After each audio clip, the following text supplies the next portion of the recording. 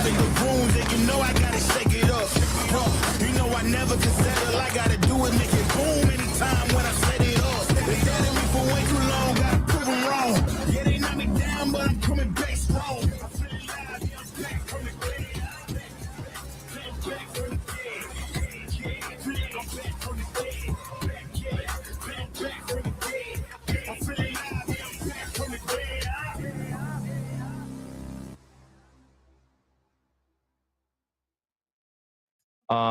But besides these 6 teams, 6 or 7 teams, you know, it's like, I don't know. Everyone else is pretty ass and has been ass. Our quality instruments are ass. We barely get any practice for LAN. This is ass for us. I don't know. Holy EMEA is just ass. So it's like, I don't know. We got to step it up somehow at LAN as well more. I don't know what to do. We won today. It was easy. My teammates are the best.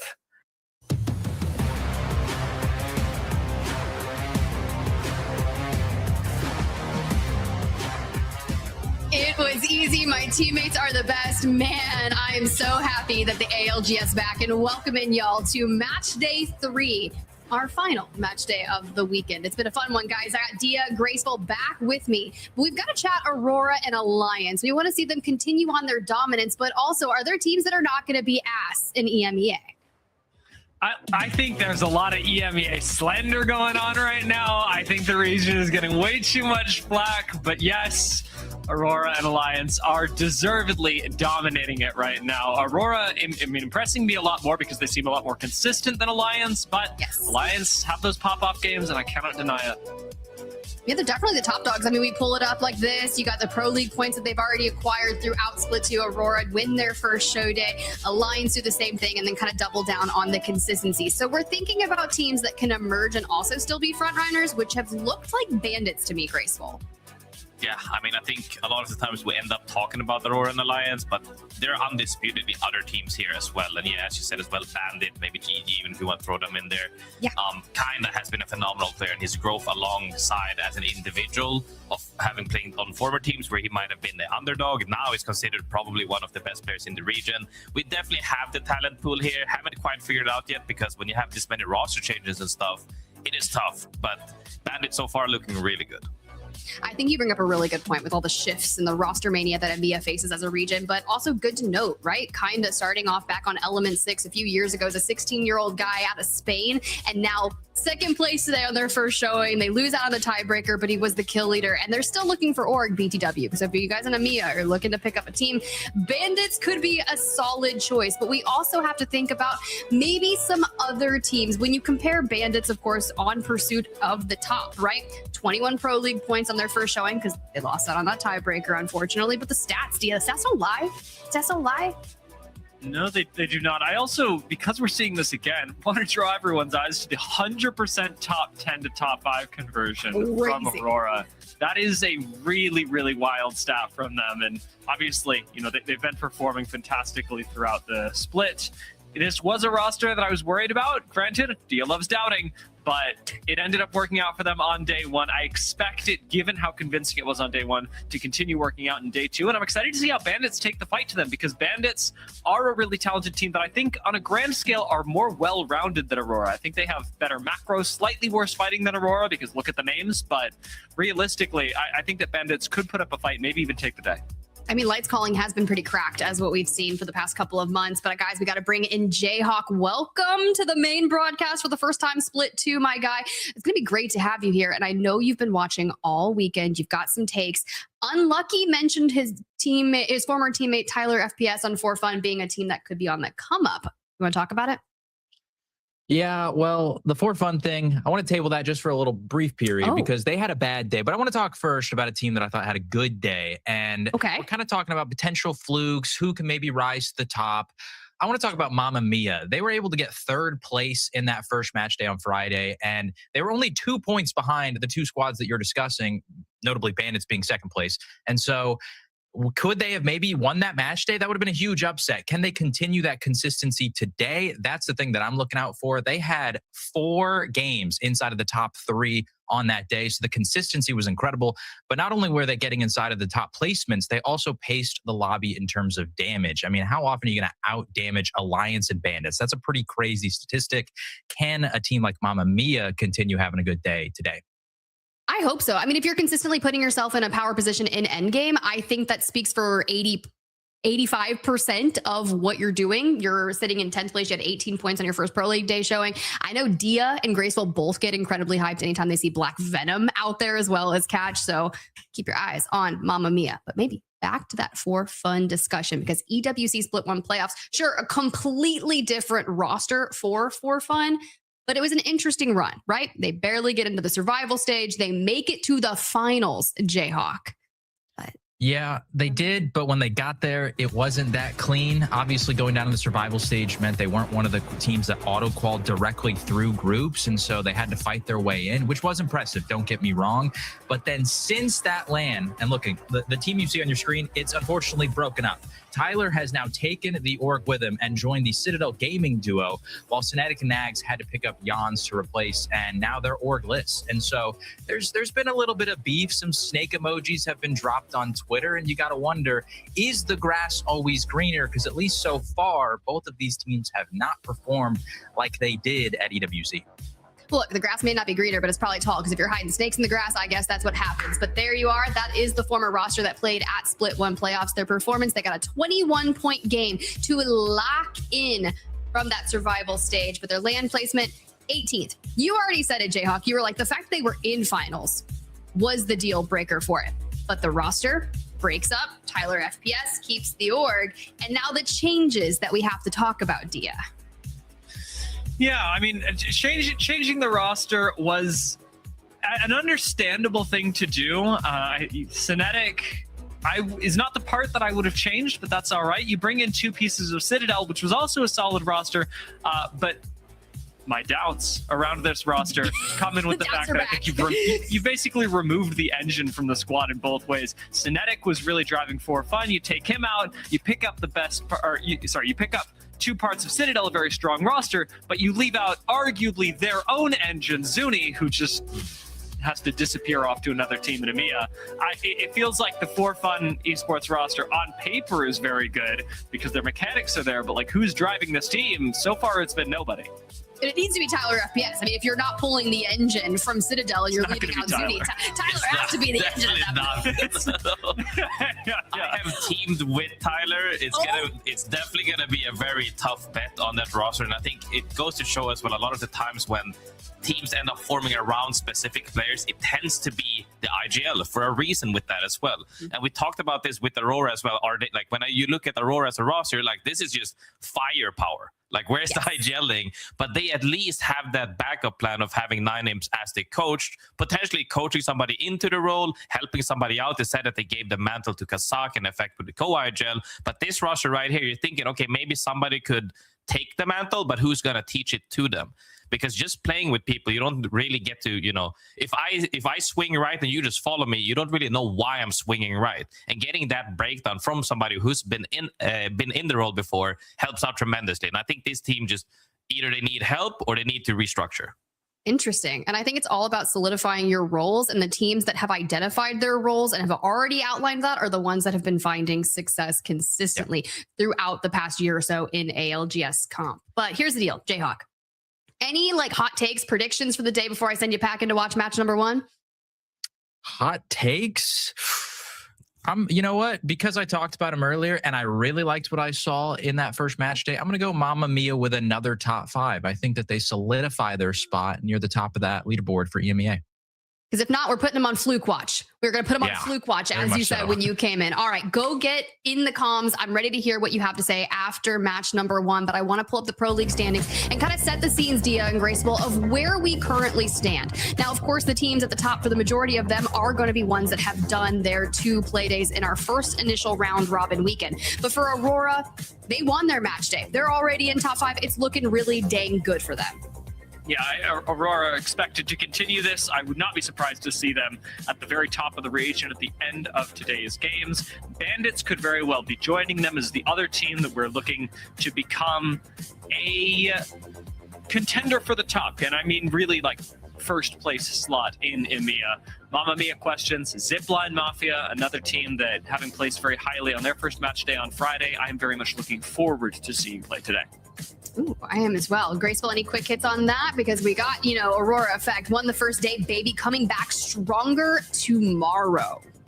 Yeah, I mean, Aurora being one of the teams that people have the expectations of having succeeded at as well. I feel like some of these other teams, like you said as well, maybe Fraud Watch, recency bias in Apex community is huge.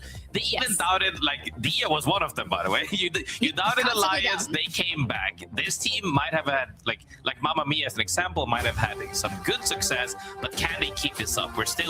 We might be on a rapid pacing in terms of how many Pro League days we're playing straight in a row, but due to the fact that you don't really have time to go back to the drawing board and re-scrim and re-practice, relearn from your mistakes, it's going to be a really tough one to see who ends out on top, because at the end of the day, you're going to play all of the days. That's true. And there's today's matchup, groups B and C. Of course, you are seeing 3 men, Bandits, Aurora, who put up double-digit points on the lobby within the first 2 matches, and then threw out Pathfinder in game 3 and inted.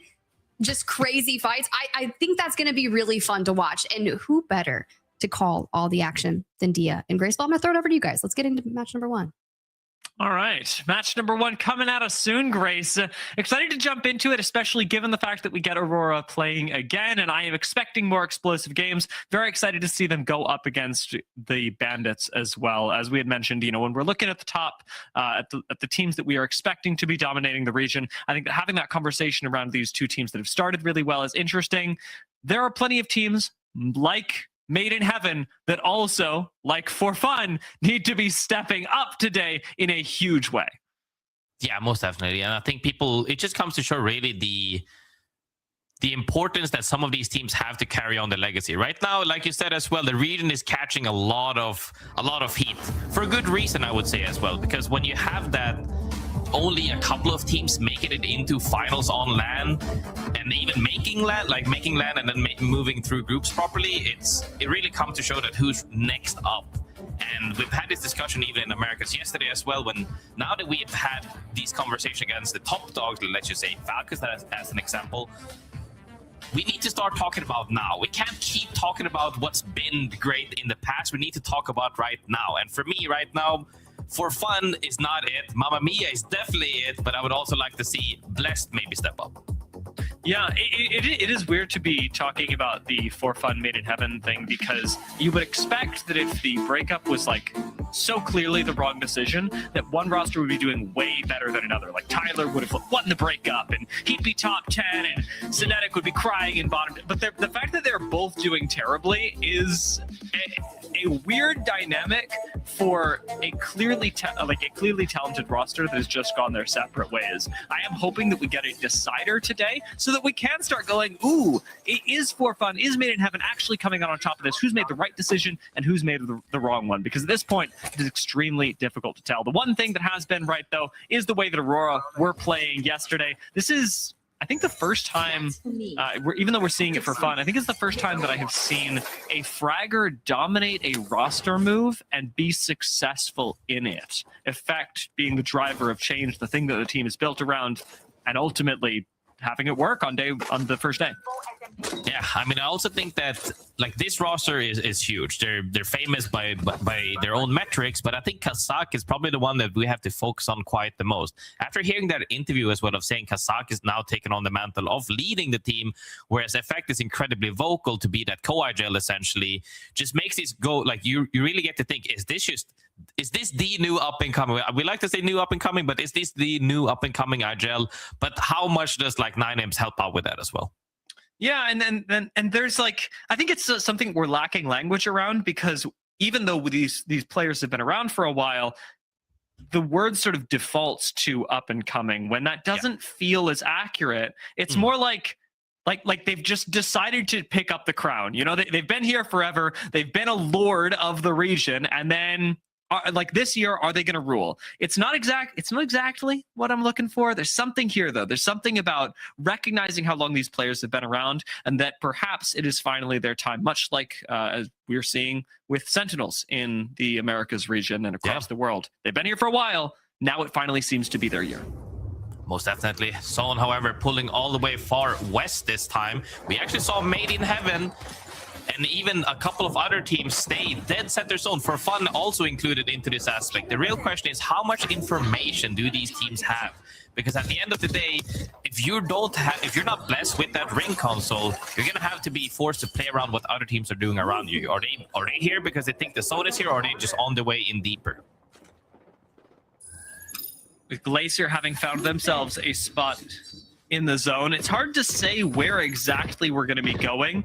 There's a lot of ways that this ring could pull, and so realistically, if you've made an early prediction in the zone, it feels like you're at a disadvantage. Yes, E-District does tend to reward teams that rotate in early, but I think the mid-speed that you were talking about is especially powerful in a map like this and in a zone the likes of which we're seeing now. Yeah, most definitely. Mid-speed excels the most when you have options to make your way into the zone. And E-District literally being famous for the one map who has the most chokes to make your way through and go deeper into the zone, honestly has the best results of playing mid-speed. You see this a lot of the time. We even saw it several times yesterday as well. People are tending to play more towards the edge, waiting for this zone to fully close, grabbing the info, making their way in. Some teams are even more comfortable doing it this zone after that point, just to definitely make sure to see where it's going.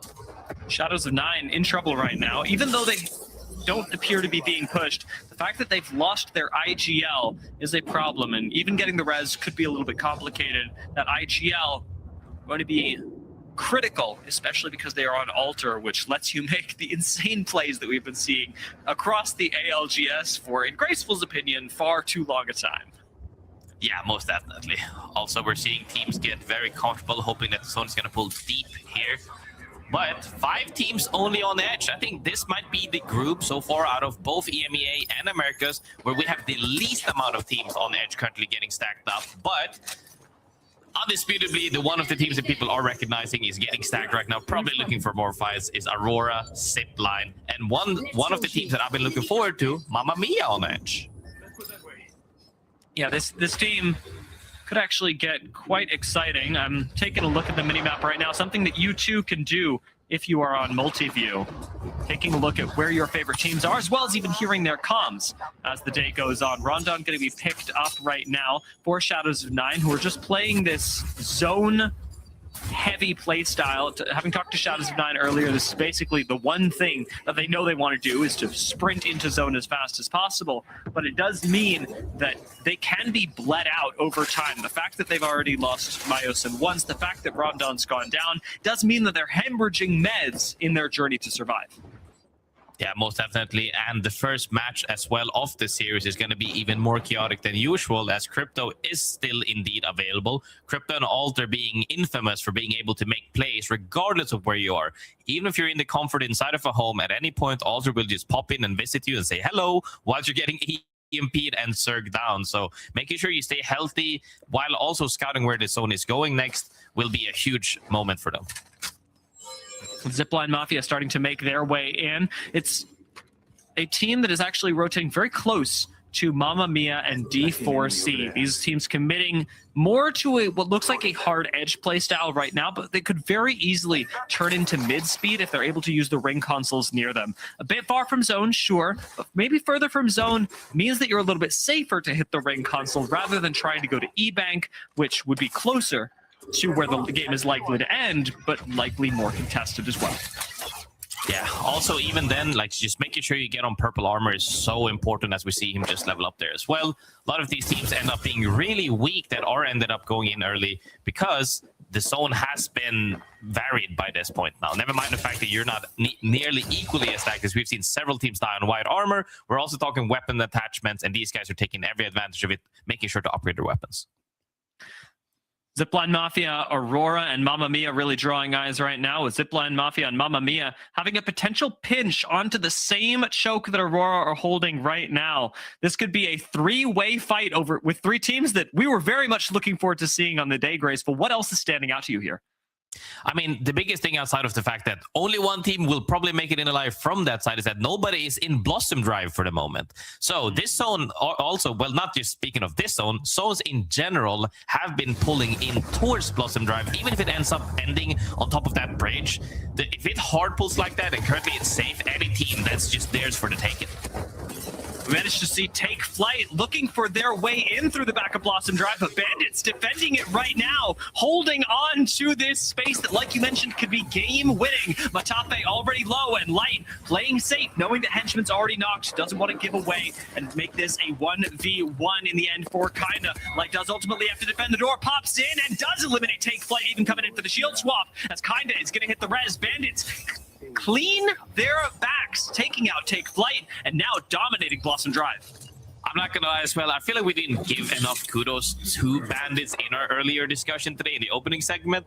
It's the fact that these guys absolutely dominated on land. We thought that they could even win the entire thing, but in group stages, in the fashion that they did, honestly, this is kind of what I'm talking about as well with recency bias though, but their consistency and performance undisputably has been god tier ever since before that LAN as well. It really was LAN where that took a step up. And I think for a lot of teams, LAN is their defining moment. Sure, Pro League can be nice, but so often we'll see teams that do really well in Pro League and then we get to LAN and they kind of fall apart. Yeah. Very rarely does it happen the other way around, where we see a team that does super well at LAN and then they fall apart in Pro League. Once you've reached the heights of dominating one of the top levels of competition in Apex Legends, normally you're able to hold on to that for at least a split. And I'm anticipating the same thing to be true of Bandits, but today they really need to prove it, because while their first match day was impressive, the tie with Alliance ultimately is going to leave everyone going, yeah, well, Alliance got first. And I want to see Bandits take up that mantle. If not getting first today, at least replicating a second will quiet a lot of the doubters, of which I am not one. Indeed, and I think that everybody is holding their breath for that. Honestly, you don't even have to hold your breath. I think it is something that is definitely coming in the future. But something that will also be definitely coming in the future is fighting.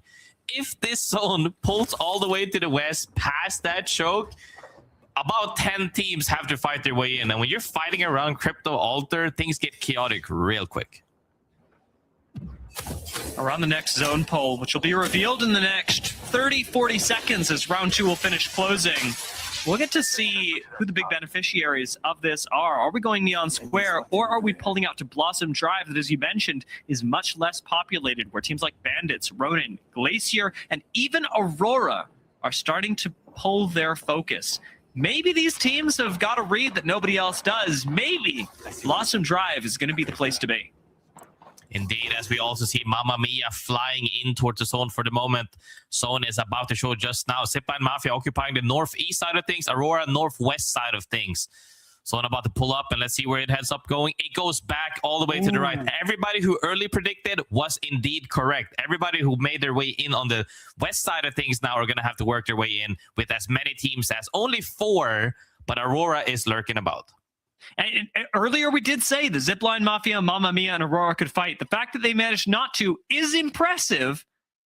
And I kind of want to say it again, because they're going to be moving into the same space where Bandits are fighting right now, however, is the place to be. Kinda down is a big problem for the Bandits, but a shield swap for Light as he comes up, having clutched the fight earlier for the team. Maybe he's able to do it again. Maybe he's able to buy enough time, enough space for Kinda. Nice nades just to keep everyone else at bay, but Light's got a big responsibility on his shoulders. That is a lot of utility being expended to pick Kinda back up off the floor, and it works for Bandits.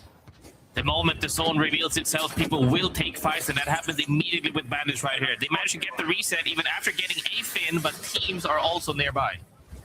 Yeah, Mamma Mia could very easily come in and clean up whatever team is weakened afterwards. Light having gone down for Bandits, putting Bandits in that kind of position where they could win the fight and still ultimately die as Mamma Mia continue keeping tabs on this engagement. Kinda gonna come over the wall, finish off Glacier. Who else is going to pounce on them? Light is still down, and around the outside of the building, Catch starts to peek his head in. Looks like Ronin gonna head for the hills here, not wanting to finish the fight. Mamma Mia kept at bay as well, even as they fish for the finish on Light.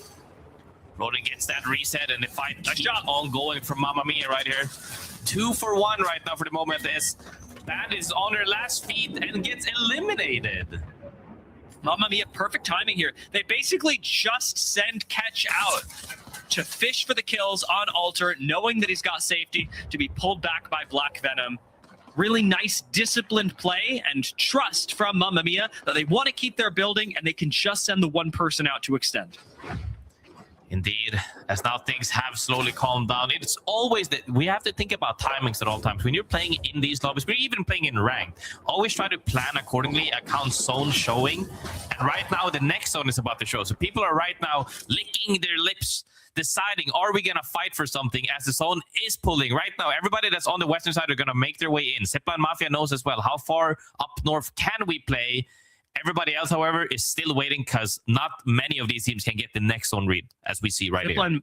Zipline Mafia are playing an extremely passive game. They really have not even looked into Neon Square for the past couple of minutes. They let Aurora walk right past them to the south, no contest at all. Zipline Mafia are playing for a choke that isn't even going to be in on the next zone close, and it could be that their passivity really comes to bite them. 17 teams still left. We are not in placement territory yet. If Zipline Mafia get shut down on their entrance into the zone, if Mamma Mia join them, we're going to be missing two very consistent teams through their first day of play that, much like Bandits, will fall too early to have a real game. Aurora as well have made their way into the zone. Zipline Mafia still scouting things out. Ronin managed to get that reset on the northwest side of things right now in Bottom Drive earlier, now making their way in. Everybody's just taking their time, but the zone will be moving in about 30 seconds. Mind you, I always say the zone doesn't hurt for quite some time. The zone right now will start to hurt. I wonder if Zipline Mafia actually get to move out of here. Excuse is looking for the queue up, making sure that the team has an escape. But playing these shops right now, while it keeps Zipline Mafia in zone, it's still not a very active spot to be. It means that there's no KP coming their way. And even being on low ground, they struggle to make proactive engagements from a position like this. Keep our eyes on Zipline Mafia, what they're able to do, and most importantly, what they are not able to do as a result of their positioning. Ronin starting to make their way into zone. They're coming from the same side as Mamma Mia. These two teams could and seem to want to fight. They're going to have to fight as they're both walking in with the zone behind them. 25 seconds until fully closed as Ronin is looking to fight, but EP comes out. Cyril should be being dropped at this point as it gets right now. Ronin finds the opening down. It'll be a finish as well, I imagine, although Mask stays alive for a little longer. Arctic gets to pop back down, and Ronin did manage to reset most of the way, finding this small market stall to play. Mamma Mia, hang on for the moment. We are still at 17 squads, and Ronin have somehow slipped their way in as a three-man, whittling Mamma Mia down to just a duo. The one person on your team you definitely don't want to lose is the Crypto. Being able to reset Crypto is invaluable at that point, as FUL as well comes down to the last person, Kuro, trying to make his way out as both his teammates fall. Unfortunately, having lost not just the Crypto, who's definitely the person you don't want to lose, the Alter, who is second on that list. Now you're left with the Catalyst, and the Catalyst, I think you'd easily trade that away for anyone else. You could put anyone you want on Catalyst, but she's the last one alive. You're probably dead, and Kuro knows it as well as anyone else. Ratting things out to 15th would be nice. The placement point would be great. We've seen some fantastic rat plays in EMEA. And Kuro keeps hope alive for right now, as Babylon's the focus of the lobby and the focus of Zipline Mafia, who do start getting aggressive even from their low ground onto three men. Three-man gets engaged on right now. Zipline Mafia is active further closer towards the zone. People haven't really realized yet how deep the zone is going to go. It's going to end between all of the three buildings, essentially, right above Ben. But three men before that point have to make their way through Zipline Mafia or For Fun Esports. They have to decide which fight to take, as Ronin also gets into a fight. Again, gonna have to move. No Seer ultimate for Ronin just yet, so they don't have full information as they have to make their way forward. MG Clutch swings out to try and find a pick, almost gets picked himself, but moves back to the safety with Ronin, who have been very good at taking small engagements and then resetting through the course of the day, something they look to do again as MG Clutch is gonna portal them forward, making their cross a little bit safer. But again, this is not finished. Fighting for the inside of the building should be nearly impossible. Staying alive on the outside, maybe even more so. Shadows of Nine do look like the danger squad to look out for, and as Ronin get pinched, it's not just the Shadows of Nine who will fall. Ronin and Blessed will join them, as even Mamma Mia gets involved here. Black Venom getting knocked, but still alive, recoverable for the squad. Team Eclipse as well. Mamma Mia and the guys got pinched immediately. Team Eclipse, however, still very healthy. Everybody's looking for somewhere to play as the zone keeps pulling further and further away. Everybody just making their way, inching in with whatever place they can hold. But everything has been occupied so far. We've lost out on so many teams. So many teams that we expected to be powerful, to be at the top. Will Aurora be the next one? Kazakh doesn't want it to end up that way. Ends up taking out Zod. These Catalyst spikes making things difficult, though. And playing for the inside, playing for the outside. Kazakh gets a little turned around, having to pop inside this building where Top ultimately will slay Aurora and maybe be taken down themselves. Heading for the hills right now. Taskmaster will be picked off. And Prestis, last one alive. The first one, the last to set the damage record during the last split, is also the final player standing for Top. This has been non-stop action ever since Zone 4 closing in, and there will be more action to come as well, as everybody's just looking to join in by every means they can, whether that be through an altar portal, EMPs, looking to get any KP on the board. Top's got the chance to find a respawn. We'll see if they actually do. GEI having to make their way really far into the center of this zone. High ground is going to be nice for teams like Team Eclipse and BPR, who actually have a bit of cover in the building. Made in Heaven, not even having cover now, get taken out at GEI. Just have to tank through the damage of squads that want to take their position, but are unable to through the caustic gas. Fighting for the bridge right now is definitely not a safe spot, as you can get absolutely crossfired in there by the two teams on the opposite side of things. The end right now sitting in that building are forced to move, not just yet, but they are holding on for the moment. As we see a wall come out as well from other teams. Yep, big wall in the middle of the zone right now. That's pretty much where the zone is ending. Team Eclipse could be a big win for them to start off the day with Top going down. It's never been better for them. BPR though, they've got a chance to make things work. I don't. Fish gets pulled down to low ground. That cooks their game, maybe. Missing out on a big ultimate as Nyx bides his time to drop down. Bongo gonna do the same, waiting until the last second to drop down onto a full 3-man of Team Eclipse. They're gonna try and pass them up as Kust drops to find the knock. DN will fall, looking for Bongo now. Team Eclipse managed to survive, and as you say, last 3v3 coming down to D4C, coming down to Team Eclipse, who have the nades through the wall, in through the wall. We'll get a commit as Team Eclipse fry him as they come through. It looks like D4C just gets chewed through as the Pharaoh fluid slows him, and Team Eclipse clean it up. D4C did, honestly, they had a better opener, I would say, in that fight, but Team Eclipse from the western side, where everybody was getting congested, came out on top of several teams, managed to hold outside of the big building, where we saw teams like Mamma Mia and Ronin also come in from, just kept cleaning up kills. Incredible performance from them, not only for the fact that you made your way into the zone, as most of the teams predicted correctly, but the fact that you could get as many KP as they did as well is really good. Yeah, the way that Team Eclipse were able to fight for the inside of the building, but then with Alter transition that to the outside in a relatively risk-free way was really, really good. And it was a difficult exit to make, especially for the oh team my god, fight, which that's what I'm saying. They all 17 kills. Bomb. They all dropped 20 bomb. When I said they got that many KP, this is what I was referring to. They were cleaning up every team that either visited them on their side, or they just took the altar queue and then joined their side and took even more KP. This is a huge start. When we talk about having just, if you want to make it through, because at the end of the day, we're trying to get to finals before we can win Pro League, and we want to do that before we make it into the LAN, but getting 17 kills is just the absolute best. Well, for more on this game, let's hear from Tiff and Jayhawk before game number 2. Thank you so much, guys. Honestly, seeing Kashera taking a map win just feels a bit nostalgic to me. Back on Crypto, 17 kills, Jayhawk. It was phenomenal for them to start their day like that. But you were kind of watching.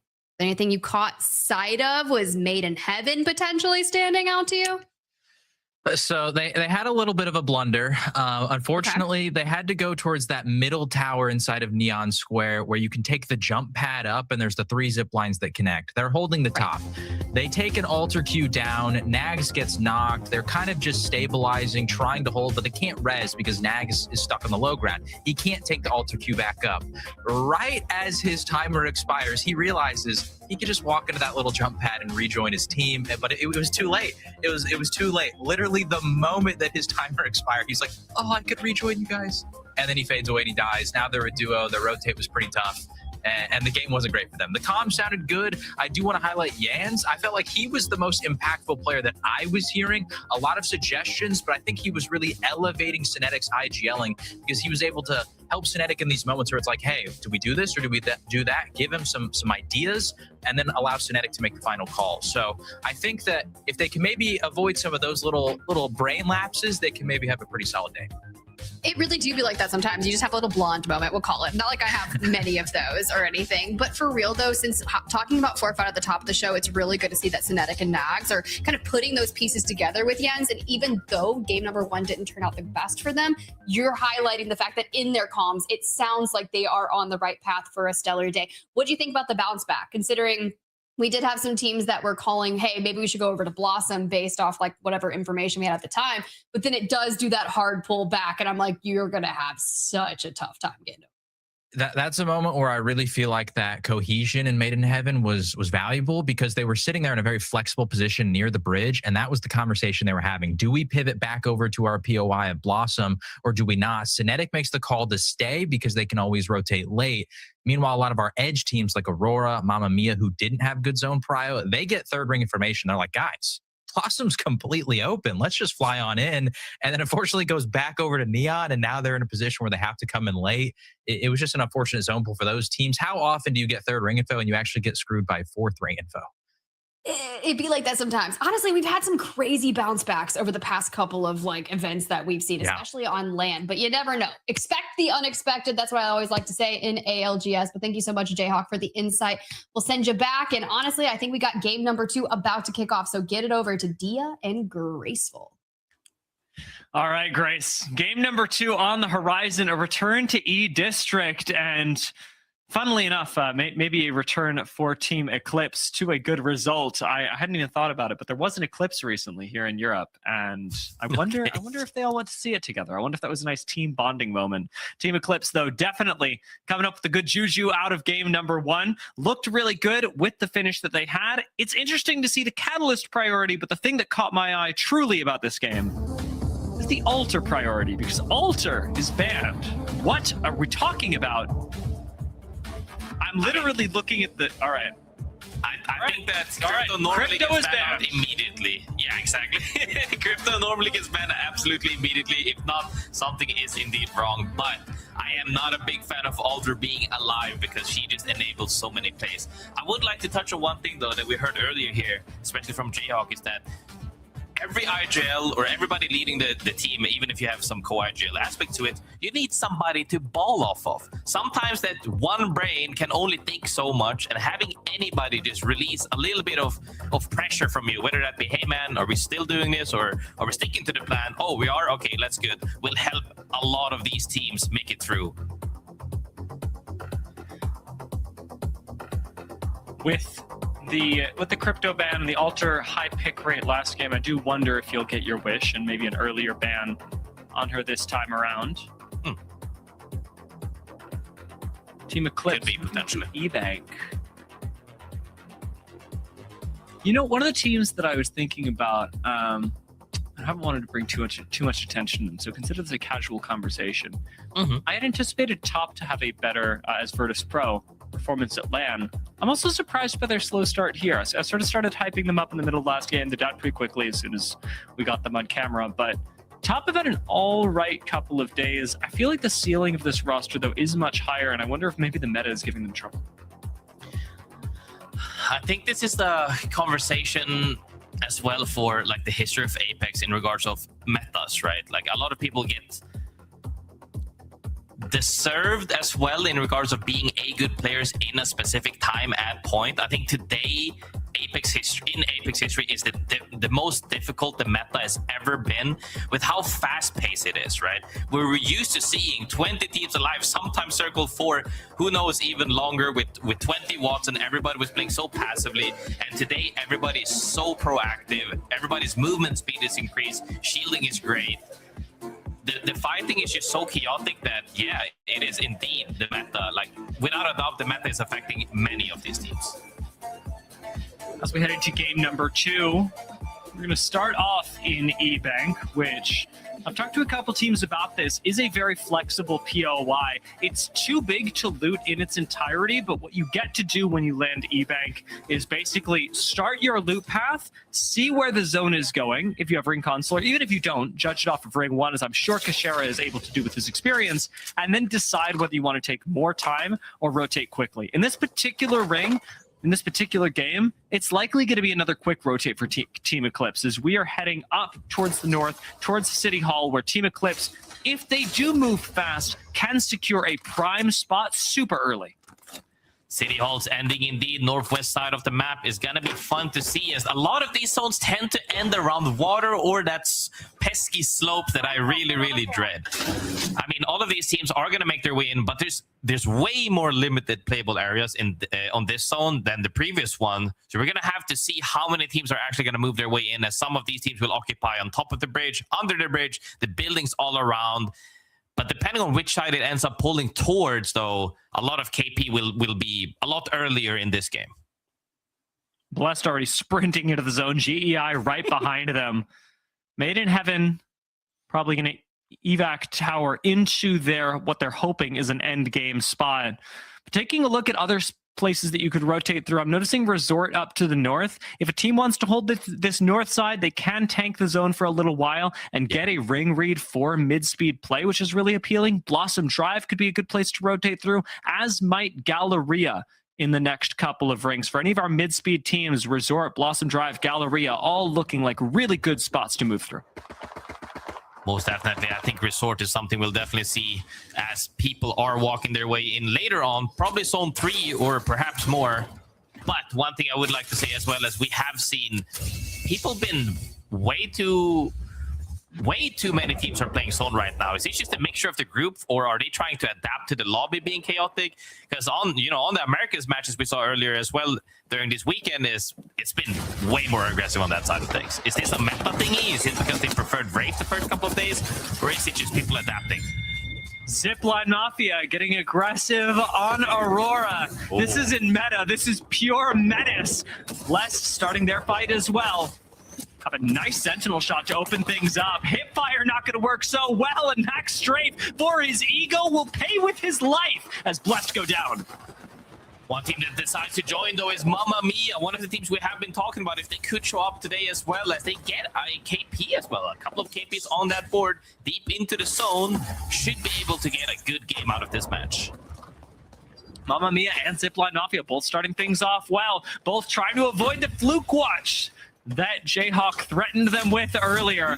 Mamma Mia have plenty of cover here, and with no teams really nearby, I think Ronin are sending a member over to scout whether anybody is lacking on Mamma Mia, whether we got any teams that maybe aren't paying attention to the squads around them. Mamma Mia certainly will not be caught with their pants down, though, firing back at Ronin from the high ground, and their spot is secured for now. Aurora have meanwhile found a respawn that is coming just in the nick of time, and Aurora, being a squad that plays edge, should, in most cases, have plenty of space to do it. But Zipline Mafia were looking for them earlier. D4C are in the area, and this has attracted attention from, at the very least, D4C.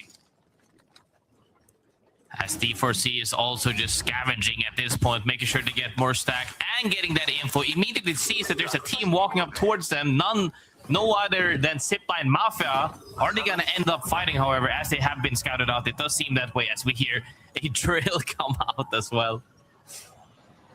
It's the classic non-committal threatening maneuver.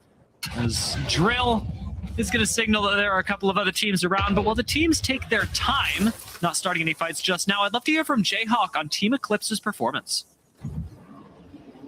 Yeah, guys, listen, we didn't talk a lot about Eclipse after that game, but they dropped a huge 29-point performance, 17 kills, and you would think the squad would be ecstatic after that performance. And listen, they were happy they won, but right after, as we load into this game number 2, Kashera goes, how many points did we have again, guys? And they're like, it was like a casual 29, but stay locked in. It doesn't matter how many points we scored. We are here to put up even more. So this squad as locked as you can possibly be, even after such a nuclear game. They got to be that way because white shields right now, you got to be locked in. You cannot afford to be making mistakes. Kashera knows that better than anyone. He's been playing on white shields since before you could evo them. Yeah, he has indeed. And the thing is as well is that they are disciplined. Those 3 players know with their experience how to remain valid in these lobbies, making sure that they are either just adapting to the fact that they're very early zone, or at some point, Kashera just goes for the call, hey, we're playing for KP. And being able to adapt between playing for zone and actually playing for placement or just KP in general is a good, swift decision-making that everybody needs to have. A lot of information for Aurora that'll reveal 2 teams to their north, 3 men and Zipline Mafia. Although it doesn't reveal their names. That's me telling you guys. Aurora don't know. Aurora instead, though, with that info, will choose to rotate further towards the western side, take the southern entrance into City Hall, which seems to be pretty uncontested for the moment. They've got at least the opportunity to move into the choke, take a building high ground, and if they want, they could just take a 3v3 with FUL. Zone is about to reveal themselves as Bandit is making the resort play, as we said about the whole mid-speed. They're seeing where the zone is going. They're going for that ring console at this point to decide where is the zone going, and we're going to move accordingly. This is why mid-speed is so strong, as everybody else is kind of betting on where it's going to head. They will know where it's headed most likely and will move accordingly. I'm writing it down right now so I don't forget, but it's Bandits, Take Flight, FUL, and Zipline Mafia that hit all of the POIs that we mentioned to get additional information. Even 3 men have managed to grab a little bit on their way in. So add 3 men to the list of teams that have this zone's information. Aurora going to add themselves as well, even hitting draft point. So as the number of teams continues to climb for who actually knows where this zone is going, we'll have to see what they do with that information, because while mid-speed is good in that it gives you an advantage over the teams already in zone, those teams are already in zone. They just have to play defense.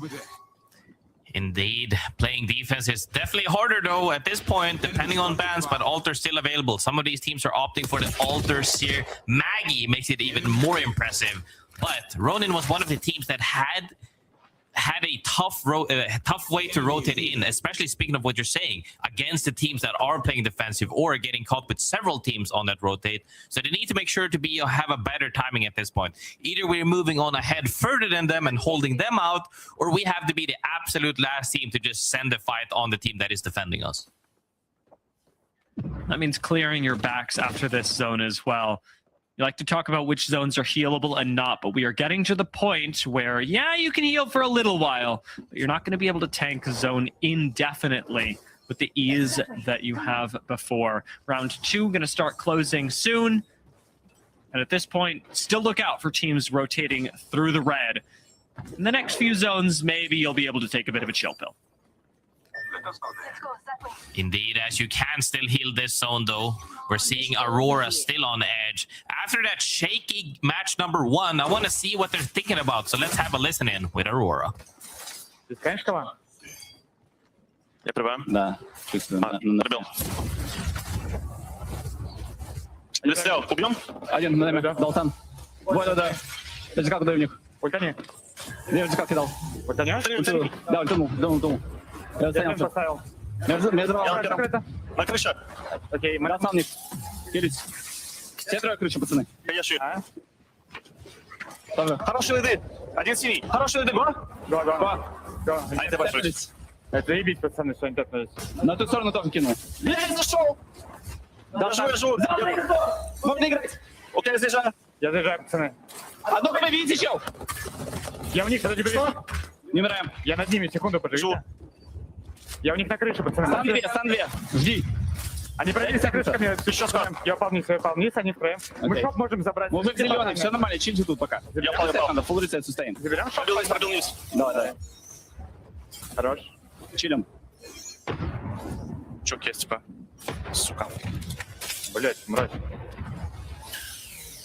Да понятно, пары. Ага. Ультану другой с флашом пилят они. Да. Сядьте пока, не вылезете. Больше фанцов. As I completely pretend that I actually understood what they were saying, what I'm really listening for is the motivation in them. How dejected do they sound? And they seem like they're on point. Things might have been a little bit messy in that building, but the fact that they can recognize that 3Ps are lurking immediately goes for the repositioning and find a way safe. That was a crazy defense by 3men as well. I know that we were listening in with Aurora, but the whole time I was like, wow, 3men really played a defense against one of the best fighting teams in EMEA to perfection. Being able to hold hands like you were so fond of talking about, Graceful, take the same angles, and even make effects opening Fragger job difficult. This was a very risky fight. Zipline Mafia and For Fun were waiting to see Nox, but because none ever happened, Aurora backed off, and everybody lives for a little while longer. I'll add in on that as well. We saw perfect plays from both offense and defense repositioning when you see that alter Q come through as they are still looking for something.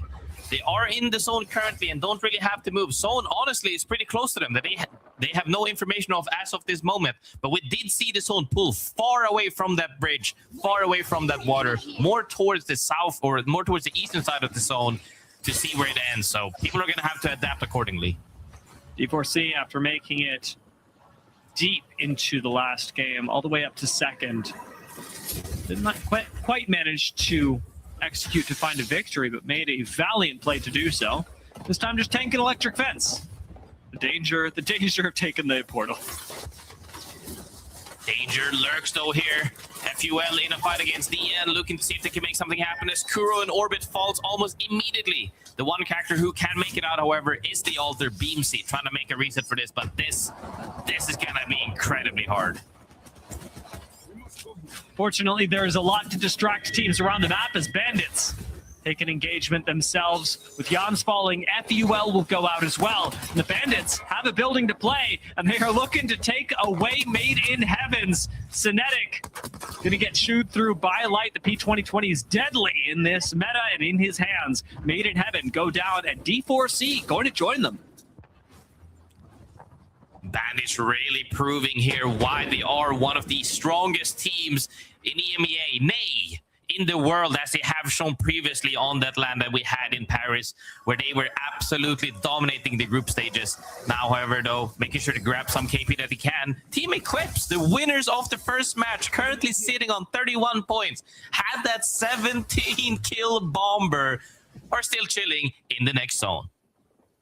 Yeah, they've played a very passive game this time around, but we definitely saw last game that this is the kind of team that, when it's on, can really dial it up. They're able to make that same move this game, great. Team Eclipse, though, are going to need to make their way out of market and into active fights like the ones that Aurora have been trying to take for the last, what seems like 5 minutes of the game.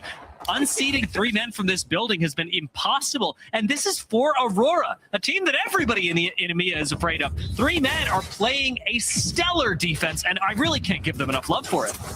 Honestly, it's going to come down to how people use their abilities as they actually get shot from across outside as well. 2 members of Aurora fall almost immediately at the same timing. I actually see one of the members of Zipline Mafia still lurking in that small building, and it comes down to Effect hitting a hard shot, but is he going to keep fighting or is he going to relocate?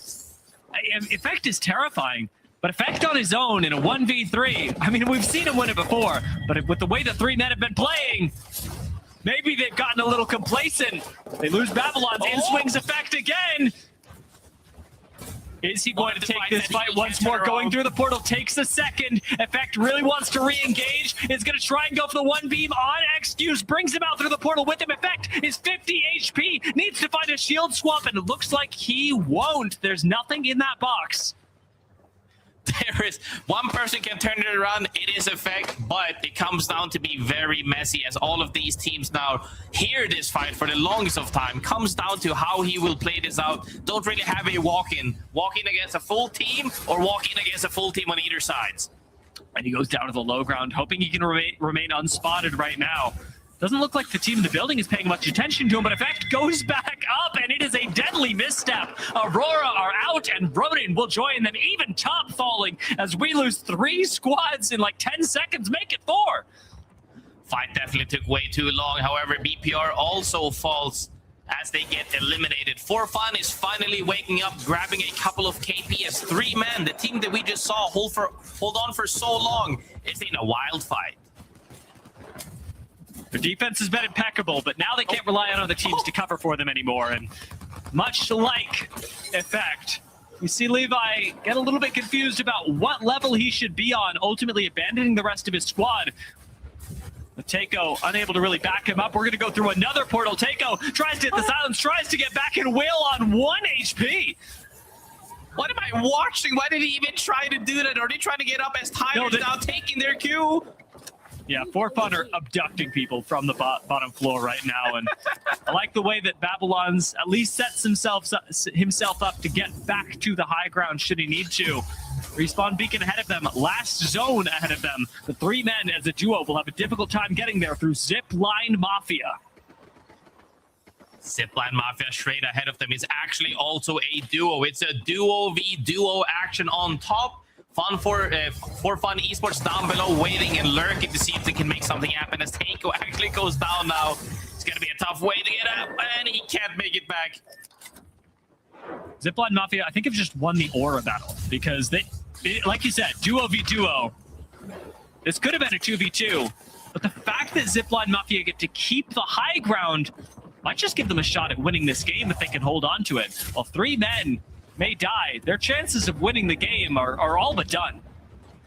3 men managed to find his way out, but runs straight into Mamma Mia. Let's see if they can grab that KP or not. Team Eclipse, one of the teams we talked about earlier, from playing so passively for the moment, is now in the thick of things as they're about to fight For Fun Esports. Nice name, but it goes down for it. Koost not going to survive either. Team Eclipse are out. No KP to their name, but they live till 7th, so should be able to hold on to a spot in the top 5 as 3 men will ultimately meet their end. I remind everyone, it is the duo of Zipline Mafia that hold the high ground. Should they stay in control of this spot, Zipline Mafia have a very solid shot at winning the game. For Fun just gets eliminated, but after grabbing a bunch of KP, it's going to come down to Ben to see if they can actually reset this properly. Zipline Mafia indeed holding absolute height, sending one of their members towards Ben from that height to see if he can clean them out as he actually gets he gets the full Illim. The top 3 squads, 2 of them were on Fraud Watch coming into today. Mamma Mia and Zipline Mafia, both of them have been incredibly consistent through the first game, and especially now that we are bringing it into the second, it starts to come into that territory where you start to feel uncomfortable doubting squads like this. Zipline Mafia, even as a duo, just have to force a fight between these 2 teams. Will Mamma Mia be too smart for it? Because DN certainly don't want to take the bait. This is the thing as well. With Alter still alive for Mamma Mia, they could make a play on that duo if they find out that it is a duo. They got a Moby. We see a Moby here from Elonzi as well. If a team makes a play on that, things could chase things up. But if not, if Zipline Mafia gets this full reset right here, they should close this game out because the zone ends right underneath their high ground. Mamma Mia are distracted, so even as they see this, it's too late to interrupt the reset. Zipline Mafia get this just in the nick of time off of picking up the death boxes. Mamma Mia are not in position to punish. Zipline Mafia are not a duo anymore, and Zipline Mafia have one of the best spots in the game and one of the best legends to loop back up with. It's going to be tough here indeed, but DN and Mamma Mia has to decide, are we going to play for second with KP, or are we trying to hope to force other teams into them? Zipline Mafia got their eyes right now on Mamma Mia. Nothing has to be made just yet, but in a couple of seconds, Mamma Mia will not be safe behind that pillar. GN have Newcastle, and Elonzi is going to dictate a lot about this game with the Riot Drill. Right now he's focused on Mamma Mia, but it's DN that actually wrapped behind Mamma Mia, forcing the fight on the low ground, and Zipline Mafia get to watch and celebrate, knowing that this game is likely going to end. Them are on the high ground. As XQ's deciding who exactly he should kill first. But the reality is that with Zipline Mafia having the choice of things, it is looking like a Zipline Mafia win in game number 2. XQ's going to take his time, but as the zone pushes them in, WeQ is going to have to drop down as well. The Alter Fragger drops for Zipline Mafia, but the rest of the team is there to back him up as Zipline Mafia take game 2. DN opts to go for the second placement with KP. If they could have managed to force out a couple of kills on both directions, but the one team who stands above all as a duo initially takes the whole match. Zipline Mafia played that phenomenally. And it takes guts because Zipline Mafia definitely risked their game. They didn't have an altar, and they committed a full body down to the low ground with no cover, no safety to look for a Moby. That is, first of all, a lot of presence they had to show to make sure that the other teams couldn't peek them, but also an incredible risk from going out in first like they did to going out in third as a potential. Had another team like DN or Mamma Mia had the killer instinct to find and isolate somebody like Elonzi and slowly take out Zipline Mafia. Would also say here, though, on the 5th place currently for Fun Esports, did wake up for the moment, grabbing a bunch of KP and some solid places right there. One of these teams so far that hasn't woken up was Aurora this game. A lot of these teams are adapting to the lobby, so we tend to see teams play out those fights very differently now. That fight between 3 men and Aurora on that building was something else. These are the overall leaderboards for the series after that game. Team Eclipse with a massive game 1 and a pretty good placement in game 2 still stay on top by 10 points as DN are able to move up the leaderboards just above our winners of game 2, Zipline Mafia. The consistency from DN, the biggest thing that is keeping them there. But as DN, as Zipline Mafia, as Mamma Mia rise their way up the leaderboards, we are here to watch how. We're watching it by checking out all the different perspectives that we can, but you can even go in and listen to the comms on Multiview. You can look at as many teams as you want, you can pick your favorites, you can pick the up-and-comers, and you can design your own ALGS experience from the comfort of your very own home. And look, you can even draw Nessie while you do it all, in case a team that you like gets eliminated a little bit early. Now, with all of that, I'd definitely recommend, even if you don't want to observe by yourself, even if you love watching what we have here on the ALGS main broadcast, as I certainly do, I'd recommend having the mini-map up, because ALGS Multiview lets you watch the map and the broadcast at the same time, an invaluable tool to consider as we take a break before Game 3. Red Bull is giving wings to the ALGS and the Apex community.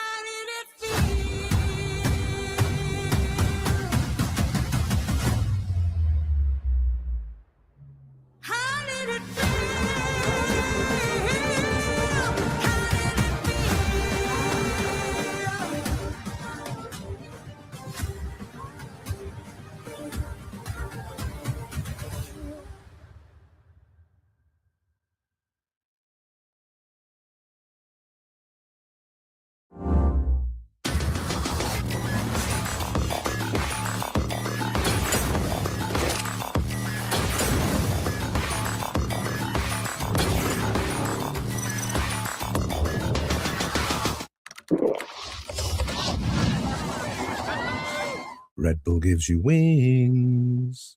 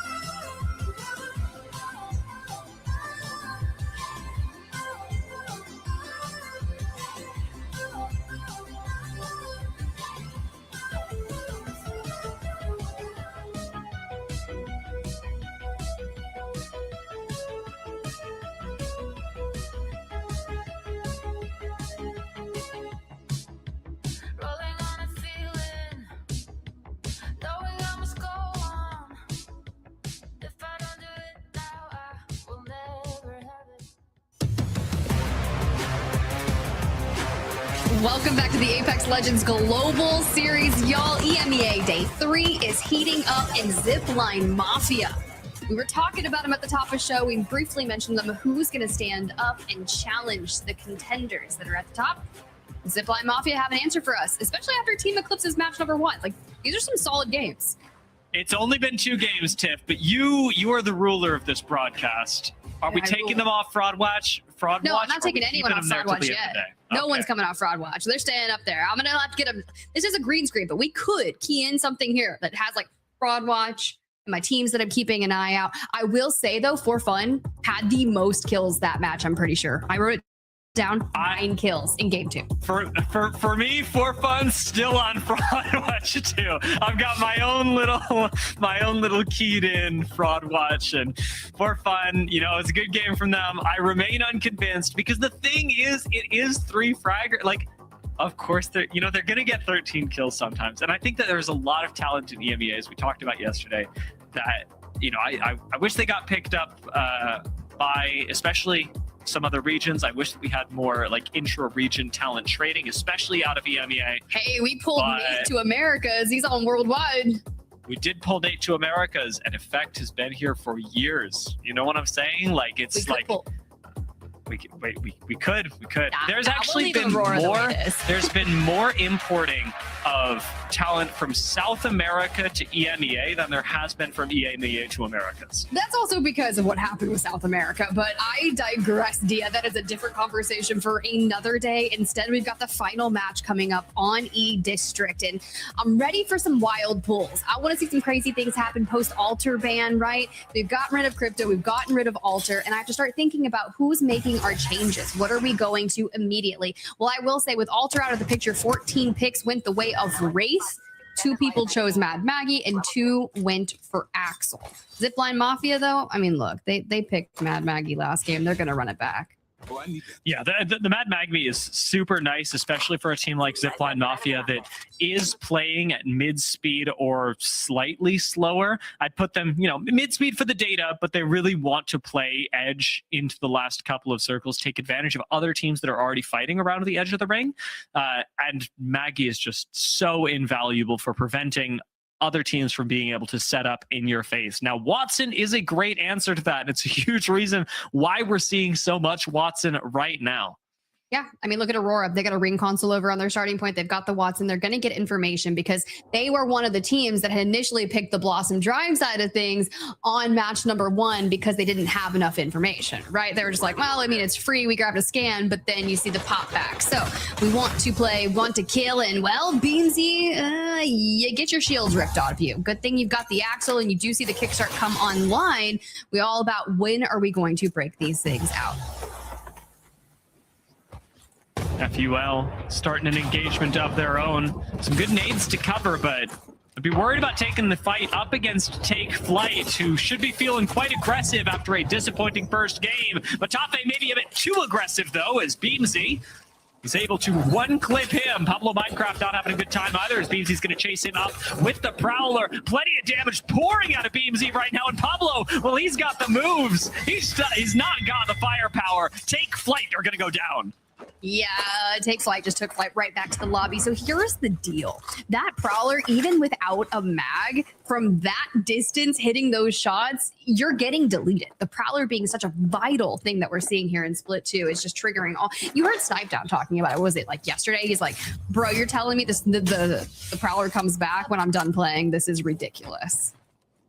It's in a great spot right now as well. The whole like doing damage, farming off the crafters or the arsenals to get your pop-ups unlocked has done a lot to clean up the loot pool as well. Like make looting a lot more straightforward, make it a lot better, but also make hop-ups more accessible to high-level play.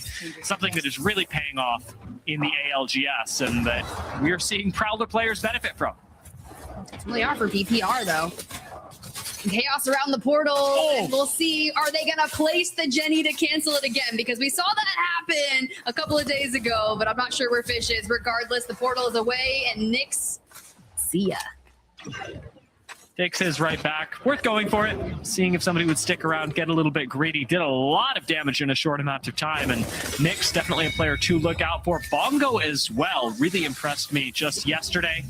Having, I think, the most kills on his team, despite the not great position that they ended up in. GEI, get a respawn, and that's done. He's up, he's down. He's up, he's down, he's alive, oh, he's dead again. And here comes Bandits like a thief in the night and definitely wanting to find some of those kills. Light, relatively low, but with nothing 5 seconds and a shield back won't fix for Kinda. Light will do the same, redeploy out of the way. We'll get lit up. Great heads up front play from Kinda. Like, he knows exactly where the next threat is going to be coming from. And so as they get over the wall, he's like almost pre-firing onto Made in Heaven with the additional information that he's got on Seer, making it difficult for them to peek the rest of the team in case they get Seer slowed and beamed by 3 people. It's like most teams, even if you delay that by half a second, are going to get beamed by Made in Heaven. It's Kinda's defensive play for the rest of the squad that keeps them in charge of this bridge. I think this is going to be a really nice area to hold. I will say at this point in time, comparatively to match number 1, we do have more teams over on the Blossom Drive side of things. So do we see something where it does pull deeper towards the east like it happened to match number 1, or will the times change? For Made in Heaven, kind of wanted to look more about them because Jan specifically is who Jayhawk was talking about in terms of their comms and things that were working out for them. I think we hold here. We're dead center in zone. Yeah. And that's exactly where Cinetic likes to be.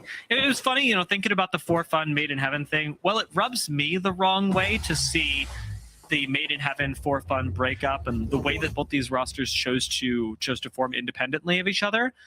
From an org perspective, it's weird. Cinetic is consistently a player who is making it to LAN.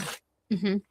But I think a lot of people, even Cinetic, would go, yeah, I was disappointed by the last LAN results. That was his first LAN ever making it to finals. Cinetic falls apart at LAN, just normally. He's a guy who does really well in regional play, makes it to the playoffs, makes it to the championships, and then is kind of quiet, doesn't really do much. I understand why For Fun want to experiment, because I have believed in this IGL for a long time. Well, I've been really impressed and convinced even by his regional play translating to international competition. The data, if we're honest, doesn't support it.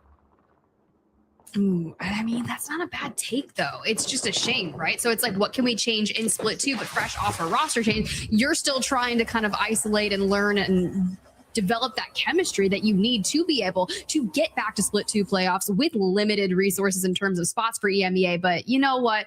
We could podcast all day. We've got the circle. I want to see where it's going to pull to. Mamma Mia, FUL, kind of still working for that information. So Mamma Mia are rotating down a draft point in which they will have access to that ring console to be able to identify which side we need to commit to. Aurora likely doing the same thing over in Boardwalk. Ronan will be kind of the gatekeeper on that passageway.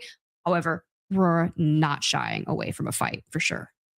We did note that Zipline Mafia really liked to play mid-speed earlier, though, and especially because they're running Catalyst, I think they're going to have to hit a console, but I'd expect them to go Boardwalk and maybe fight Aurora. It looks like right now Zipline Mafia's plan is to go Resort. Not the easiest thing to do. It does feel like a bit of a waste of time to do all that walking up north, but the extra ring information is something that they have relied on for the past 2 games, and in this third one is going to be really important. I do worry for them, because even looking at this next ring, the information that they're about to get doesn't really tell you which side we are committing to for an end game, although Aurora are going to place their bets right now.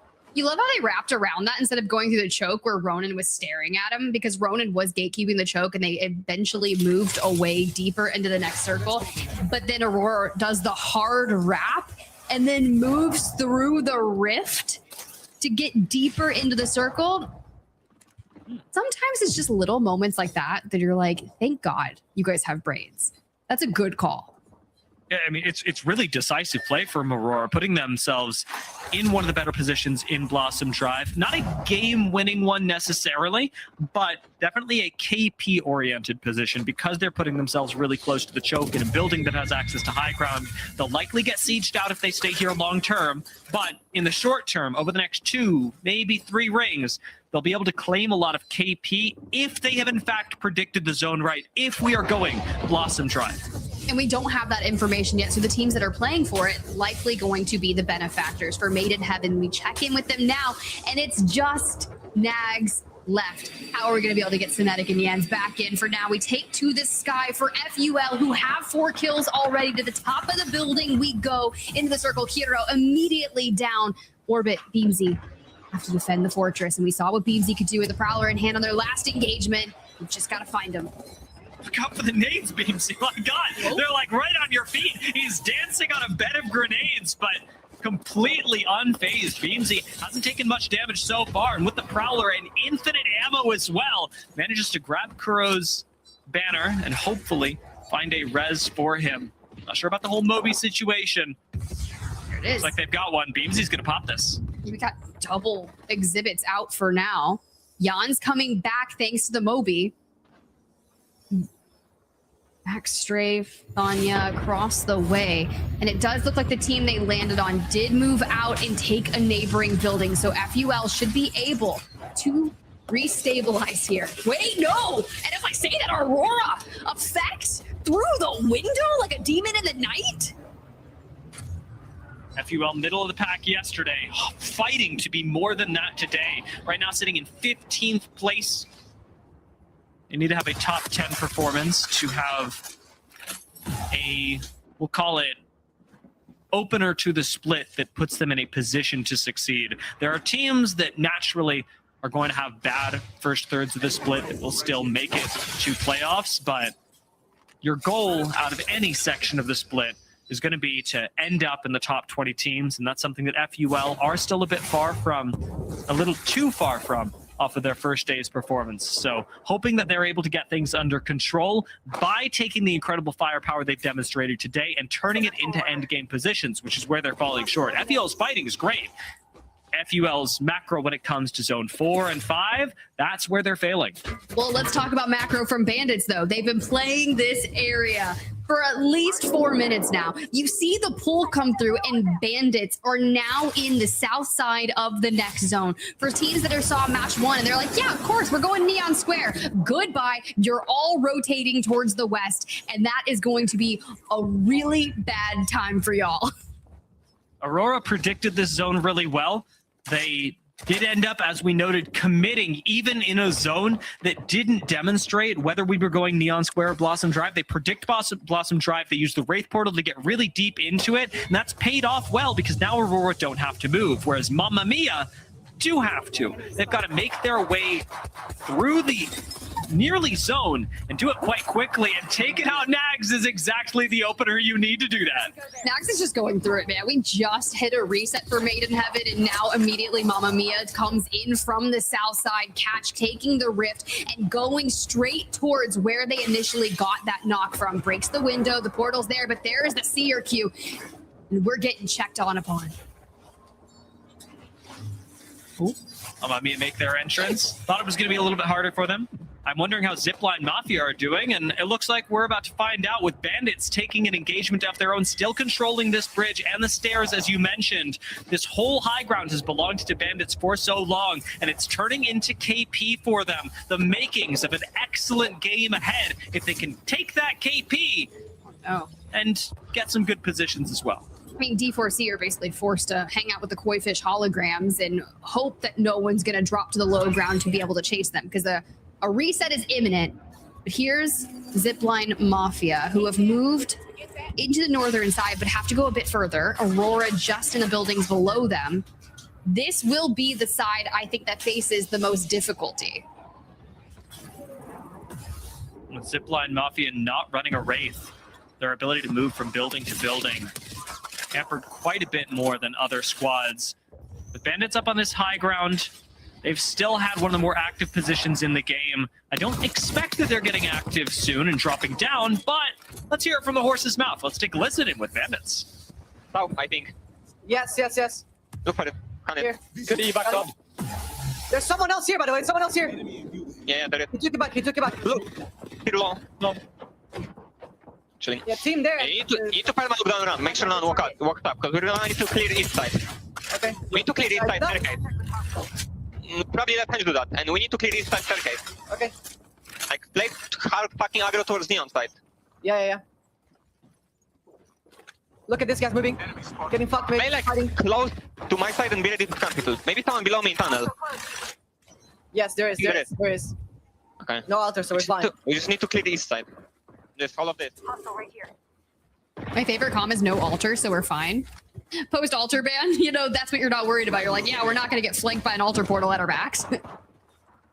They're definitely just worried about cleaning up as much KP as possible. I like the comm from Light to make sure that they play hard aggro towards the Neon Square side, because that is where teams are going to be rotating in from. That is where teams are going to be getting desperate and are out of time, much like Ronin, to survive.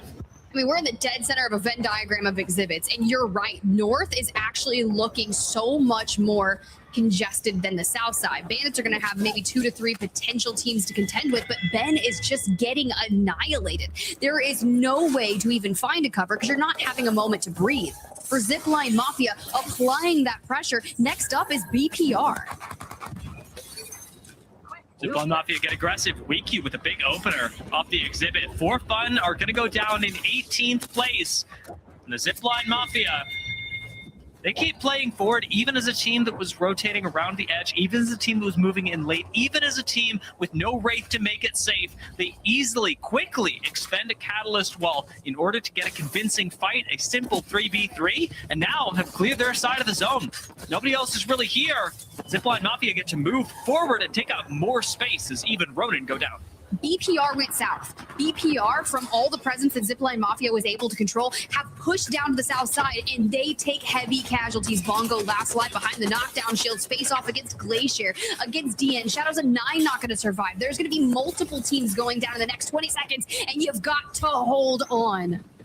Bandits are looking down at this as well. You haven't seen their gunfire just yet, but if DN lose a member, you know the Bandits are going to show up on screen in less than 5 seconds. Well, 3 men managed to find a respawn in the midst of the chaos. Zipline Mafia are looking at this as well. That means Zipline Mafia and Bandits are staring straight at each other on top of the bridge. Doing a little heat check. Glacier eliminated. And here goes through the way, because we have to move. We're not into that next circle. Bandits have the ton of space. 3 men have a small morsel of a building down below. BPR not surviving on the low ground, do inevitably fall. But there's a difference here that I don't like. Zipline Mafia, their focus is below them, and Bandits' focus is on Zipline Mafia. That being unequal makes me worry that Zipline Mafia may drop their guard. Bandits could very quickly take advantage of that. Well, 3 men. You got Babylon's on 4 kills.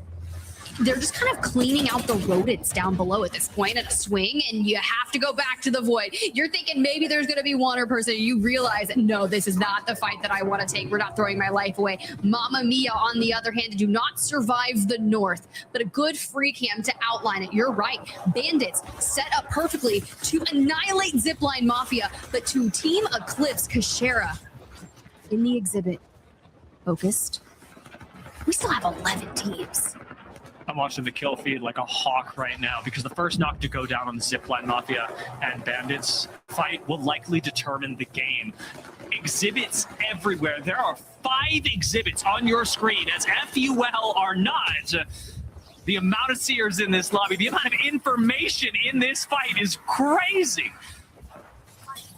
FUL just went down with 10 kills. D4C, the next highest fragging team with 5. You've got No on the ground, frags going out. Do we get the pickup? Confuta, who's essentially a glass cannon, hold the line? We do. Winner of this low ground, I mean, if it's Aurora, probably win the game. If it's any other team, I want to say also probably win the game. Low ground could be incredibly powerful here. If you can force Height to fight, It is going to come down to the very last second, though, as there are even teams like 3men and DN on the other side that are going to need much faster to move up to high ground and force the issue. It's a reason why I like how Bandits are playing right now, playing a little bit small, playing on the low ground, because Zipline Mafia, if they take up too much space, they'll end up being the squad sent by 3men and DN. I'm pretty sure D4C just sent Blessed and eliminated them solely to take their position. Aura Monster from the high ground took down their pylon. They had no choice. They had to move. They were out in the open. And now Aurora, who's been slowly building, looking for engagements and trying to force fights, but really haven't found anything that came to them just yet. So to have one team fight under your belt, great. But Effect's not going to be satisfied with that. Kinda's finding some knocks on the bridge right now, but nothing against Zipline Mafia. Nothing that forces an engagement between these squads. DN gonna have to move up, find some way through the bridge as 3men have already found their way. Break portal, maybe having been enough for 3men, but DN are getting choked out by the zone. Up goes the evac tower, and it looks like with the catalyst wall going up, it'll be an isolated fight for Bandits as they're the ones that get sent by 3men. I was curious when they were going to make their appearance, and they go this route. They still have to focus on Zipline Mafia so they don't come on over. Now the Dark Veil is down and out, Kinda with the P20s trying to cover the mid-distance. Where's the first knock? With the slide, Alonzi, the double, Kinda's still up. Kinda's crazy. Kinda's are holding? In the 1v2 swing, Kinda's at least able to equalize, and Light now gets to play the knockdown shields. This fight is far from decided, but Light really wants to finish things off, closing the distance, trying to find the knock. Zipline Mafia on 1 HP, and Light knows he has the advantage, but he's got to reload. You can do it. Through they fire through it. Wait, no. I think the health advantage goes to Zipline Mafia. I think the health advantage goes to Weak Q. We're slowly going back up. The challenge is there. Bandits fall, Aurora as well, but Zipline Mafia should be able to stabilize on the high ground. We don't have a lot of time though, but look at low. Top is still down there. 3men do live. Resets going off on the top side as well, with 3 men on the bottom floor fighting. Weeq is going to be the one to drop down. He gets eviscerated by 3 men, but a fantastic second place performance for Zipline Mafia and a well-played victory for 3 men who will proactively move themselves to the other side of the bridge, set up their defenses, and endure the war of attrition coming from the bottom floor. Out earlier, you were saying low ground can win so long as you force height to fight, right? And what does 3 men do? They go up there, they start a brawl on the bridge. Zipline Mafia, they survive, but not by much. And I'm like, I don't think there's really a lot of time to stabilize to pick anyone up. So what do? You just have to drop down into the open arms and you get lit up on the way down. Still a great showing to get second place after their match 2 victory, but 3 men on top with 13 kills. Zipline Mafia really impressing me. I think their read on how to play these end games really fantastic and very well demonstrated in, I'm going to say, Zone 4 and beyond, with how they navigated the bridge fight against Bandits, who were clearly on point as well. It ultimately, comes down to a 1v1. It's a good clutch. It's exactly what you need for Zipline Mafia. This could have gone either way, and Bandits definitely deserve to be praised for the way they approached this game as well. Ultimately, the Zipline Mafia that are now in a 3-way tie for first as we finish off the first half of the series. This is a fun day, and I say this because you look at our top 3, right, that are tied. Team Eclipse, 3 men, Zipline Mafia. We really haven't been talking that much about these teams in particular because it's been like, okay, well, who's going to show up? Who's going to chow for the Auroras and the Alliances? Well, Aurora, they go up 4 slots. We're inside the top 10. Not the same performance we saw in Groups A versus C, but we're trying to kind of get up there. For other teams like Bandits, yeah, a 7th place on the day, there's still plenty of room to grow with the last 3 matches. But for the teams that are showing up in B versus C, it is so nice to see. Yeah, I mean, this is the super weekend for everyone, and really difficult to stay consistent, really difficult to make adjustments. But for the teams that started strong, it is very heartening to see them continuing to be so strong as they enter their second day of play. I know it's crazy. We are going to wrap up the first week of the round robins eventually, but not yet. We got more Apex action after the break. Sony InZone, the official audio and monitor partner of the Apex Legends Global Series.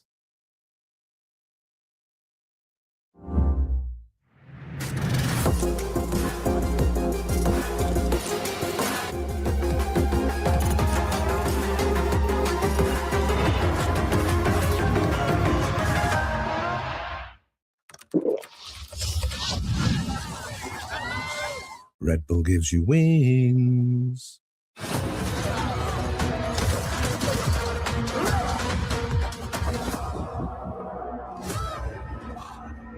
The slaughter is upon us.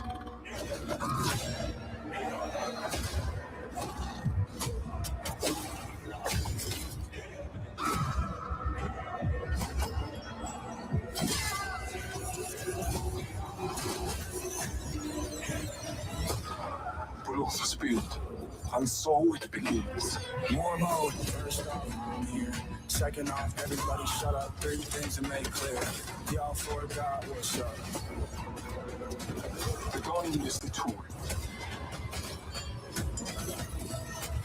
I'm on 5 in my top 5. Ain't no 6, man, we all right. I roll a 7 with 2 dots.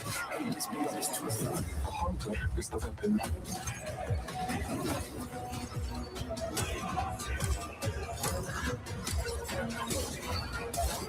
Warriors who wanna feel, go to the sky.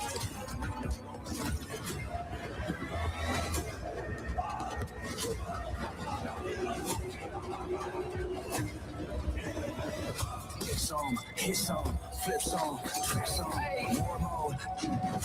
The gods have spoken. My time is now.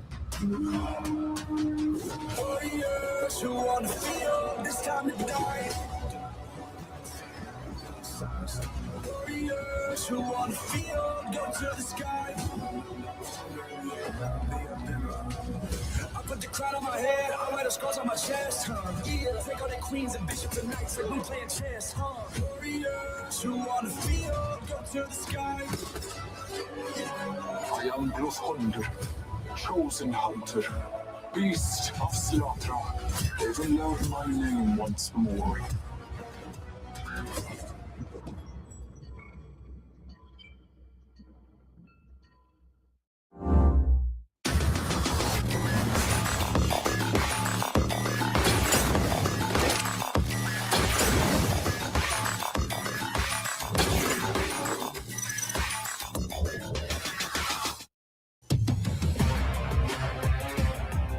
And we're back with the ALGS EMEA Match Day 3, B versus C. Now, I did have to grab Jayhawk back because my guy's been listening to all the comms and specifics, guys.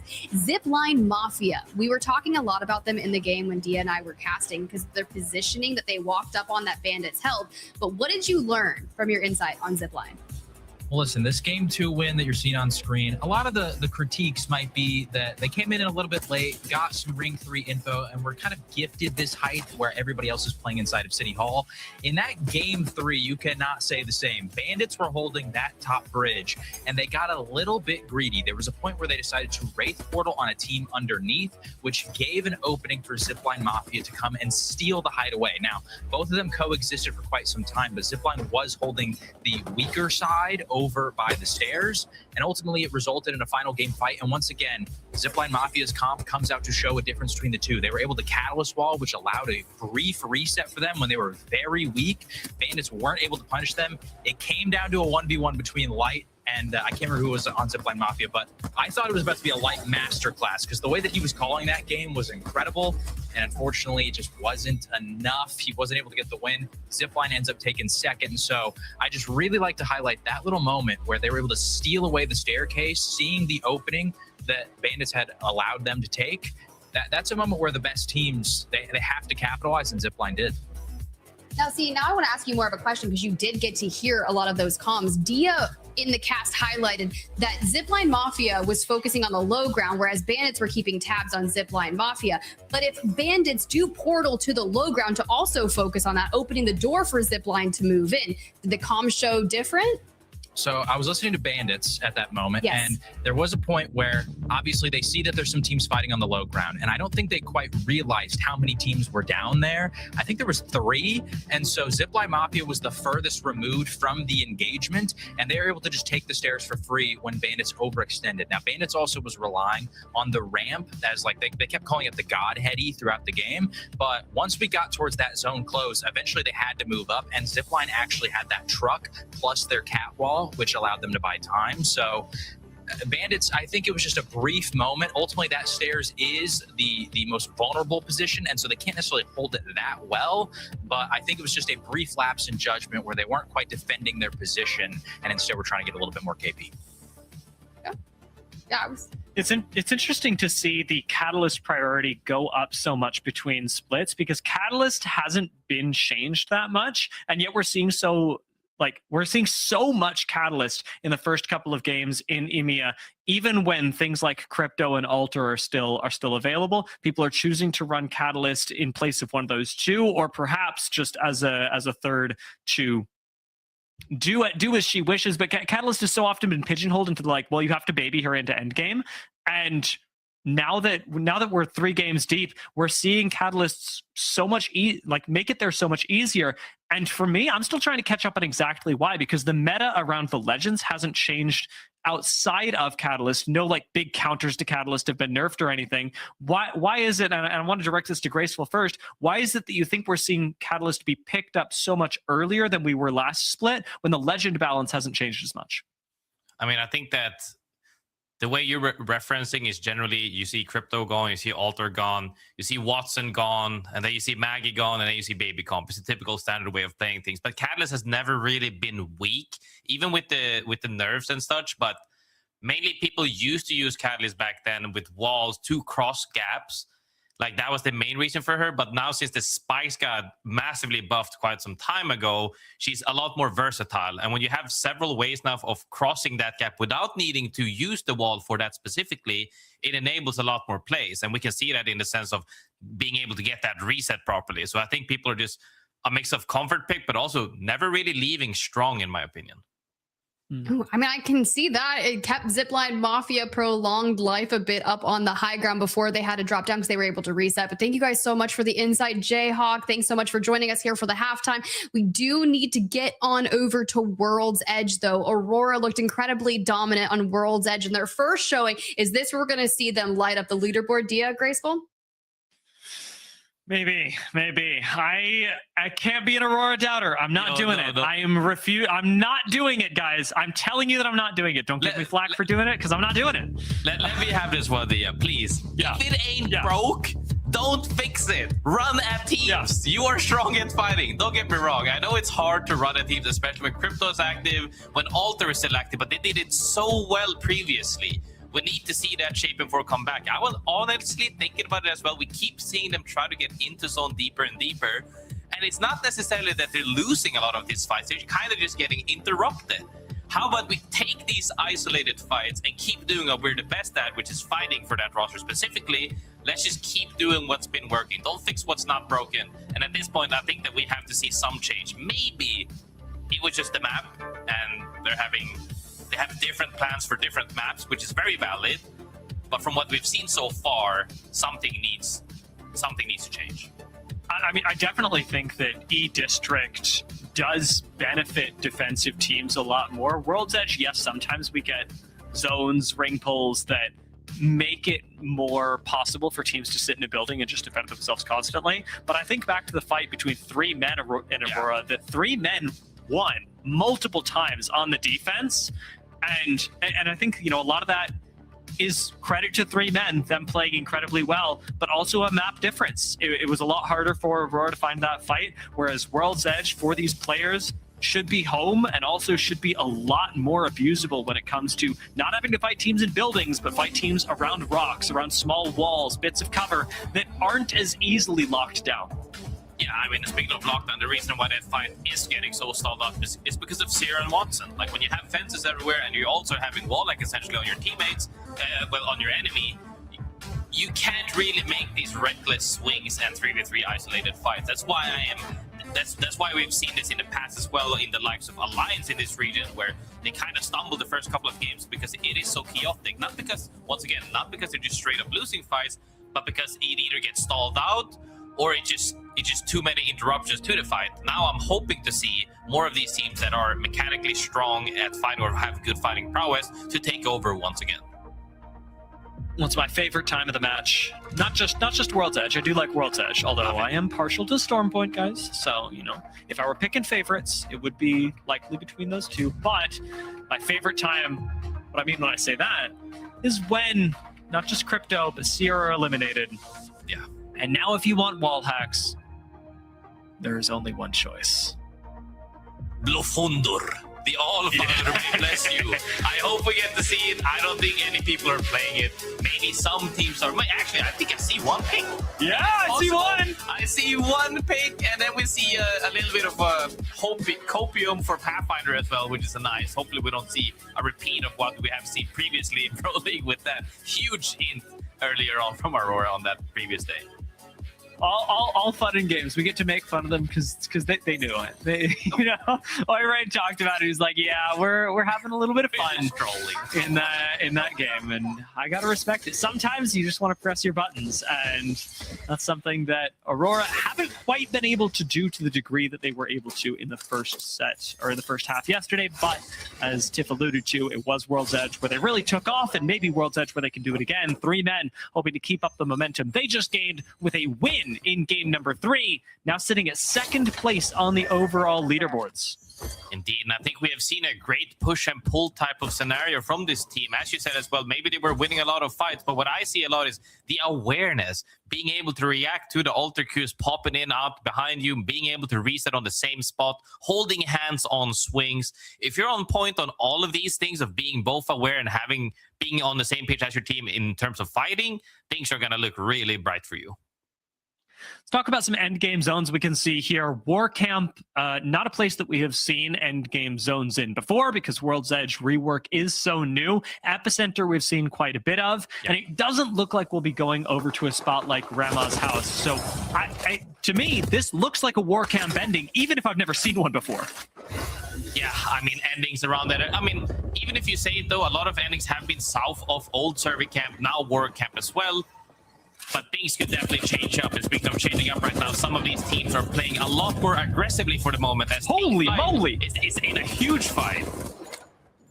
Matafe dials things up to 11 right there, kicks it into overdrive, and is actually getting aggressive onto Shadows of 9. Rondon almost gets taken down. The last shot, though, doesn't land, and Matafe gets shut down just in the midst of a pop-up. Rondon gonna ball forward, making sure that Myosin gets picked back up, and Shadows of 9, though they were in danger, should be able to recover, even with Kinda coming up behind him. Matafe showing exactly why he's no longer the knockdown hero. Almost had it if he had a reloaded gun, but somebody who preys on the downfall of others is nobody else than bandits. Kind of sitting in the portal, just waiting to go through. Back up the rest of bandits with a little bit of an accelerated rotate. Shadows of 9 are not just going to lose 2, they're going to lose everyone as Takeo picks up the last kill, making them our squad eliminated in 19th, the second one on World's Edge to die. Indeed, as teams are now moving towards the zone, we see it very frequently, but a lot of these teams are also opting to play a little bit slower because the chokes are definitely so heavy. If you get pinched in any choke, it's going to be a tough time. Made it Heaven trying to avoid that by playing the low ground with plenty of defense. The Watson setup here, really difficult to get through. Even with the amount of Maggies in the lobby, we got that singular Bloodhound from Glacier showing up. That Bloodhound, hopefully he makes the All-Father happy as he is trying his best. But one of the teams I definitely want to touch on here, Made in Heaven, currently sitting 20th. Nothing at all by people's expectations of this roster is definitely not the 20th. Tough time to pick things up, but it is the second part of the day where we have now swapped the maps. Hopefully this momentum with the map change could be something going in their favor. The experience of Synetic definitely lining up more with somebody who is experienced on World's Edge, experienced on Stormpoint, and on E-District, still a little new. Synetic's zone calls have always been the thing that defines him as an IGL, and while he's taken a step forward, and as we talked about in the interview with him last split, has focused more on being able to frag, more on being able to play the front line. It really is still, as an IGL, the way that you play these rings that is always going to come back to be your defining feature. And for him, that strength, perhaps not on E-District yet.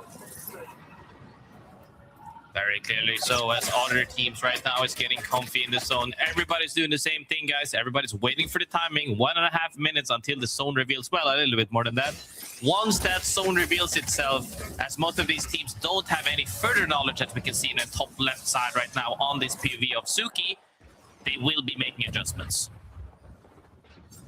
Running out of meds on high ground as well. They're just going to keep getting sieged. Catalyst, Bloodhound, unfortunately, no real inherent sustain there. FUL, though, I'll tell you what they've been sustaining is the aggression from game to game. Zipline Mafia in trouble as XQs is going to go down, but at least trade one onto Orbit. Kuro gets this res, and Beamsy, who's going crazy on E-District, is just going to help the team pick up the 2 kills from Zipline Mafia that they were able to collect. Zipline disengaging towards the south side of the map. There is a crafter over at Harvester for Zipline Mafia, and so WeakQ should be able to get his team back into the game. FUL very happy with the 2KP.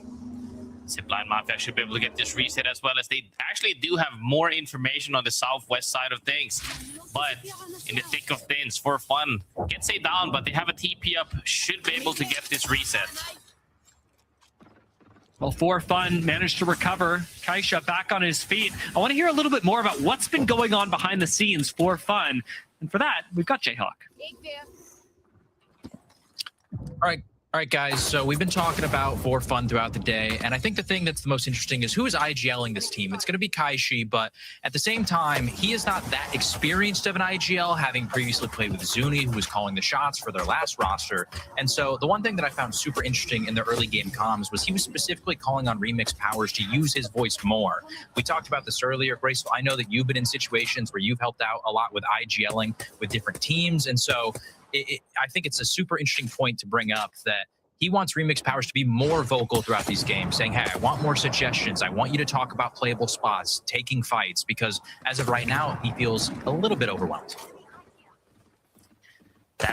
That's really the thing as well. Nice talk right there, Jayhawk. And indeed, when you are overwhelmed, you need somebody to just relieve that pressure, as I said previously as well. And sometimes you could be overwhelmed due to role not fitting properly. You said he was inexperienced, but to get that experience, you have to jump through these trials and hoops, and hopefully today will be a learning experience nonetheless. His team has shown some signs of life so far. Was it due to proper macro, or was it due to just raw fighting power? We'll have to see further on. Well, DN get taken down. The lack of experience, maybe not the issue there, that they were getting attacked on all fronts, had no way out. Aurora choosing to control that by playing around the side of the map. They are playing through the Skyhook side with Ronin just off to their north and actually rotating into them right now, though I suspect that Aurora do not know it yet. They're one of the teams running Sparrow for the more aggressive plays that you can make while still managing to hit survey beacons on the way in for more information. But the fun thing about this is that it puts Aurora back on the same side of the map as Bandits. Exactly. Zone is a familiar zone so far we've seen here. Even if the name currently is Warcamp, used to be Survey. Aurora finally on edge, as I was saying, but the comp doesn't really speak for it. If they want to stay on edge and keep fighting everybody, they could have had maybe a more optimized comp for that. But speaking of fighting right now, fighting goes down right here. Three men's defense has been good before, but now we got a bit of a weakness in it. Tycho down, and Babylon's ratting this corner to try and take Beamsy off guard when he's got to assume somebody eventually swings in. Gonna play for the top floor now, catches Kuro. Not expecting the swing from a Wraith, and Babylon's gets to take top floor. I like that he's playing this defense proactively, but giving time for Levi to heal back up. It gives time on the other side of this engagement for FUL to set up another attack. Two unorthodox weapon choices in today's meta, as well as we've seen quite a lot of Prowler and also P20s. These guys are trying to make the R9, RE45 work, which is great. They do seem to have gotten some damage and pressure out back now. Gets that better, but can't quite stick the rest just yet. Beamsy's pushing up on this. That's a good nade to open things up, especially if his teammates can control the balcony. It looks like they can. Babylon's is down first. Beamsy knows the team is weak. Swings in with the Prowler, and 3 men, or I should say 2 men, go down. Beautiful nade into that Prowler action right there. Bandits, however, in a fight in the tunnel. Up north, we talked about this. Aurora was close, but they moved past them. Comes down to a straight fight, but teams are lurking. D4C right next northeast of them. looking to shoot through the tunnel on opposite side of things right now, but Bandits seem to have found out without being caught in between. They've got time to heal through this zone as well. Yeah. Not a lot of teams going to really be able to gatekeep this, and if Bandits are able to out-heal this, they should still be able to find a res, move through the north side of the ring, and fight D4C or Team Eclipse for control of the train tracks on either side. Team Eclipse controlling the tunnel, or I should say, controlling. They've got Kust and Kashera. D4C controlling the train tracks to the north. I want to take a look at the ring when we can, because while Ronin are trying to heal up outside of it, the real action going to be happening inside, where our team in first, Team Eclipse, have a zone pull directly on top of them and dead center of War Camp. You said we haven't really seen any War Camp zone so far. You got blessed almost immediately. Straight on top of War Camp is where this zone is ending for the moment. Team Eclipse will be ecstatic to see this, but Team Aurora as well on the Icicles currently, a well-known place to play if you want to play from this side, can make their way in. So it comes down to how good Team Eclipse should be able to hold things out for the moment, but any evac place on any of those buildings should be tough to hold.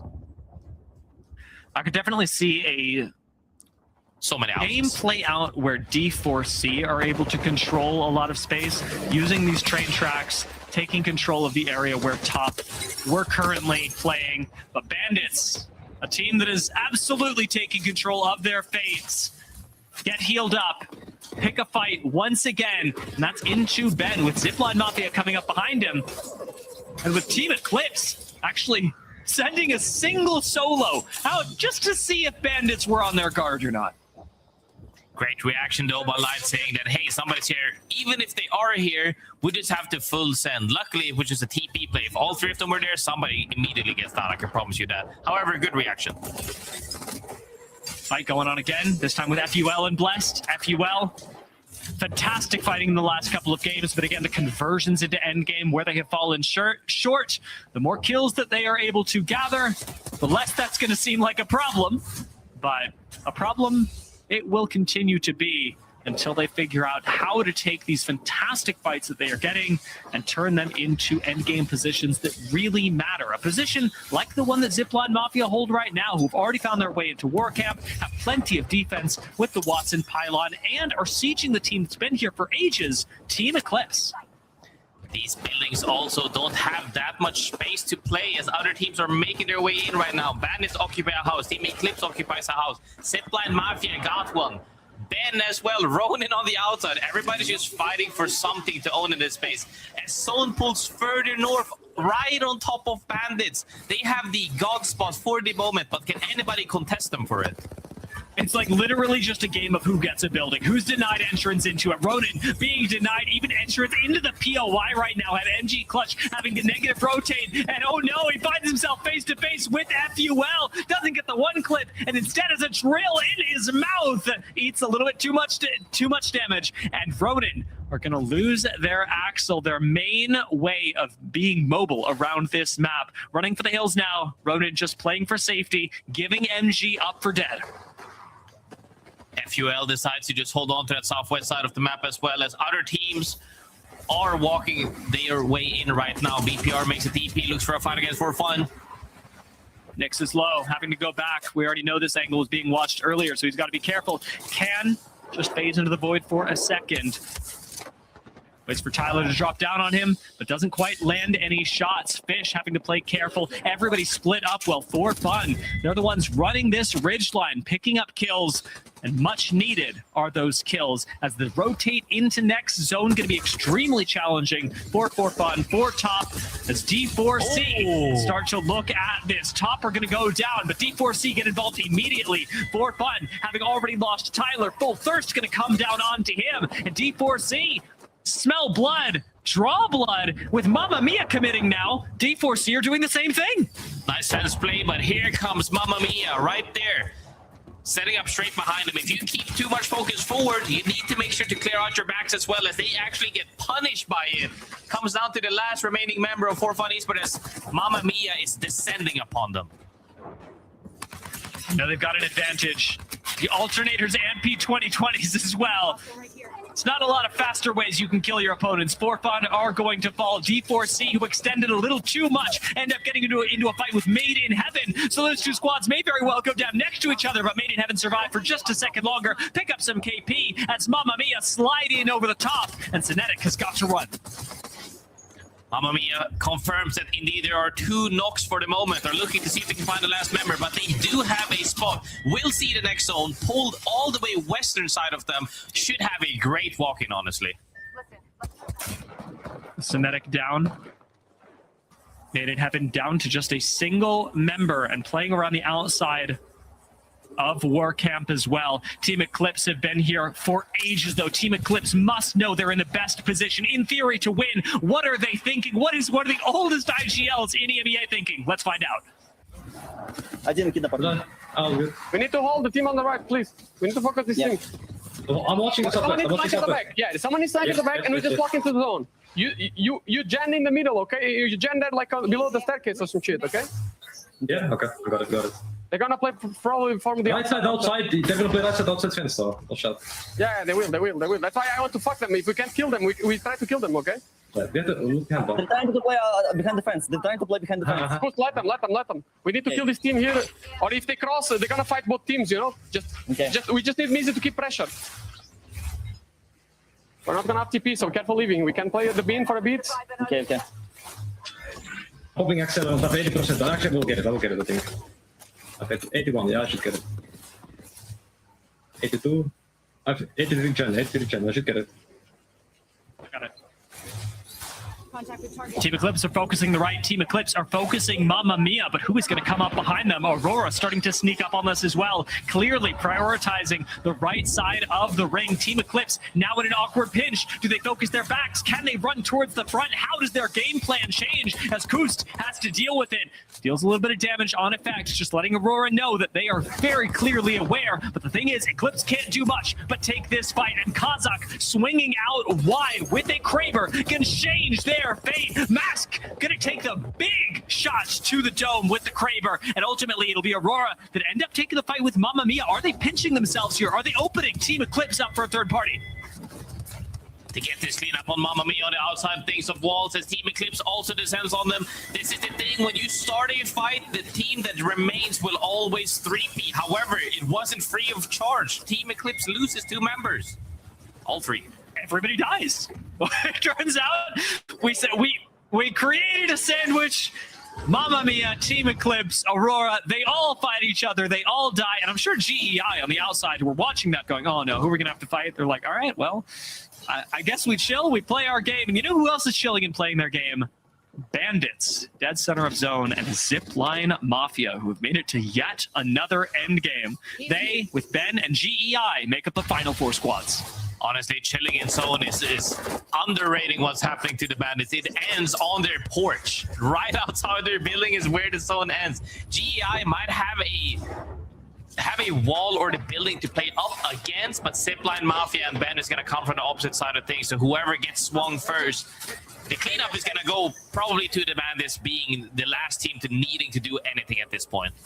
Gee, I really want to fight that, but getting the Sparrow ult almost is good. Not sure what sort of not sure what the ult excel situation is for Bandits, but losing the Sparrow ult that could otherwise be a game changer in an end game that, as you said, ends on their porch, leaves Bandits down a major tool.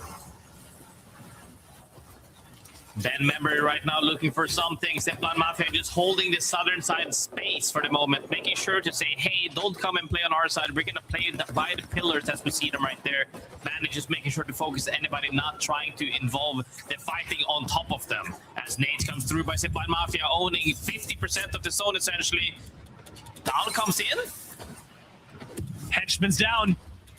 Zipline Mafia not going to get too aggressive on this. They don't want to open themselves up to a third party from GEI. Ben, wounded, but healing right now. His henchman is going to get off the ground. All these teams drawing blood, but nobody quite able to finish things off here in War Camp. Who will end up running it in our first War Camp zone? It looks like GEI on the high ground have some of the best angles, especially on the Bandits, shooting straight through the building. Everybody's trying to do something to Bandits, but it works out in GEI's favor as they actually control the absolute high ground right now. Zipline Mafia gets pinched in the front of the building, Ben in the back of the building right now. Bandit is going to have to come out at some point, but GEI drops early for some more KP. Insane's got to be really careful. He's very immobile on the Watson. Could easily be taken down, but he tries to fence off this porch. Will it belong to GEI? Will it belong to Bandits? Those are the two teams it looks like it's coming down to. And Zipline struggles to survive. Light Negative rotates through the zone and kills himself. GEI get to walk into an end game that was custom made for them. And Zipline Mafia stand no chance. GEI dominate Warcamp. The zone might end on your porch, but if I dominate 99% of that zone, it does not matter at all. GEI forcing everybody to play up against that building, leaving everybody else to just play for their lives. We even saw it as well when Light did the negative rotate. He's at that point playing for second place. They're no longer playing to win, and GEI close out that match really strong. Yeah, Zipline Mafia also doing a really good job. They don't commit to a fight on the inside of the building. They don't commit to what is essentially like a losing position. They're always playing for the win. It's why you see them in such a weak position at the end, because they're just playing the most passive space possible to make it to the top two. And make it to the top two, they do. GEI come out with the victory. A couple of kills to go with it. 8 kills is not shabby at all. And what really makes them shine is the way that they play the end game, the way they do not get too greedy, especially when they have the opportunity to, having knocked Bandits earlier. FUL as well with 10 kill points, 12 total points for this match alone. It's a great start for the moment. We have seen some other teams play a lot more reservingly for the moment, so we'll see if that changes in the next couple of matches as well. With all that chaos, the Allfather is surely pleased. Zipline Mafia on top right now with yet another good game, taking this away from Team Eclipse, who have also been very consistent. 3 men keep themselves in the top 3 as the Bandits move up 3 spots at GEI with the win, put themselves in the top 5, moving up 8 spots in a single game. I know the Allfather is pleased, but are Tiff and Jayhawk? I want to be pleased. I mean, for real, I always want to be in a good mood, you know? I just wish I could hear more comms, but I know the guy that is perfect for that, because I know you've been listening into For Fun's comms. Yeah, I know that you want to be in a good mood, Tiff. For Fun are currently not. I jumped in mid-game right there, and I talked about how they were talking about the IGLing situation. Kai was asking for Remix to be a little bit more vocal. And Tiff, I don't know if you've ever been countercalled in one of your ranked games when you're making you're being the shot caller, but there was a little bit of a countercall that did result in their deaths. I have a direct quote where Kai said to Remix, "When I said give suggestions, I don't mean taking over IGLing." And he was really stressing they need to play a lot slower. It felt like there was a situation where he was one shot. He needed to slow down and heal. Instead, Remix is calling where they need to play for the next position. There's a team on their back. Everything got very chaotic. They got split up, and then they died. And so what happened to Tyler? Was he saying anything? He was just stuck in the middle, and he literally said, "I'm hearing one thing over here. I'm hearing another thing over here." Like the two parents are arguing, and I don't know what to do because I'm stuck in the middle here.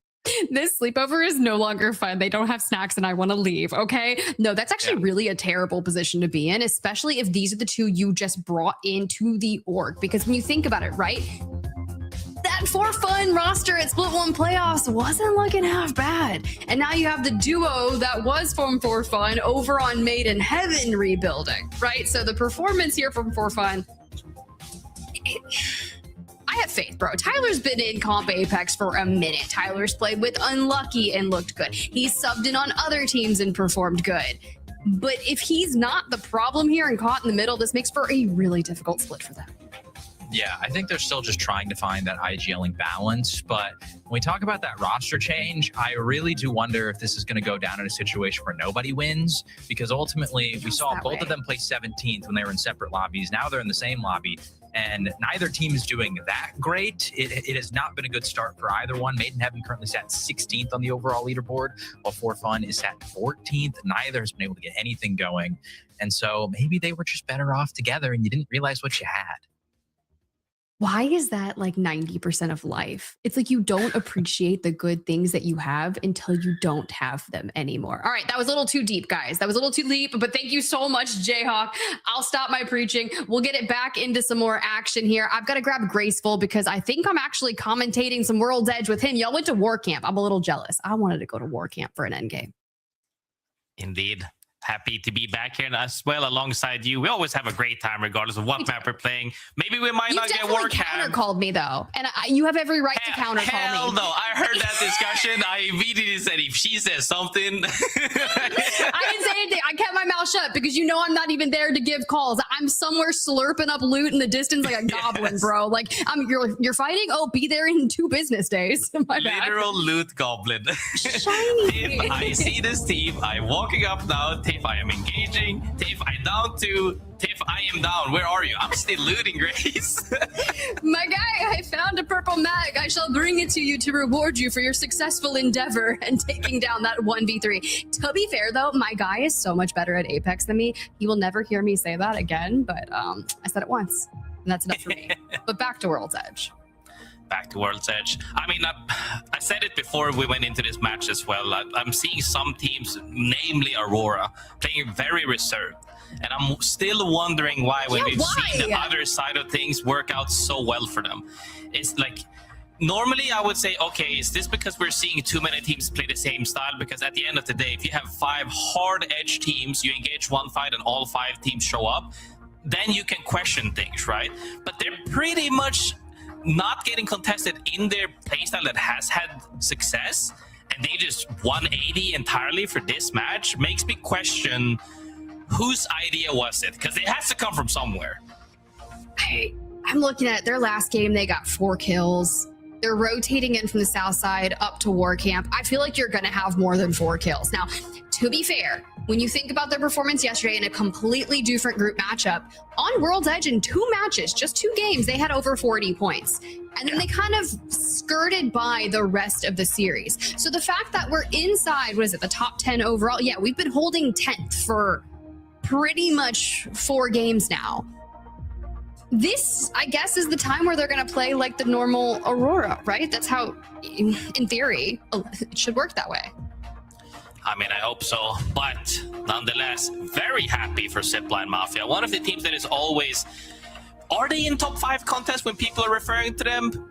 Some people, yes, some people no. Team Eclipse, however, woke up with a huge banger, but have slowed down since then. 3 men also showing up the case, but Bandit nonetheless. Great comms, great positioning, and like I always say, keep putting yourself into those end games, and eventually it'll swing your way. Do I think this is an underperformance day for the Bandits in a 5th place? Yes, but it's cool to be in a position to say that a 5th on the day right now is an underperformance based on what they've been showing up to give us over the last few months. So really cool. Really love that for them.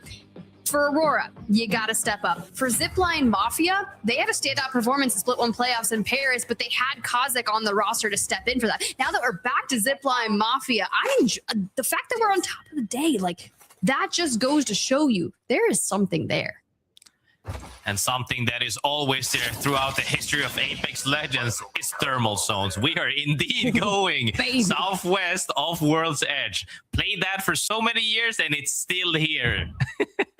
All reliable thermal station. No alliance in the lobby, and that's okay because you know what? They used to land. God, now I'm really dating myself. The fact that that used to be the thermal station, that was back when contests still existed. But for Ronin, you've got plenty of information. But here's the deal. Everyone is already full sending less than like a minute and a half into this match. Take flight, headed down there. Team Eclipse, fresh off Mirage Etoile. You know, Kashara is hitting the call like, hey, we take this redeploy, we fly in, we try to take one of the best circles that we can and positions in this because Kashara's played this endgame probably 1,000 times. Yeah, most definitely, and thus the standard route as well of going all the way southwest. As you can see, playing those back houses gives you the option to decide what to do. If it pulls in, we can work our way in. A lot of natural cover from the southern side.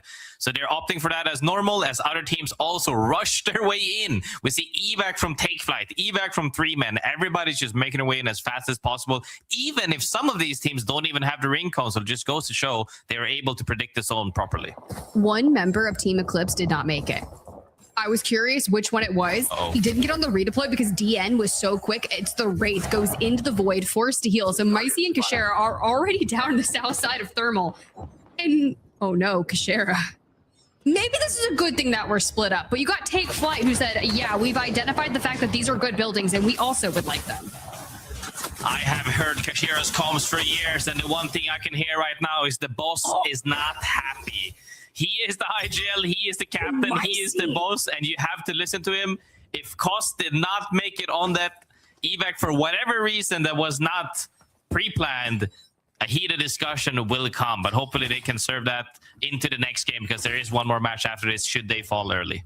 To be fair, him not making it keeps him alive. He's not there to go down. Of course, Micey and Kashera, they're not getting rezzed anytime soon unless that happens. But Cinetic, Jans, and Nags are going to go finish him off, take the building that Kashera initially had wanted. And now we've got a lone Wraith. Koost that needs to reset for Max Strafe, Sonya. Blessed. They've also kind of rolled in and taken the south side positioning, which I do respect. Having Caustic, allowing them to put these barrels and control such a large building, that makes sense for them. A lot of teams tend to opt for the positioning of either playing Sparrow, Maggie, Path, Wraith, Ramp, Maggie, or even Wraith, Maggie, and Cat. But this team went for Caustic, gives them the opportunity to aggress a lot more. And honestly, Bless sitting at 20th currently, being able to aggress is probably the best choice you can do because at this point, you have to throw haymakers. Oh, baby, we're up. I saw that. I saw Kashera back on his feet. Team Eclipse living to see another day. The reset is imminent for Mamma Mia. We are so far out on the northeast. We have an isolated 3v3, but D4C on all blue shields, staring at him down. Hungry Catch already low. Fuda with the Prowler swing gets the knock, but from behind is Black Venom and does hit a trade. That's nasty. Great trade from Black Venom, comes down to a 2v2 thanks to that. However, D4C shows why blue armor is so important, but they are not going down without a fight. Comes down to a 1v1 and Mamma Mia gets eliminated. Unfortunate because they were looking really good on their A versus C match day. And I was trying to think about where specifically they are on the leaderboard. 9th, just ahead of Aurora, but not by much. Sure, if they would have gotten like a 15-point game, that would thrust them into the top 3. But for now, we're going to have to leave it to the last game of the day to make something happen. Elsewhere, top, down into Thermal, because there's only 5 teams outside the circle right now of our 17. This is also, Tiff, why I was talking about fraud wash, and I said that recency bias is almost too strong in our community to where one day is like, yes, they had a great showing, but can they keep this up? And even if we say like 2 days, like we got to make it through the league to decide, was it a great outcome or not? Was the consistency there? Yes, the potential is there and the ceiling is definitely high, but if you can't keep doing it, you need to make sure you make it into finals before we talk about that. That's a really good point. And look, I stem from action sports and recency bias is also over there. It's like you fall off one race and it's not like your bike giving out on you. They're just like, what happened? Who are you? Are you just not good on this track? And it's the same thing. You say, well, you're just not good at this map. But with how many players and how the ways you have to adapt and play, it's like, dude, it's World's Edge. Sure, there's a couple new POIs, but you've been playing this rotation for God knows how long at this point. Yeah, at this point, you're not really, even with the changes to World's Edge that I enjoy quite some bit, even with the changes to them, you're not really adapting to the map too much unless it's a full-on new map. You're mainly adapting to the, you know, to the weapon meta, to the legend meta, and trying to adapt your best way that way. But I feel like one thing that definitely, there's still room for strategic evolution, I would say, in Apex Legends is the comp variation, as a lot of these teams tend to just, well, one, copycat, not really reinvent too many things, but I feel like copy across regions as well. I just love when people get innovative, but with our ban systems, it's kind of hard to get too crazy like the days of old. For fun, heading to the north at Sorting Factory, likely looking for some more information. You have BPR at their backs. We were talking about the other teams that were outside of the circle, Bandits, D4C, and Aurora. I will say Aurora and Bandits have been cut from the same cloth in terms of their macro positioning that we've been seeing in long game. And they do keep running into each other. But I kind of want to see Aurora try to run down D4C. Agreed. Zone keeps pulling south, it looks like. There's 3 potential endings here normally, where Made in Heaven is currently playing on the platform on the southwest platform in front of FUL in the open on that little mountain, or I would say cliff rather, or a little bit more north side of Made in Heaven above Shadows of 9, where all of these zones are currently active. If it pulls even further north up, it's going to surprise me. It's going to surprise a lot of people, but it's going to be a messy zone nonetheless. There's still a couple of Pathfinders, and Aurora's not one of the teams running them. Now, in A versus C on the third match of World's Edge yesterday, we did see one of them break out Pathfinder, which resulted in an int post their 2 dominant games. They're not in a position to kind of get a little antsy like that, so we're electing to go the Sparrow, Wraith, Mad Maggie, in which they typically find success on. A couple of outliers, you do have Zipline Mafia already going Newcastle, Gibby, Valk, while the rest of the lobby is still pretty hung up on that Mad Maggie, Wraith, Alter. Or not Alter, Axel, my bad. Same A's. No worries. Could definitely mix things up for sure, as only 17 teams alive for the moment. Zone will be closing pretty shortly, but all of these guys are feeling more than happy with the zone. As I always like to say as well, this zone is not scary by any means. Even next zone fully closing, still gonna medkit that. People are feeling comfortable. Kind of look see our positioning. So for fun, now and Harvester have navigated all throughout. Probably going to grab that beacon, and they looks like they got the Evo cache highlighted as well, but let's dive into their comms and see what's their next move. We definitely cannot zip to it. That's for sure. We cannot fly either. Too many teams close. We have 2 bats now. Alright. We can just play underneath for now. Okay.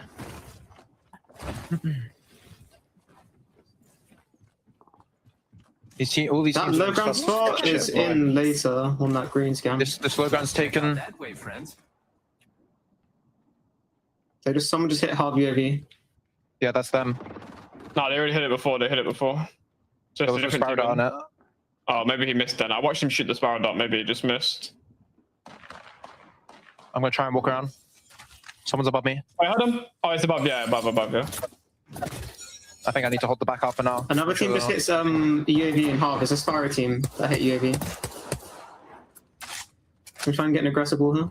In half. That's a big team. That's very good. Baby comp team. Okay, team on height is blue. Okay, that's a different team. 2 teams. Yeah, 2 teams. Can you hear my armor remix? Baby comp team in half, okay? Comms overall, but they do have the awareness to see that, hey, Aurora is coming in. Well, they don't know it's Aurora, but they see 2 teams right now. One team in Harvester side, one team coming in from height. They already cleared that there was a team in staging, making sure that if they can make this fight break out between them and they can 3P, would be good for them, but should they stay for way too long, they could get punished. Talked about wanting to see D4C get run down. Instead, they do some running down of their own to Team Eclipse's Kashera, who can't catch a break. D4C now claims the building, and there goes Coast out of the lobby for Team Eclipse. A really rough World's Edge for them, just from one redeploy and teams throwing it down. Now, deep into the circle is going to be Shadows 9, Blessed, and Made in Heaven, but teams still looking to get there. Back to Bandits, back to Aurora, and For Fun being the gatekeepers of this tunnel. This could break out. This could be the breakout game Aurora needs this series, as they are trying to pinch Bandits and For Fun Esports in that tunnel. Sadly, I think that they almost interrupted it instead. They pinged for the choke to say, hey, we should probably just rotate instead. Yep, we are spamming it right now. Let's rotate instead. This fight is over. I think it's a good choice. I really do. We'll jump back to that in a moment, because for right now, FUL is full sending, and they've been putting up a ton of games with frags. Beamsy initially down. Kuro and Orbit have to hold steady in this 2v3 scenario. But we're just throwing the drill. How many low? We just threw all that we could. It didn't make it through the room, and you're just having to crawl through. Behind the counter you go. Bongo incoming. 1 bullet is needed. You get the job done. Nice fire discipline there by not re-peeking too fast, making sure he shoots out his mag before eliminating him. Orbit shows fundamentals on a high level. Great things to see for sure, as they get that reset as well. Dang, they're I'm telling you, they had like 10 kills, I think, last match. Let me double check. They went out in 8th place, but yeah, 10 kills. That's not the first time they've been in double-digit kills for our game series, so they got the fighting. We just need higher placements out of them.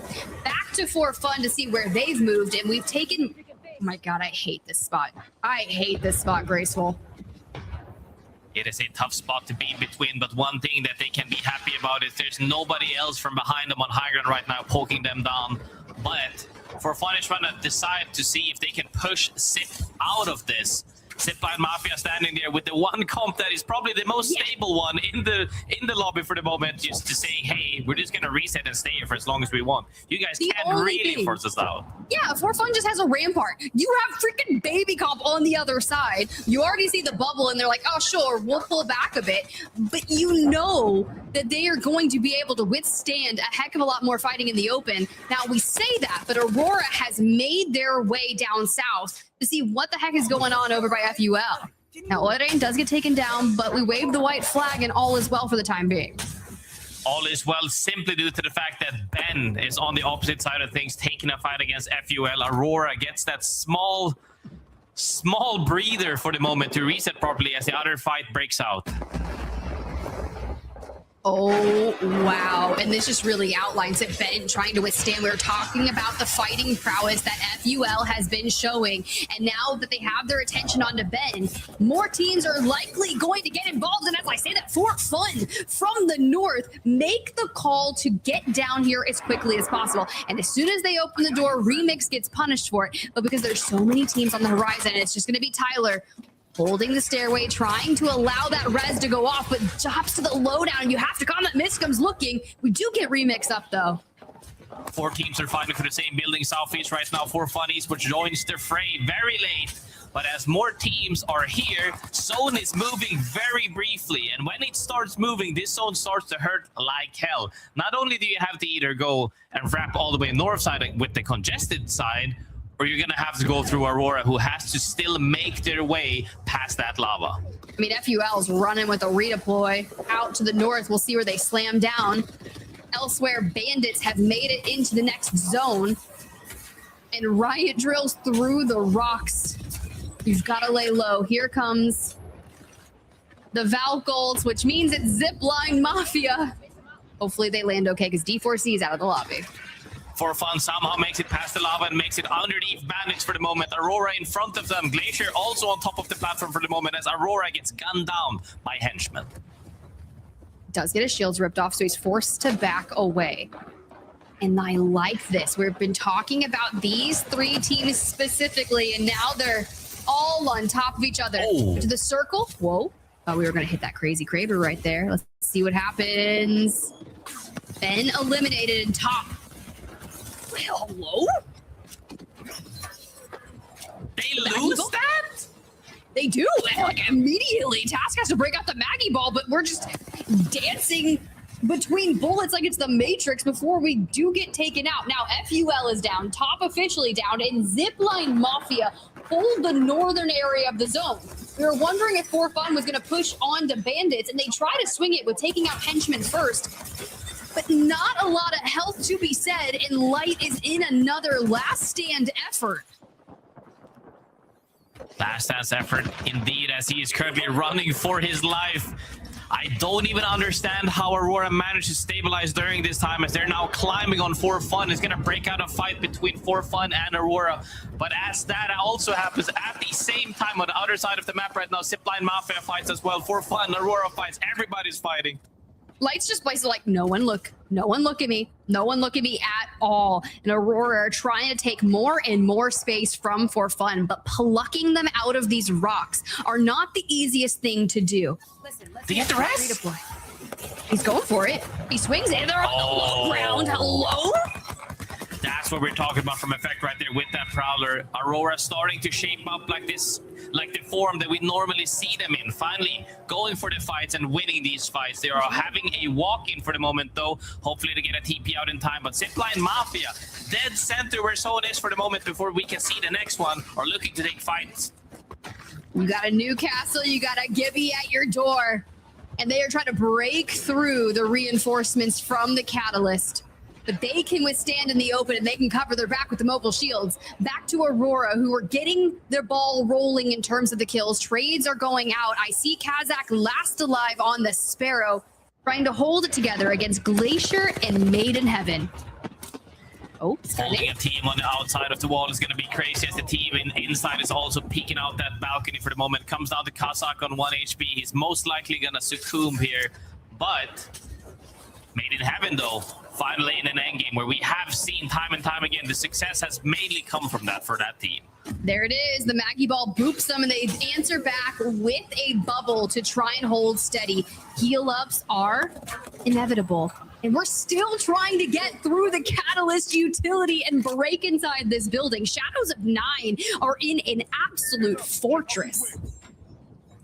The RN zone does pull away from all of these guys. Honestly, it pulls pretty much onto that rest beacon in the middle of this zone. 25 seconds. Zipline Mafia finally sees that they have more space if they would like to play it. Just making sure that they don't get wrapped, but are looking for some KP and finds one.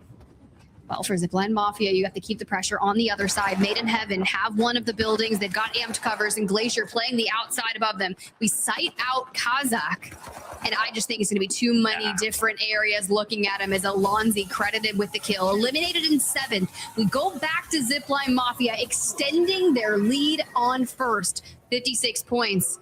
And having this Newcastle Gibby has saved them so many times throughout match 5. Let's go here. If there's any team that can survive the onslaught of all the maggots and everything, as we saw yesterday, even in our Americas region from AGG, Zipline Mafia definitely has the upper hand here with their comp to survive anything with that Gibby Newcastle.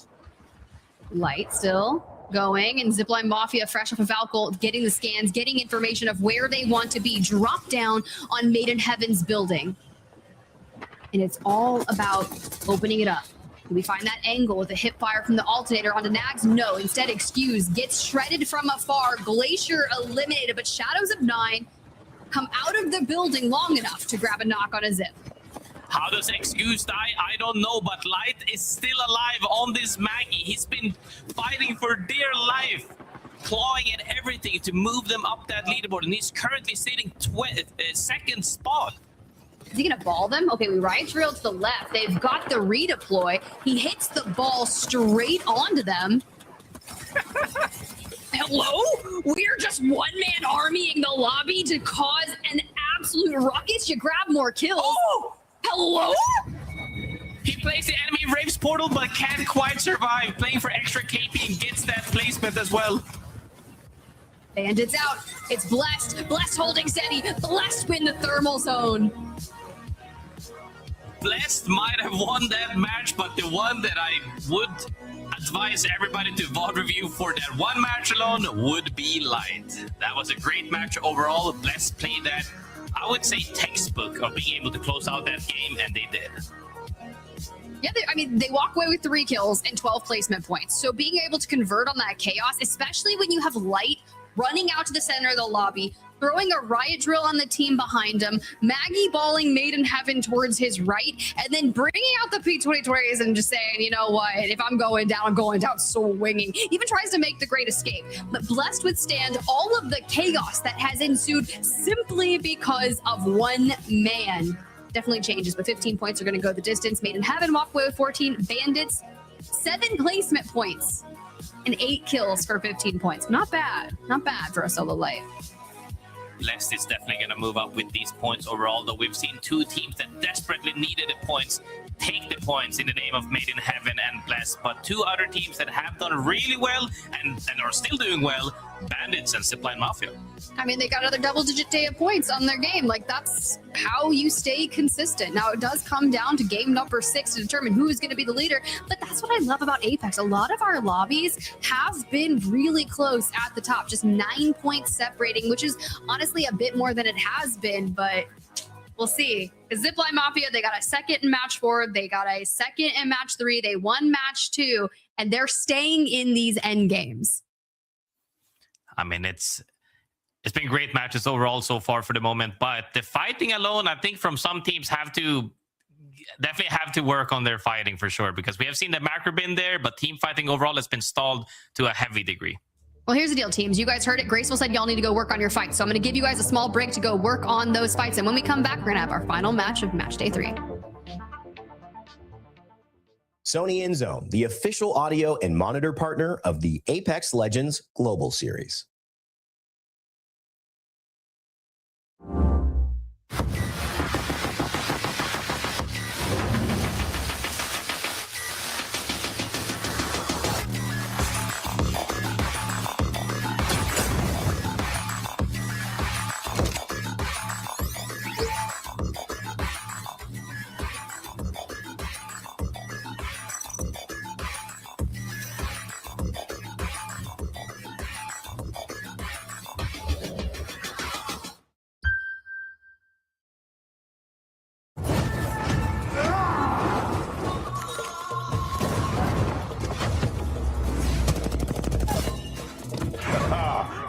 call it luck.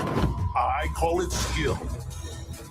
All right, here I go. Woo-hoo! Yeah, good try. Maybe try harder next time.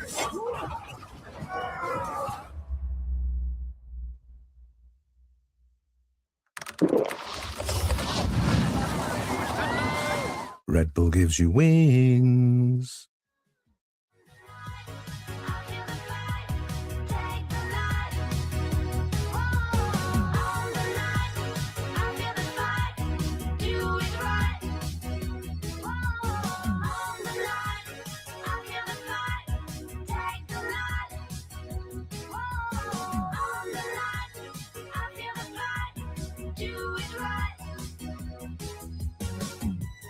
Dance no stress, forget a mess. Feel the bliss, nothing less. Spark and shine, cross the line. And the skies take the rise, close your eyes. On the line, I feel the fight, take the line. On the line, I feel the fight, do it right. On the line, I feel the fight, take the line. On the line, I feel the fight, do it right. And the skies take the rise, 'cause you're on.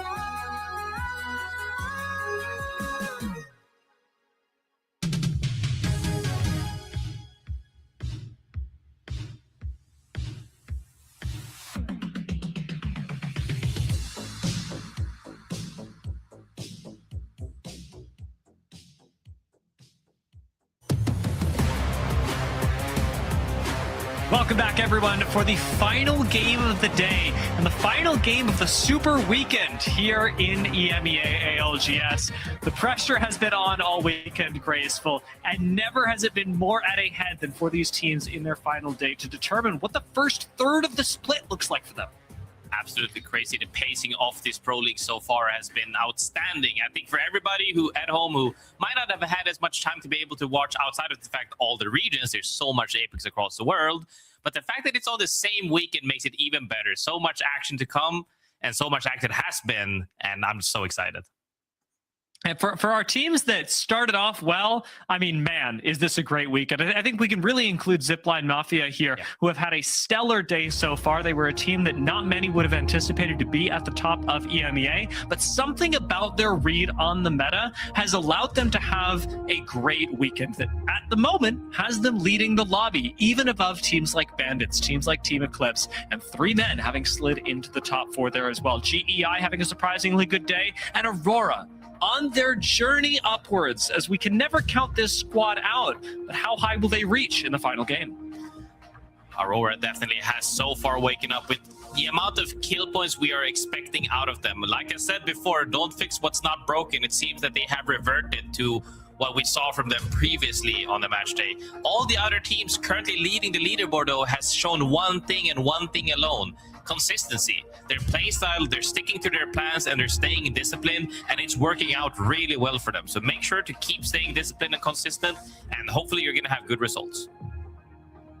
Taking a look at the south side of the map, it is Titanic, with Aurora being right next to Zipline Mafia, the chance to shut down a team should they get very aggressive and take out Zipline. FUL have been fragging out today, but the comparison between Bandits and Team Eclipse actually very poignant right now, as they are the teams that stand to overcome Zipline Mafia without making anything too fancy happen. Team Eclipse have been so good at getting into end game zones, whereas even with the kills that we saw them get in game 1, that hasn't really happened since. Bandits, on the other hand, have picked up steam, picked up kills, and never was it more evident than in last game during a thermal zone. As we start game 6, will they get that opportunity again, or will we go towards the north and maybe force them into an uncomfortable position?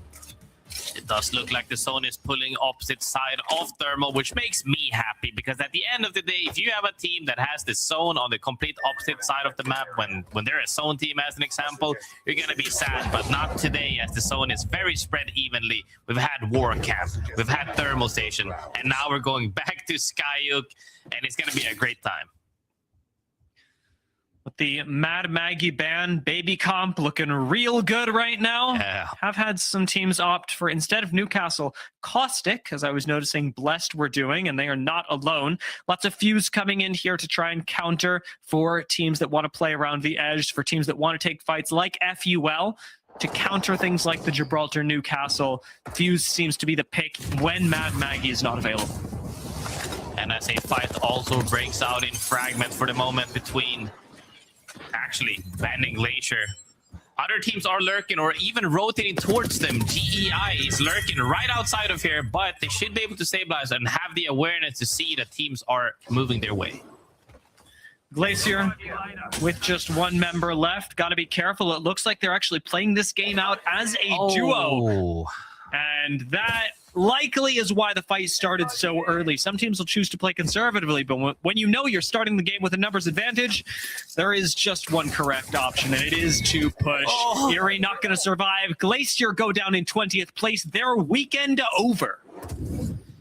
Yeah, if you know the team in the other side, well, in your PY, essentially, you're going to run them down as a duo for sure. The Allfather has not blessed that roster for this match for the moment, but a team that has been blessed is Ben.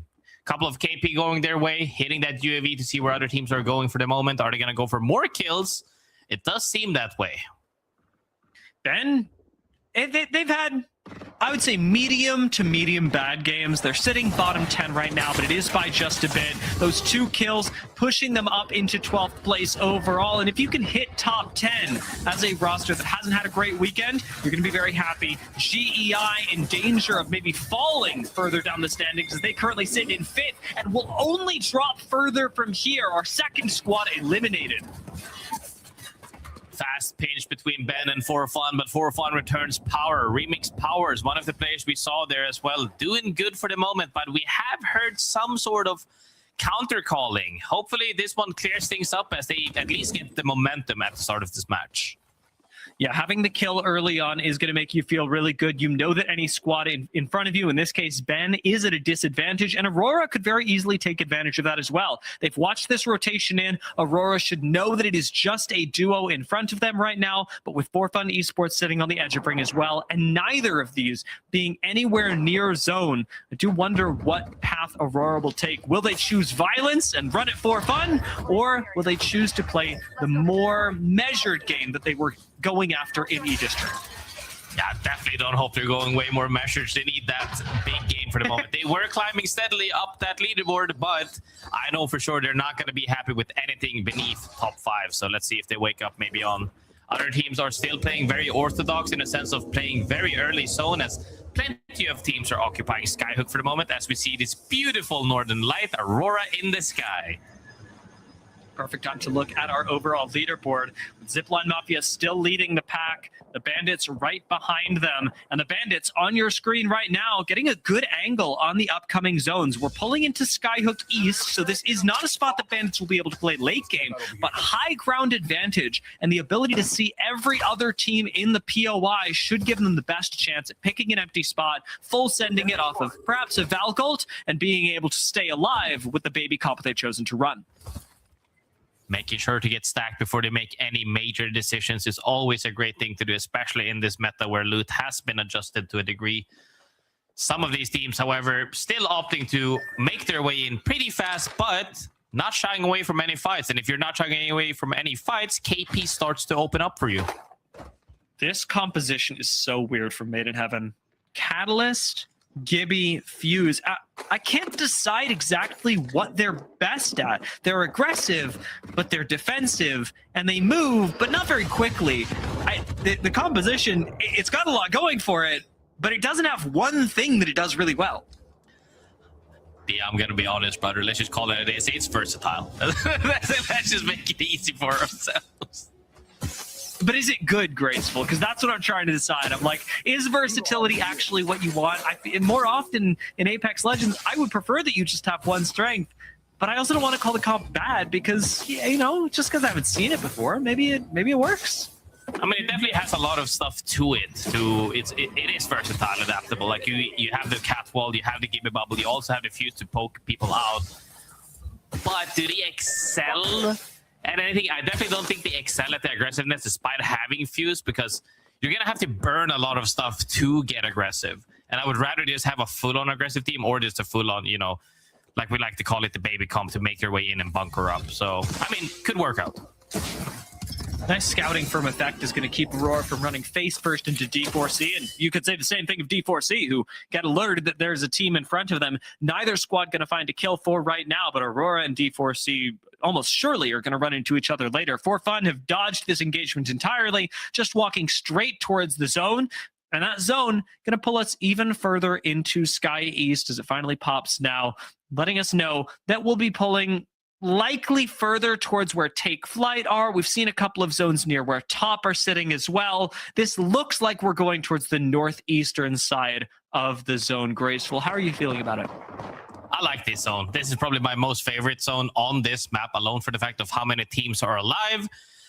But speaking of being alive, Bandit's currently scouting out their way to see where are they headed, as they just got that information. So with this information alone, I want to hear what Bandits have cooking. We go for like something fucking carry when zip build. Yeah. Hey, go on. Is this team here? Don't think they are, no? They are. There's a team there. All right, unless they cross to this. I think they cross somewhere on this zone. I think hitting UAV is better. Come. Okay, coming. Just jump to the building. Hit UAV and see. I think that zone's gonna come back. Like the fucking cryo zones all the time. I'm so fucked, yeah. They hit the beacon. Someone hitting next to us. Yeah. I'll bubble you on the thingy. Yeah.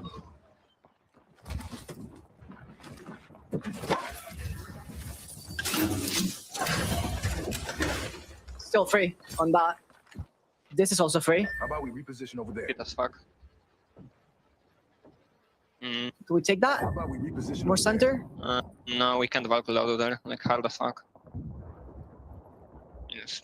No one bottom middle skyhook. We could play there and jump down. Play there and jump down and Valkyrie again. I think that's good. Come. Don't think they're gonna jump on it. It's Valk castle team. Back on? We're the only one doing shit now, so yeah. We're the only one doing shit. If we get fucked, we just insta go back. Don't risk it. We know the plan. Let's see how it goes for the Bandits. Betting that the team above in the center will not drop down on them. But remember, teams need points. Bandits could find themselves in trouble. As it appears, a clean landing with not too much damage taken and an insta-bubble for safety gets them into the building safely. And right here in the center of Skyhook is where they will sit. They did mention the opportunity to go for yet another Gibby bubble into Valkyrie play a little bit later on for mobility. So it does appear that Bandits are not expecting the zone to end right on this building. Great macro play from them, and one team that is actually also doing the same plan right now, Shadows of 9, waiting for that information, and with this information alone are going to make their play. A lot of teams are taking the same speed, but with how many teams are currently occupying the next zone as well, it's the spots are thinning out. There is one team, there we go, that I'm thinking about here. It is Zipline Mafia, who have chosen to play mid-speed and are sitting on top of the only ring console that will be scannable off the next zone. Zipline Mafia will have information that I don't think any other squad will be able to collect. There is the outside possibility that we see D4C dip over into Big Mod. There's the chance that Ben can negative rotate into Epicenter or find a scan in Monument. But Zipline Mafia have this the easiest, have the clearest game plan. Unfortunately, despite all their mid-speed preparation, they've got no ring console character. Yeah, I think they're just trying to play as far edge as possible, seeing the zone shift and then making their play, as we saw the likes of Bandits do just previously with that listening. Are opting to just make sure they scout around, though, if they can take any fights or if they're just going to macro. We're going to have a listening right here with Zipline Mafia. Под очень много там этих под. Мне кажется, мы скатим, там снизу. Вы сейчас будут сканить и уходить. Я бы пропустил их, а потом сами Да, я жду. Это было бы идеально просто. По-моему, они уходят. Они шар поставили, да? Все, упал один с крыши. Окей, го под них. Вот, он упал напротив. Все, го под них. Пойдем. Кассел смотрит так. Нас он смотрит, нас придурок. Я Право, такая, аккуратно, вы пройдите, главное, чтобы пушку... Я прохожу тебе Castle Wall давай, пушку. Ренат может в правом доме играть. Мы от него будем Я разрывать. хочу с вами, может мы сейчас вальканемся, нет? Все трое дверь такая, мне бабл точно нужно быть, раз они... Я с вами. Давай. As we mentioned, Zipline Mafia unable to make use of the great positioning that they had with their comp, but they still managed to hit at least the survey beacon to get extra information, as we saw Shadows of Nine do and Bandits before them. With all of this, though, Zipline Mafia don't know the next ring. They don't know that we're actually pulling very close to the center of Skyhook, something that Made in Heaven may not even live to see. As they lose Jans, and we're going to see an attempted death box res with a fuse squad trying to put an end to them. A lot of damage coming down onto Nax, so much so that he's almost not able to full res Jans, and it will go down for the trouble of doing so. It is a rough spot indeed, as other teams are also recognizing the fact that stuff is happening in that market specifically. Zipline Mafia moved perhaps a little bit too deep. We'll have to see in 30 seconds where they will react to it or not, but Made in Heaven immediately gets taken advantage of in that market, as they did get scouted out by Shadows of Nine. Getting a little too weak on the landing, and Shadows of Nine have put themselves in an awkward corner as well. With the amount of fuses in the lobby, Shadows of Nine could also very easily die. Getting themselves back up to full health, though, and a baby comp to boot. Could be that their journey is a little bit easier. Aurora get to hit the survey beacon on the other side. Again, nobody's got the next ring information. Everybody in this lobby is flying by the seat of their pants. As round 3 finishes closing, Aurora are going to see the zone pop as they take to the skies, knowing we are going to the center of Skyhook. They are already on the move, but where do they land? Perfect timing on that Valcon, as the zone reveals helps them as well. They can tell which houses were free and make their way in. They do get into a building for the moment as Bubble comes out, and they get to recuperate.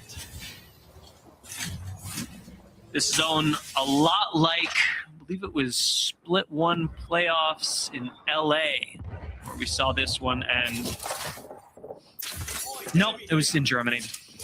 But as I go through the memory banks, the reality is that all these players have seen this zone before. Pulling out off the side of Skyhook, Bandits actually have rolled themselves a pretty good position, being able to sit in the center of Skyhook and defend their position with Baby Comp, a comp that is meant to do it, meant to survive, while Ben have to get aggressive around the edge of the ring to clear their backs and make sure they can walk in for free.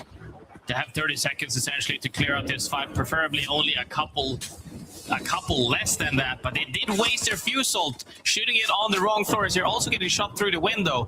They should opt to rotate here instead of taking this fight, but they might look just to clear them out. D4C have fallen.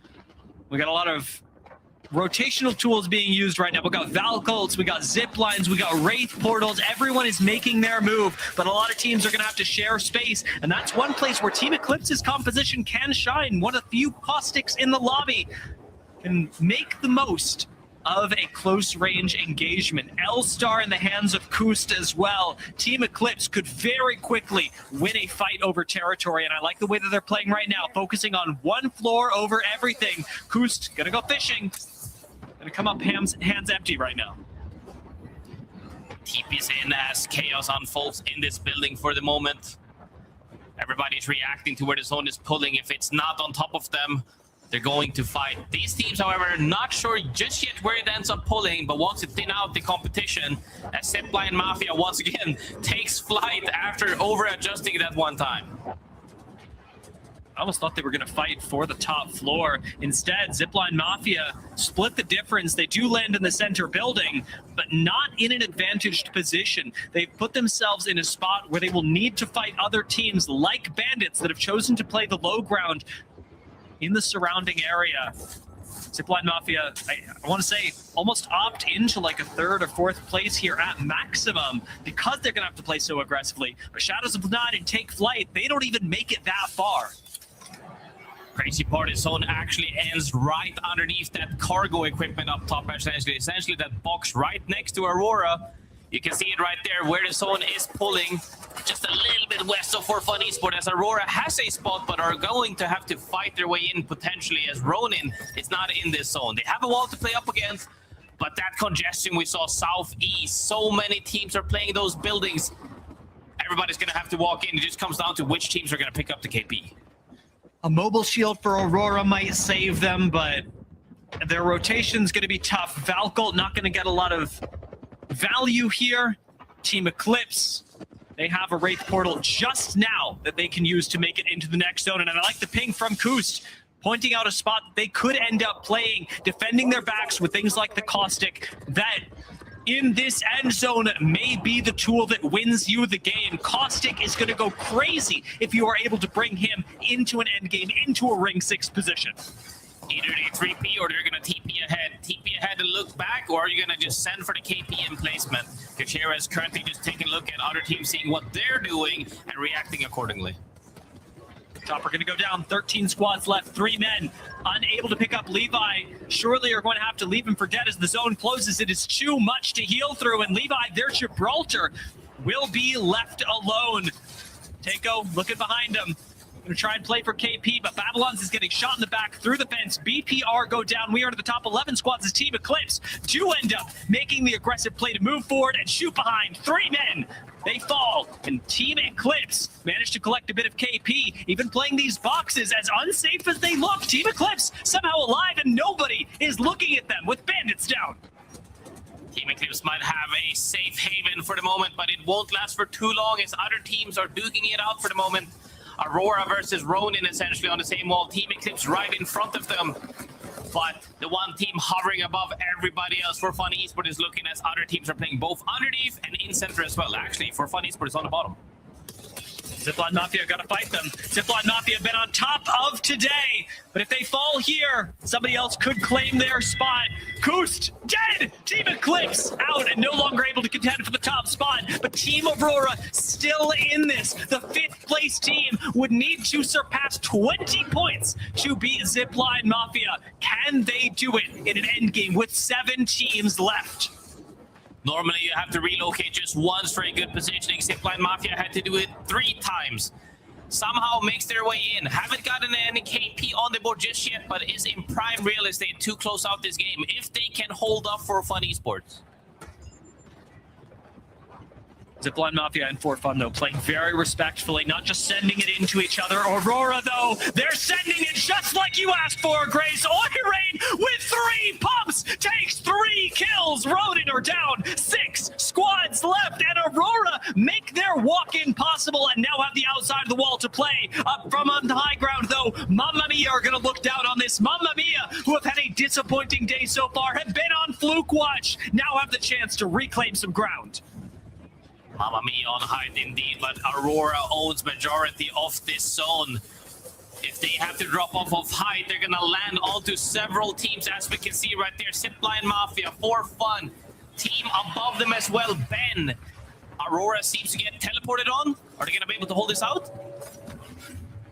Flanked right now. The end are focusing Aurora. Ben are focusing Aurora. Everyone is focusing Aurora, and they can't take it with a Gibby bubble already down. It's just Effect, the Rat King from yesterday, takes to the sky with 5 teams left. He will fall to Zipline Mafia, who claim the kill and certainly seal themselves in first place on the day. Now, can they make first place in the final game? Zipline Mafia plays on the other side of the slope of For Fun Esports right now. Have eyes on all teams remaining. Looking to close out this game. Comes down to the last 3v3. Top 2. Zipline Mafia, they've run the day, but For Fun need the kills. For Fun needs something to prove that this squad will work. Zipline Mafia against all odds have been doing it, and with For Fun not able to look down, it'll be Kaisha that rockets in from the sky. Zipline Mafia take the 3v3. WeQ, the last one standing, and he's gonna clutch it for Zipline Mafia, shutting For Fun down one final time. In chaos, there is opportunity, and Zipline Mafia managed to Valcolt pretty much 3 times, find their way in through all the chaos, find their opportunity, and can close out that game. And Zipline Mafia are a squad that a lot of people would have been very happy to just count out. As we were talking about, with all this EMEA slander that's been going on, they would have gone, you know what? Zipline Mafia, they're just one of the teams that aren't going to make it. But look at Zipline Mafia's start of the season and say that again. Coming out on top of Bandits, on top of Aurora, on top of Team Eclipse, and the for-fun attempt at building a squad that would dominate the region has fallen short of the top 5 once again. A much better day for them. But in this final game, Zipline Mafia are the ones that win and win the day in the same breath. That is absolutely crazy. We did see some signs of people taking a turn for the best. Ben with a bunch of kills. Aurora finally waking up to the degree. I think they managed to push their way up top 5 for a moment. Not sure if they stay there at the end of the series. But overall, teams have woken up. Well, Tiff, how are you feeling? Jayhawk, I hope the comms treated you well. I don't know what you were listening to, but if it wasn't Zipline Mafia, it must have been pretty frustrating. You're throwing if not. You got to be listening to them. Unfortunately, I wasn't, because they don't speak English, at least when they're probably talking to each other. So I want to be able to understand the team. But I was listening to FUL, and you know, it wasn't a great day, but the vibes were high. It was a good performance. So. Yeah, they had a couple pop-offs in terms of kills. We bring up the series results, guys. Zipline Mafia, though, 2 wins on the day, a handful of second-place finishes, and walk away with 76 points. I will say Bandits start heating up. Team Eclipse, after their win in match number 1, round out to the top 3. I was really worried about Aurora Graceful. They were kind of skirting by in that 10th place for a long time. They jump up into the top 5. I mean, I was asking for it this whole time. Why are we all of a sudden just not doing our thing? But they did their thing, and they're back. They pushed their way up to top 4, actually. And I think that they're going to be more than happy with that, with the cold start that they had today. Yeah, I mean, it can happen. They had a really great showing just yesterday in A versus C. I think their social media team tweeted out under the org, and it was like, Aurora is the champion. And they were like, I don't know what's wrong with the ALGS broadcast. Must be a delay. We just didn't see that today. So maybe next weekend. You did treat us to some good times yesterday, but we're going to have to wait and see maybe some more Aurora dominance next weekend. But we talked about it, Jayhawk. You got some FU. Wait, Deep, what were you going to say? I feel like you're... I was just going to say, well, Aurora in competition for the top spot in EMEA, Aurora's social media team, it's like unquestionable. They got the top spot. It's the best. Yeah. And speaking of best things, let's give it out, guys. Sony in-zone kill leaderboard on your screen. Weak Q kind of tied at the top for 14. Micey, we see very close to 13. Hit a lot of people in double digits. But here's the deal. Kind of got kill leader yesterday. And now we're tying for it on the second day. Dude is on fire, Jayhawk. Yeah, I mean, we saw this all of the last lane as well. Like, this team, they know how to frag out. When they want to get aggressive, they're going to start dominating the lobby. And so this is no surprise to see them at the top. And honestly, for Zipline Mafia, I'm loving this come up story, because we saw them pick up Kazakh for the spill in for the sub for Paris. And they were a team that I thought was probably going to get bottom 10. Instead, they narrowly missed out on finals. They placed 21st. Imagine if they made it through to the finals, and now the performance they're having right here, this is a team on the rise. Speaking of org tweets, here we go. The boys are on fire today. Weak Q played like a seasoned roof demon. I don't know why my brain just said ramen somewhere in there when I was reading it, and I'm really glad I didn't say that. But now you get a look inside my intrusive thoughts. That's what I think about ramen, apparently. Does anybody know what a roof demon is? I don't know. Does he play up top a lot? I'm going to go grab some tarot cards and try to summon like a seasoned roof demon. Eastern European demon? It has to be. Sleep paralysis demons? It has to be. It has to be, guys. But they played really dang good today for a seasoned roof demon. So is there anything else that you were catching throughout the day that were just like, this is a really good moment and I'd love to talk about it at the end, Jayhawk? Yeah, ultimately, I don't know how much it would have mattered, because Zipline Mafia, once they had that game 2 performance, they didn't place outside of the top 4 any of the rest of the games. But we did see Eclipse for most of the day was right step in step with Zipline Mafia. And I think game 5, we saw a pretty big blunder that allowed Zipline Mafia to take a huge lead that obviously they secured in that final game. So as we jump into that game, they had a really good read on the thermal station zone, calling that it was super far on the southern side. And so Mizzy is holding this building that eventually is where the zone ends. He is by himself, having to 1v3. He actually wins the fight using caustic gas. After we saw him go down right there, he got the final kill with the caustic gas. And yet his team, as you can see, completely across the map. They were all the way to the north side of Thermal Station. Imagine if they just sat there as a squad, played their building. Instead, Made in Heaven, they come and steal the spot. They end up getting second in that game with 14 points. Eclipse could have used a big performance like that. They finished in third, but a good game there. Maybe they get second, and who knows? Maybe they even challenge Zipline Mafia for the win. Did we see what happened and why Coast did not get on the redeploy? I think he got called back because the thirst didn't come out immediately. So then he tried to Wraith Portal and save his teammates. He only got one of them, and they played out as a duo from there. But ultimately, I still just don't know why he was that far north. Maybe he was going for Evo. Maybe he was going to loot, but a little too greedy, I think. I think that was such a fun play. Thank you so much for the breakdown, guys. Let's go ahead and pull up our Pro League standings and really set the states of what we just saw from our first super weekend, as Dia's been calling it. But that round robin, the first one, officially completed. And we said at the start of the day, Dia, I'm calling you out. Aurora was going to be at the top. They're close. It's not that far. Like, they pretty much are. Like, Alliance 43, Bandits 42, Aurora 41. Mafia. Just to be clear, am I being called out for being wrong? Because I don't think I'm wrong. Like, I mean, not like you're not. You know what I'm saying? Like, I think I'm not fine. really wrong. Like, they're not officially at the top, but they're there. I think you've got something out for me here. Like, this is a fine idea for no reason. I'll take over from here. I wake up and I'm like, this is the one person that I need to flame and just make their life difficult today. And Dia is so nice that it just happens to be him. But honestly, Zipline Mafia, after their performance today, wind up inside the top 5 on Pro League standings, which is great news considering there's 7 slots for Split 2 playoffs. And with them also walking away with Week Q as the Zony in zone kill leader, I think we got an interview. Let's get in here. I think we have Alonzi waiting, and I know you guys are so excited to chat to Zipline Mafia. Hi, boys. Congrats. Yes, the crew. Everyone's here. Yeah. Hi, nice to see you. Nice to see you, all 3 of you as well. Congratulations on a huge, consistent, amazing, dang good day. How are you guys feeling about this performance? We're so excited. We couldn't even imagine that it could be like as good as this one.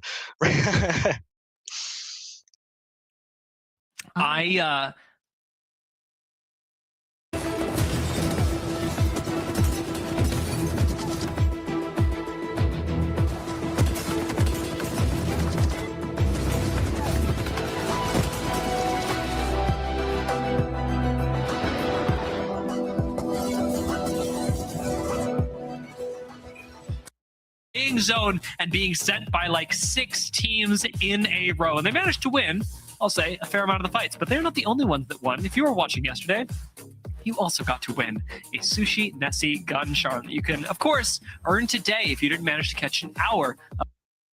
Even makes the lobby chaotic. Like, until they're banned out, is it really truly Godfall? Well, and even then, yesterday, we didn't ban Alter like the whole day. So no. I see what you're saying, right? Like, maybe it is just Alter that is really messing up Worldwide's game. And if we just deleted Alter, they would be the first place squad. Like, I actually fully believe it, especially based on, like, you're talking about her specific ability to completely ruin a team's positioning. Talk a little bit about the positioning, though. Sentinels are sitting in what they expect to be dead center zone, as are a lot of teams. Vex, JD, Nice Guys, Sin Nombre, everybody piling into Energy Bank. The notable teams around the outside are Team Falcons and Ninjas in Pajamas, who could very much clash at Galleria, Head Glitch and Brain Rotting, who could clash over City Hall, Huss, who are alone at Humbert Labs, and Darkspire, who are alone at Draft Point. Big teams can indeed clash, as well as the teams that have been doing good overall. One of these teams, however, feeling very happy to be alone on that side. Huss, all the way southeast, feeling good about themselves, not getting absolutely engaged on by everybody. Sentinels, as we also said, have played zone almost to the utmost perfection from them, with the IGLing of Blinkster as well, nominated to be one of the best players in the entire world. He is one of the best players in the entire world. I think that they should be able to close this out, potentially, but depending on where the zone pulls, and we have seen some crazy zone pulls today, nothing is written in stone. As of right now, you know, I hear the term, and it does annoy me. I'm not saying that you annoy me. You don't. I love you so much. But I hear the term "one of the best players in the entire world" tossed around a lot. I'm gonna make you get a little specific here. Blinkster, one of the best players in the entire world. Does he make the top 10? Does he make the top 5? Does he make the top 3? Top 5 of IGLs currently, easily. Okay. Top 3, then you kind of have to factor in legacy and stuff, right? Mm-hmm. But if we're talking current players, easily top 5. Like I would probably put him in my top 3 as IGL, yeah. I will take a top 5, and I will ask you that again in future, because it is something that we have a lot of, right? We have so many amazing players in Apex that a lot of times we do get caught up in how incredible they are without realizing that almost everyone is incredible. It's sort of if everyone is super, no one will be. And getting to define how super these players are gives them a chance to really stand out. Head Glitch, one of the teams that is hoping to stand out in a different way than they did last time. One of the teams that did perform the worst out of their group. However, it is a new day, and I've definitely seen January pop off in a huge way before, especially around challenger circuits. Riley and Mello along with them. This team has crazy mechanical potential. It is up to them to tweak their macro just a little bit to find success in their second match day.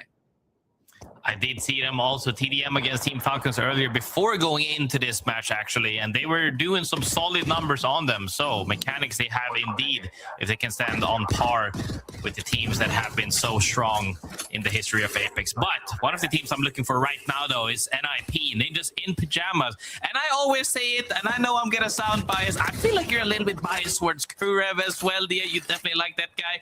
Cole, one of my favorite players. I feel like he's such a high impact player, regardless of which positioning they get put in, good or bad. He's gonna do numbers on any teams he walks up against. So I really hope to see them play this game properly. It's one of those things, Grace. As much as I don't love bias, it's good to recognize that I've got it, and I absolutely do. Kurev, I've followed his journey ever since he came out of South America, and to me, that journey has been really inspiring. Kurev was a top fragger in Split 1, but ever since we got to Split 1 playoffs, Cole, to me, has continued to shoot up, and the statistics are undeniable. He is on par, if not sometimes besting Kurev on the day, and it is nice to have two fraggers that are competing for best in a LAN or on a match day, both playing for your team. Indeed. As we also saw earlier, the zone will be pulling up towards the northern side of E-Bank for the moment, as teams are taking their sweet, sweet times, getting cozy for the moment, as more teams are pulling in through all of the chokes all around the map right now. These teams should be clashing. Now, once this next zone fully closes in and they see where this zone is pulling, if you're not in the zone, you're forced to make a decision. Are we going to fight the team for something, or are we going to try to macro around them? And as more and more teams pile up in the zone, that's going to be harder. Round 2 going to be finishing its close in just under a minute. But as Falcons do finally clash with NIP, let's take a listen in on this team fight. Watch me. Okay, 120. Go. Take TP! Yeah, take TP! I'm holding knock in corner. They're all thirsting me. I'm getting finished. You can't get me. I will see you. He's getting finished, that's why. Yeah. Where do we go? Go deep? What? We go deep this way? No. We need to look for bear. Okay. There's no fucking craft anywhere, bro.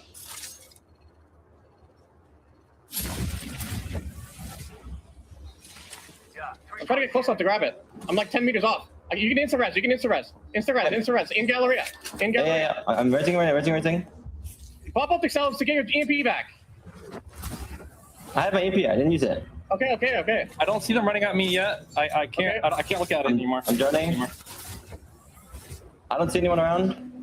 No, I think we're good. So I'm putting. They're still in the choke. In the choke. They're joining. As we come back from the Falcons, listen, it was a good team fight. They took out NIP for our Red Bull first strike.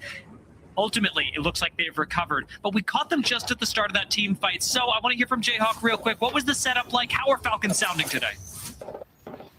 Yeah, guys, the early message from Jogger before this game, he said, you guys are incredible at team fighting. There is no team in this lobby that can beat you 3 straight up. And so you can already see that early aggression coming out. He wanted them to come into today and fight. We saw yesterday, only 5 total kills. He does not want that to be the case. He said, listen, sometimes there's going to be some games where maybe you feel like you have the better positioning, but I want you guys to try to be aggressive today. And we can already see it on full display. Some good insight. Thank you, Jayhawk, and good to hear, Grace, as we come back into another 3v3 with Team Falcons. They have really taken Jogger's message to heart, and Unreal Nightmare are feeling the heat. Honestly, the greatest part of listening into Team Falcons right there was Guild's sense of empathy on his wording on how much damage he is pulling out. And you can hear them plan ahead what's going to happen as Timmy goes on right now in this fight, though. House down. Tornado as well. It comes down to Guild himself to make sure that passion going to turn back. We got to see the passion out of Guild. We got to see more than that. Even the mechanics got to come through at 50 HP. He's going to try and go back to the Void Nexus, making a recovery for Team Falcons. But on Seer, you can only do so much. The recall's going to come in as Hal and Tinny fly over. Team Falcons narrowly avoid death, and Unreal Nightmare do end up falling to SSS. SSS saves their backs, but Sin Nombre comes from the opposite side and wipes them out. There's only so many times you can teleport around the map and making these extended fights before teams will notice. As Dinos, one of the teams you were talking about, is in a rough spot. I've seen you win these. Strongfish gonna go down. DJ Killa doesn't get to finish popping the bat. He's 25 HP. He's almost 10 HP even. But on an altar, can do some crazy things. Pops up, takes a hit of zone damage, still alive. Dino's chances of clutching this up, however, plummeting as Brain Rotting will be a surprise elimination. Surprise elimination indeed, but by nobody else than Keon. One of the players a lot of people have also been wondering about is how is he gonna fare so far, but JD Gaming, one of the teams that a lot of people were wondering what's going to happen, especially with how, you know, the team stuck disbanded for a brief moment, the full old roster, but now with their new form and shape and iteration, they're starting to look good for the match start. Worldwide have once again predicted the zone extraordinarily well, and Head Glitch, after collecting 1 placement point, will fall. I do wonder how far Worldwide make it into this game, however. With 14 squads left, maybe 13 as DJ Kill has been found out. Worldwide's zone predictions have gotten them far. I'd like to see them grab a win today, though. Would have been nice indeed if they could do that. Dinos is trying their best right now to restabilize. They do have a crafter in mind, but there are several people lurking about as Dinos did get eliminated. Cody shuts that down real quick as GKE Sport as well gets a couple of KP, or actually 1 KP. Onto Vex. Team showed a lot of tenacity yesterday. Vex, they've definitely got They've got a good game plan. They are one of the teams that like to use Catalyst as well, so I always favor those teams in endgame. I say, looking at Worldwide once again, seeing that they've got a Catalyst and thinking about what on earth this is going to look like. But unfortunately, Vex will not be one of the Catalyst teams that make it. We are getting very close to the end game, though. The zone's starting to close once again, taking us to the penultimate zone, Zone 5, before we finish this game. JD game in. 5 KP on that board for the moment. Circle 4 closing fully in about 20 seconds. 12 squads alive. They have some spots to play, and actually, Nice Guys own the entirety of the zone pretty much that is about to unfold before people's eyes. They don't have the knowledge we do, but the moment they see this fully closed, people are going to have to make plays. Stormer out. JD Gaming eat another EMP, destroying some Pharaoh Fluid for Keon, but ultimately with the wall still up, they're relatively safe. Team Darkspire very close and actually tossing some nades through the wall, forces JD Gaming forward. Keon gonna take the slide through, knocking Entity Racer in a 1-4-1. JD Gaming against the duo of Darkside have a definite advantage, whether they know it or not. Naughty gets to cover this res, or lack of res. JD Gaming and Darkside now at the mercy of Stallions, at the mercy of Nice Guys. 2 trios that are converging around both squads. Albert Laley takes the aggressive angle, and while Keon trades it back, he will ultimately fall, leaving Stallions to make a recovery. Albralelli in his own fashion.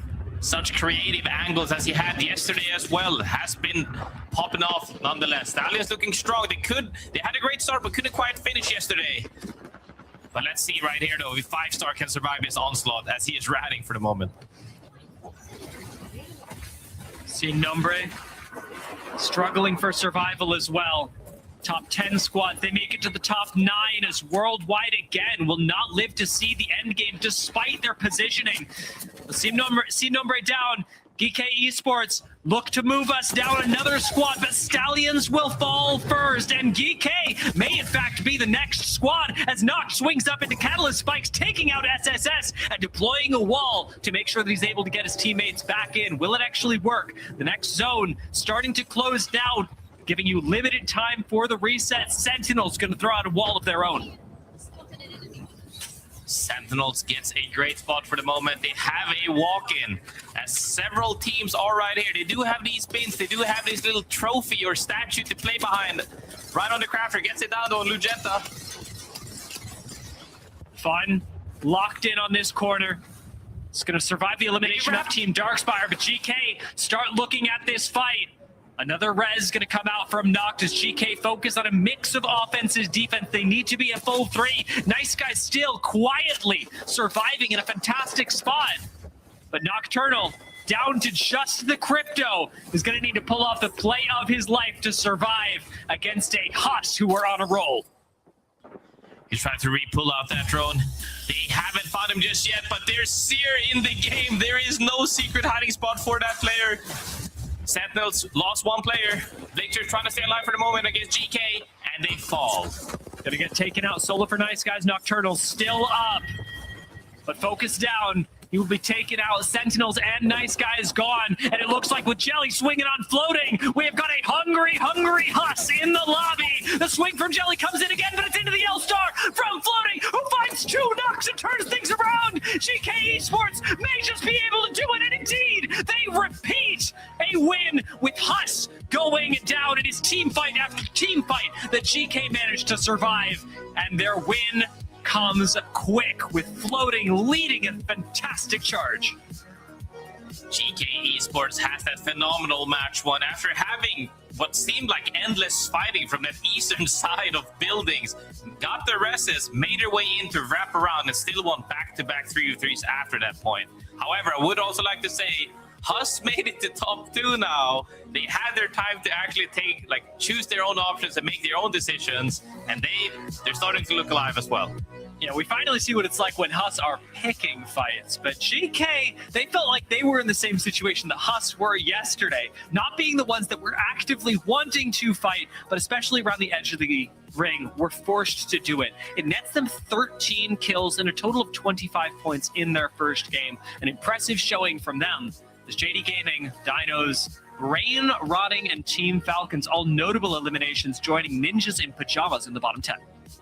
Everybody was hoping to see if they could keep the phase going, whether that be in a positive manner or a negative manner. It shows to be true on both cases, but GK Esports for sure popped off, and I'm super proud. For a little bit more on this game and some insight into the comms, let's talk to Jayhawk and Tiff for a little while. Let's do it. Honestly, I'm amped that GK did that. I was so curious after we had some roster shifts post EWC split 1 playoffs. You get floating over to GK, and to see that come out on top, Jayhawk, you're probably like, yeah. Oh, absolutely. The floating pickup was huge. I do want to come back to Falcons because I talked about them in the pregame. I talked about them mid-game. And so just a quick recap on kind of what happened there. They did end up going down pretty early, but the message afterwards was, listen, guys, everything went according to plan. We played the game perfectly. It was just some slight missteps in terms of the pacing of the fight from both Timmy and Hal while Guild was healing. So ultimately, nothing too concerning as of right now, but obviously still died early. And so we're still looking for that potential bounce back. But I want to jump back over to GK, like you said, who won that game. And listen, 13 kills in this win. Floating was the big pickup, and a lot of people were starting to question, why did Floating come over to this team? They felt like it was maybe a lateral move leaving JD Gaming, but he comes to a roster with Knocked and Dropped, two of the most experienced pros in the entire region, in the entire world, quite frankly, and we're starting to see why they wanted him specifically, because, man, this kid can frag. I think he's next up in terms of that list of fraggers. We've seen Koifel, Panic, all these guys come up over the years, and now it might be Floating's time to take that up-and-coming fragger crown, because he's popping off already. He truly is. Even Jelly there in the end game. Jelly was looking good just on their first match day. So it's like you've got these up and coming fraggers that are just butting heads towards the end. That just means something is working out right for them. We did see, you're right, an early exit from the Falcons, but I'm glad to hear that all is well and they're just still working on some of those minor mistakes. Brain rotting, I didn't get to see too much of what happened to them. And I think if you were listening into the Falcons, you probably didn't see that either. So I'm curious to see, can brain rotting answer back from an early exit in map 1? I'm curious as well. I do want to point out, because you brought up Jelly, okay? Yes. I threw the take out there in my watch party yesterday. We know that a lot of people are iconic with certain characters. We think of Blinkster with Wraith right now. We think of Hal playing Horizon back on TSM. This kid Jelly is currently making Axel his own, because honestly, if he was an Axel in that fight, I wonder if things might have gone a little bit differently. When he has that speed boost, that ultimate, he is a different beast. We saw him dominate Paris playing Axel the whole way through. So maybe once they get off the altar comps, maybe we'll start to see the kills pick up again for Huss. All right, so we're on Jelly Axel watch confirmed. Let's get it back over to Dia and Graceful and get into match 2. Jelly, not the only player, not even the only person on this broadcast hoping for an altar ban to come through soon. Graceful, I've appreciated the hate train that you're on with altar. It's an exciting thing for me to look forward to, knowing that my co-commentator is going to be happy. But I imagine you were also happy watching that end game and the incredible turnaround that we got. So often Apex Legends comes down to positioning, comes down to cooldowns and things like that. And it's these magical moments that we saw from Floating with the L-Star where you're like, and sometimes it just comes down to execution.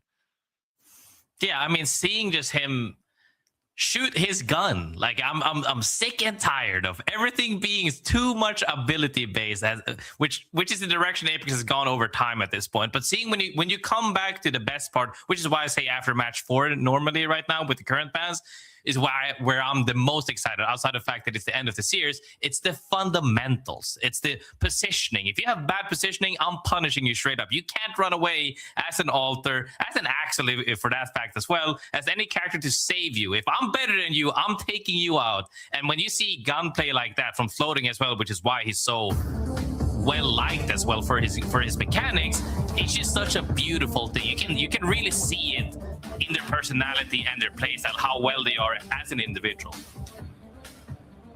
Yeah, he was really locked in, even from a losing position. I mean, Huss had a huge advantage in that fight, swinging down from the high ground. They had done more initial damage, but one of the underrated things about Apex Legends, especially for players who pop in casually and, who occasionally watch the ALGS, I'm talking to all of you, one of the underrated things is never giving up on a fight, especially when your IGL has told you you've got to take. And in those final 3v3 situations is where you really see players like Floating be able to dial up their performance to match the needs of the squad at that moment. They've got the clutch factor, and it's something that in the ALGS, you've got to have to survive. GK definitely do more than survive in that game with a win and plenty of kills to go with it.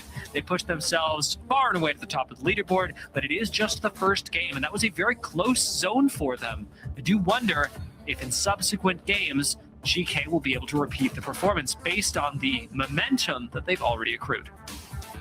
Yeah, and this is the most important part to think about as well, as we even saw Triple S fall to GK Esports, where it came down to the last person standing, right?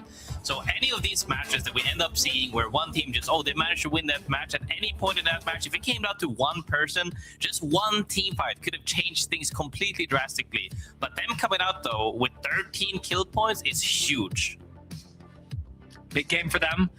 For a team like Dinos, because I called them out, I'm just going to reference them right now. Tough game. E-Bank, their zone, their POI, and 11th place. They do get 3 KP, And if you want to make it sound really good, they have as good a game as Falcons that game, which sounds really good on paper, but both teams still having a tough one. Worldwide, even underneath that, though, continuing with their problems from yesterday, they're in great spots, but they are not making it. Two other teams I really want to shout out as well is Stallions and JD Gaming. 5 and 6 kill points, but the thing that impressed me the most is just how proactive they are and also moving forward. Sometimes you get caught between several teams like JD Gaming, and that's just what ends up happening if you can't immediately clean a 3v3 fight. But the fact that they're still looking for so many opportunities, playing proactively this early into the match, really just shows that it can only go up from here. This is only match 1.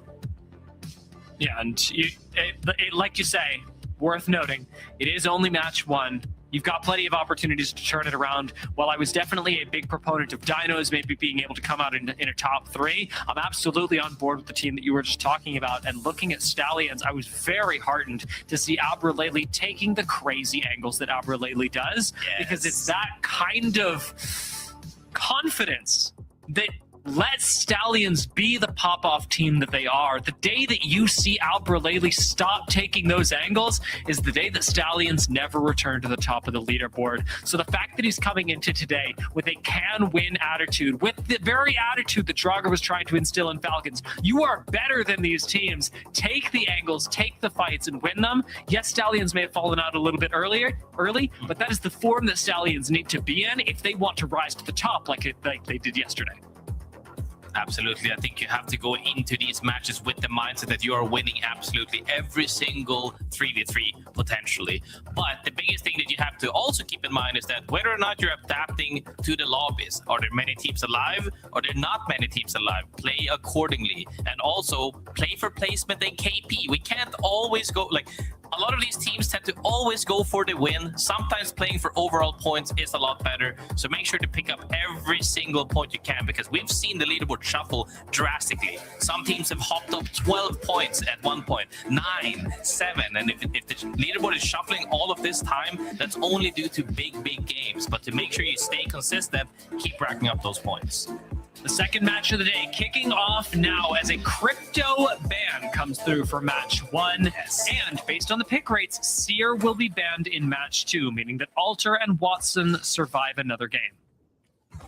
That's the thing. It kind of comes down to which one will get banned out first. Some people like getting Alter after the game. Some people like Seer. Both of them very chaotic and can either stall fights for the longest of times or just interrupt fights. Both of which makes them very unclean and messy. And the moment it's not a straight 3v3 for a 3-0, you got to be careful. Well, the nice thing is that with all the time that we've had talking about J Future and Dinos, we've actually got the opportunity for Dinos to talk about themselves. So let's hear from J Future on what to expect from this weekend. So we've learned a lot, and that was the main thing going into it. We wanted to learn to improve our overall game plan for the future lands and just for Pro League in general. The real goal was to make finals, but for first land, making the grand finals, first land ever, and with a year or 2 of experience as a squad and in Comp Apex for individually. It's very difficult, but we nearly made it, but we made a lot of very simple mistakes, which is something that I'm actually glad about, because very simple, very dumb mistakes that you really wouldn't be making is something that you can easily fix. Quick correction as he was reflecting on the Split 1 playoffs. We did talk about multiple things. So with that reflection, as he was saying, correcting a couple of the mistakes that Dinos were making may also be something that we're seeing from week to week here, because Dinos are uncharacteristically having a tough weekend, and Sentinels may be uncharacteristically going out early, just as we say it.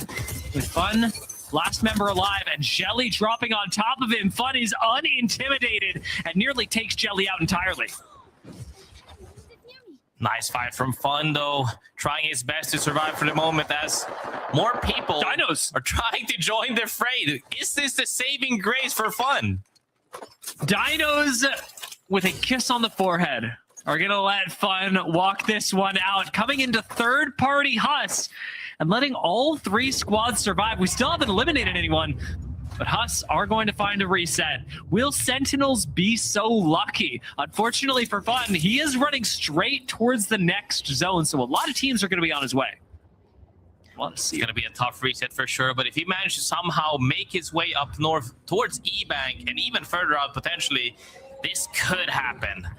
Haas gets back into a duo, but they're still missing Jelly, one of the players we've been talking about who has had a lot of impact in general in the gameplay. If he's not there, might be a bit of a struggle. Yeah. I mean, what do you do? Not just when you're missing. That is a disconnected player. It's okay. Oh, that is a DC player. Yep.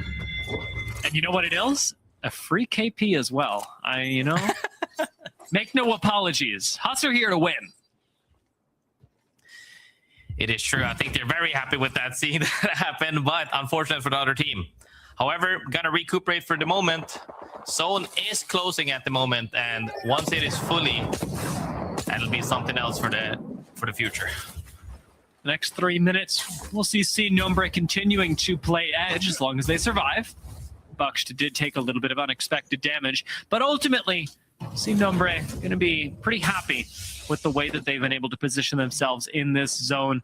It is an edge playstyle for sure, as they were facing off against Head Glitch, but with NIP and Worldwide, interestingly, both in the area up to the north by Sin Nombre, we've got a very different look for Worldwide, having shifted to, I don't want to say hard edge playstyle, but they're right there with the teams that are playing hard edge, so maybe it is. Maybe they didn't have the information needed. Maybe they opted to try something else in this lobby specifically. NIP might have had an early exit the last match, but I'm sure that does not slow down their pacing, as they are one of the teams that have been the best in their region and performed phenomenally as well throughout the tournaments that they have competed in since. They won all of Split 1 by like 800 miles. It was incredible how NIP were performing then. And Darkspire, unfortunately, the duo that got their disconnected player picked off earlier are going to struggle to make a recovery. Entity Racer starts on the attempt there, but maybe with the death box, it's a little bit better to give you a little bit of cover. 20 squads, not even going to make it to 19. Nano swings in, finishes off Darkspire, and that is our Red Bull first strike on the duo of Team Darkspire. That is a rough match too. Hopefully they can pick up for future matches for the moment. But as I also saw, the zone still pulling towards majority of the lobby, as we actually see way more teams play edge currently. We see about 6 teams on the far northern side of things, as we have a couple of more fishes outside on the lower side. Sentinels, however, still on the run. Managed to make his way all the way from down south, almost at the furthest point right now. But if he runs into Sin Nombre, this is going to be scary. But he's most likely going for City Halls. I can't believe that in a game with 20 Seers, Fun is able to make it out from basically center of zone. It is an insane run from this Watson. And I mean, if Sentinels make it to top 10 from here, they have got only him to thank for an Olympic level Watson performance. JD Gaming, very different game set up with the Watson as well. Not a superhero Watson, but hey, Keon, I believe that you can make it there. It's the beginning of the game yet. About 2 minutes left until the next zone starts closing, and that gives JD Gaming plenty of time to find themselves additional Evo, hopefully a couple of team fights, but it really depends on how aggressively we are playing. We saw a lot of aggression in game 1. I'm not seeing that in game 2. Yeah, I think first game, people are filling out the matches for sure, the lobby in general, as it has changed the pacing, but all of these teams see exactly where the zone is headed. So many teams dead center zone for the moment, as some of them are going mid-speed still. Sentinels is still going for that reset for the moment, as they are clicking it in the top left corner, as we can see. Very happy to have them back. NIP, incredibly slow. What are Worldwide doing? I mean, changing their entire game plan, like you say, might be a necessity of the POI, but it is completely throwing me off to see them playing this odd mid-speed, but also it doesn't seem like they're fighting for holding on to the beacon. We'll see what it looks like, but for now, our winners of game 1, GK Esports, end up popping into the latrine for a quick break after Knocked is knocked. I think that they should be fine for the moment. Nate comes out to break doors. Somebody is trying to step up, but not really committing to it. Should be able to get this reset as the gen pops up. So many Watsons in this game that nades are really losing a lot of value right now. Later on, we will likely see a Watson ban. I expect in Game 3, if the Americas stay true to their identity that we saw yesterday. However, with Vex fighting, it looks like Worldwide are the ones in danger. Vaxlon about to get recalled. MT would have loved to join him, but didn't get scooped up on the bus. And Nate will just be rezzing the Watson for right now. MT hoping that he survives and is able to be pulled back to the squad. So far, we've only seen a little bit of poking from most of these teams. They have tried to find such angles that are not really netting them anything outside of potentially armor. But outside of that, people are still staying kind of cold for the moment until this zone fully closes. If any of these teams are out of the zone, they're going to have to adjust accordingly. And speaking of one team I have seen adjust accordingly is Hus. I want to see what they're thinking, so let's listen into them. Nobody's on Maggie right now. Like that Shack with Jen is... There's no Maggies in play. And we're on Watson. Team on bus. Can we just go low ground and Q to his 5-stack? Come to me, Jelly. We just wrap low ground and through the water, right here. Through the water. We rep 2 Qs to the bottom of 5-stack, all right? You ready? I can't. I gotta save my Q then. Come. Yeah. No. Go keep going left, Jelly. Save my Q. Yeah. LOS. Okay, they know. They know? There's gonna be a fight. They're probably just gonna stop this, guys. Be mindful. This does not work. Go back. This does not work. Yeah. Q through. I might get you on. Chill a bit. I'm about to take TP. I'm just taking TP. Take forward. Take 4 and drag. Can you drag him insta? Just res him. Okay, we can let you walk into the Saints, but yellow. We'll just walk in. Just walk up. We'll just walk up. Scan our back. Scan everything. Oh, we're good. Just keep scanning our back. Keep fence everything. You can't let anyone rep here. We're just gonna walk up on the fucking.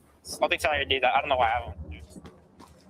Let's make the recovery. Good recognition about the macro of the game, what other legends are in play, and what lets them survive. See Nombre struggling for survival right now. Gonna fight up against NIP with a Team Falcons third party incoming. Buck's gonna make the reset, and it's a surprisingly healthy See Nombre that nonetheless are going to back away, letting Falcons take the third party, inherit some of the NIP kills, but ultimately find nobody else there to kill. Kurev is gonna get out using the jump tower. Not an excellent spot, but a survivable one for NIP as he finds his way to a crafter. And See Nombre will have to take the fight with Falcons, you'd imagine. I think that they're happy with that reset. Having the awareness that a 3P came in and immediately TP out with that altar was huge for them. We also saw that as well with Hus, with that reset, as they kind of greeted first with that Q, saying just Q through the... And then eventually they went for the TP. Happy to see that they went for the 3P and didn't end up losing that whole match. Looking for Worldwide. Again, weirdly out of zone. A very strange game from Worldwide, but I can't say that it's not working. They're still alive. 19 teams left, and Worldwide don't even seem to be in danger just yet. As Hus make their disengage around the southeast side of the ring. They'll be walking up on the same side as teams like See Nombre, who they have apparently spotted out along with NIP to their south. Hus currently between a rock and a hard place, walking in from this side. Falcons did 3P and reposition towards the edge once again. Anything here could happen, but Hus should have a walk-in for the moment. Nice Guys comes in from the southeast as well. Zone actually pulled towards the east, towards Hus. JD Gaming, dead center, Unreal Nightmare, especially happy with this zone. This choke, really not a bad place for Hus, but it will mean they have to watch their backs, even as the next zone starts closing in. After this zone closes, there are going to be teams like See Nombre, like NIP, that could wrap them. Even Team Falcons with things like the altar can make a play like that possible. So Hus, their spot good, but their journey incomplete, even as they defend against a See Nombre who really want to fight for this choke. Hus trying to clear out their backs. Huge value with the nade so far. This zone hurts. Kind of hard to heal, but I think they should be able to close out this fight, and they do. See Nombre gets fully eliminated as Hus still has a spot in the zone. Jelly earns a paycheck right there. 1v3ing a squad. See Nombre. They're gone. And Nice Guys do join them elsewhere on the map. Both leaving us in quick succession. And opening up a little bit of spots on the leaderboards. This zone pull still, as you say, I imagine you're thinking it's pretty good for us, but you know my brand. I'm going, okay, it's pretty good for Dinos. Pretty good for Dinos. For me, Draft Point being my absolute favorite PY as well, people opted to see if it pulled anywhere remotely close to it. Furthest side to the far east is where it pulls. A lot of these teams are now adjusting, seeing this zone. So we're going to see some fight breaks out because there's only so many spots to be able to be played here. Brain rotting, not in one of them. But they could fight for the bridge. JD Gaming also in a truck on Brain Rotting's way into the ring. But Head Glitch start walking up. They got the idea that they want to take the high ground as well. And Head Glitch seemed keen to start the fight, even through the barrage of nades that Brain Rotting thrown out towards them. Seeralt, for a bit of information, is going to give Brain Rotting an advantage, even on the defense. And with the Thermite taken away, they may just swing the fight completely. Crook is going to go for it, but he goes down quickly with enemy. And Mr. Rosie, the last one left to clutch things up, looks like he could do so. Fries January with the Prowler, and in a 1v2, manages to clean up. But JD Gaming recognize that they have an opportunity right now to clean their backs. And while JD Gaming are unable to find Mr. Rosie, they're going to be focused on these reses. Do they extend? They certainly have the Seer scan to back them up on it. CRQ comes out and they find that resting positioning, and Crook goes down once again. JD Gaming sniffs them out. However, well, Mr. Rosie finds him with that Prowler. The former rank 1 still grinding these lobbies out, and he is absolutely crushing them. However, not for free. Well, Brain Rotting did leave us. Sentinels were part of that fight as well. It wasn't just JD Gaming, and Naughty spots Sentinels running underneath the bridge. Lasers fun as he slides in, but Sentinels are still alive. Monsoon is there, and we've seen them make a miraculous recovery just earlier this game. If they can avoid JD Gaming's attention, if they can avoid the Seer scans, who's to say, oh, Sentinels cannot recover. One team is having a hard time recovering is Team Falcons as they fall down right now. Several teams are here. Dinos, Worldwide, Huss still on a corner as well. It comes down to Worldwide here versus Dinos. Who's going to come out on top? Kidnaps him. Nice abduct from Nate in just a moment, knocking DJ, but there's a third party coming in, and Worldwide can't focus on the fight anymore. That was incredible. Stick, an incredible turnaround from Nate. It saves Worldwide, but this is saving Dinos as well. Dinos have the chance to reset inside their building, and he must kill Worldwide to not be able to finish this off. With Deeds knocked, they could actually go for the finish on Huss. Nate's gonna pop through the altar portal, try and do just that, but can't commit to the fight. Cannot give Dinos the opportunity to turn this around. Worldwide wins not one, but 2 team fights as Vaxler has the awareness of a god to immediately fence that Q from the altar. They punish them. They do get to reset, however, lick their wounds in their corner to see if they can restabilize now. The way that Huss are playing, really nice. I love that they went for the third party, and even as it didn't work, their stabilization unmatched, and great recognition from Worldwide as well to make sure that they do not fall prey to an overextension. This does, however, give Worldwide, in a very weird way, priority on the zone over all of this. It has been a strange game from Worldwide, a total turnaround of their playstyle, and it's still put them in the final zone along with SSS and the teams like JD Gaming that are about to start rotating down the bridge because it is time to go. The round is starting to close, and SSS may have rotated a little bit too early. Many teams will fall as everybody thinks that there's no playable areas in the zone currently. Only really occupied by 2 teams as everybody else is fighting. Stallions fall. Vix lights up the kill feed. Unreal Nightmare gonna go. JD Gaming, they've got Pryo on the bridge. 5-star behind them, Storm in front of them, or I should say beneath them, and NIP in the lobby as they are eliminated. Dinos fighting Worldwide right now will end up finding the kills, having a chance to reset as Storm will leave us. Dinos basically full HP with a good spot in zone. I think the curse might be lifted, but we're gonna see as Chaos takes to the high ground and Dinos try and spread out as much as possible, take up as much space in the zone, because that is exactly how you can win. We have seen it from Huss before, though. They are a proactive team. If they can find an opening on high ground, they could potentially dethrone Dinos from the height. Dinos over rotates for the moment. Hop is free. Huss hasn't noticed it just yet, but GK Esports on a fight right now against SSS, and they lose out. How the hell did SSS reset in that position and take another fight as well? GK and JD falling to an SSS who moments ago were on the brink of death, and now it's Dinos versus Huss, and another reset for SSS gonna come in while this fight goes down. The L-Star in the hands of Jelly. We've seen the L-Star turn fights before. Last time Floating had it, and it shut Huss down. Could Jelly do the same? Jelly takes out the Zerald. Actually, once more comes out. SSS gets the full reset right now. They're just making sure to hold space, but a dupe hits a Skynade. DJ goes down.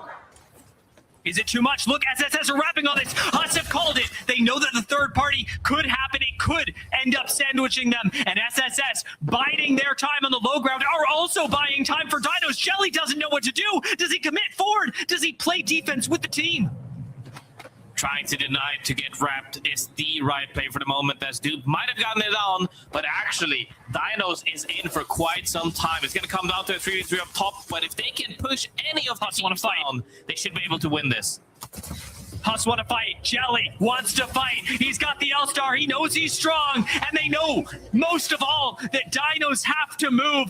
SSS are playing passively, letting this happen. They know that Dinos are doomed. And Dinos know they're doomed as well. Committing onto the low ground. Committing on the SSS, who will turn the fight around, finding the 3v3 and letting Huss walk in with the L-Star again in the hands, this time of Jelly. Huss will find their win. Dinos opts to play for second instead, but still lose out on it as SSS comes out on top right there. Huss managed to play proactive, as we saw several times actually. Managed to retake that high ground while Dinos went to the bridge, closed out that fight as they had to opt for playing second. And that's exactly what I'm talking about. I was saying, if the entire lobby doesn't hate Huss and they get to play their game, what's gonna happen? This is gonna happen. That was beautiful Apex, because you even saw Huss recognize that yeah they were probably in the game-winning position, but they didn't know what other squads were going to do. They didn't know if SSS was going to wrap on them. They didn't know if Dinos was going to commit to the fight. And Huss, they played their height marvelously, but that end game was 3 squads that know damn well how to play Apex Legends. You watch how that end game plays out, and it is nearly perfect for every team. From SSS's mechanical outplays in the final zone to Huss's dominant position and command of the turret that they have with Jelly, Deeds, and Dupe. And Dinos, the macro finally paying off for them, even though it is a third place. It is a 10-kill third place. I have too many good things to say. I genuinely am too happy about this game, Graceful. Very happy indeed as the leaderboard starts to stabilize a little bit in that upper end of things. Bottom things for the moment, though, is honestly free for grabs for everybody. Anybody's game, if you even make top 5, you're going to parachute yourself all the way down there, or all the way up there, rather, on the leaderboard. So we're going to have to see how the rest of the matches unfold. Yeah, Greek leading us now. Huss coming up second. SSS sliding into third, turning around their weekend. We'll see if they can continue it. We're 2 matches down. We got 4 to go, but a break comes first. Red Bull is giving wings to the ALGS and the Apex community.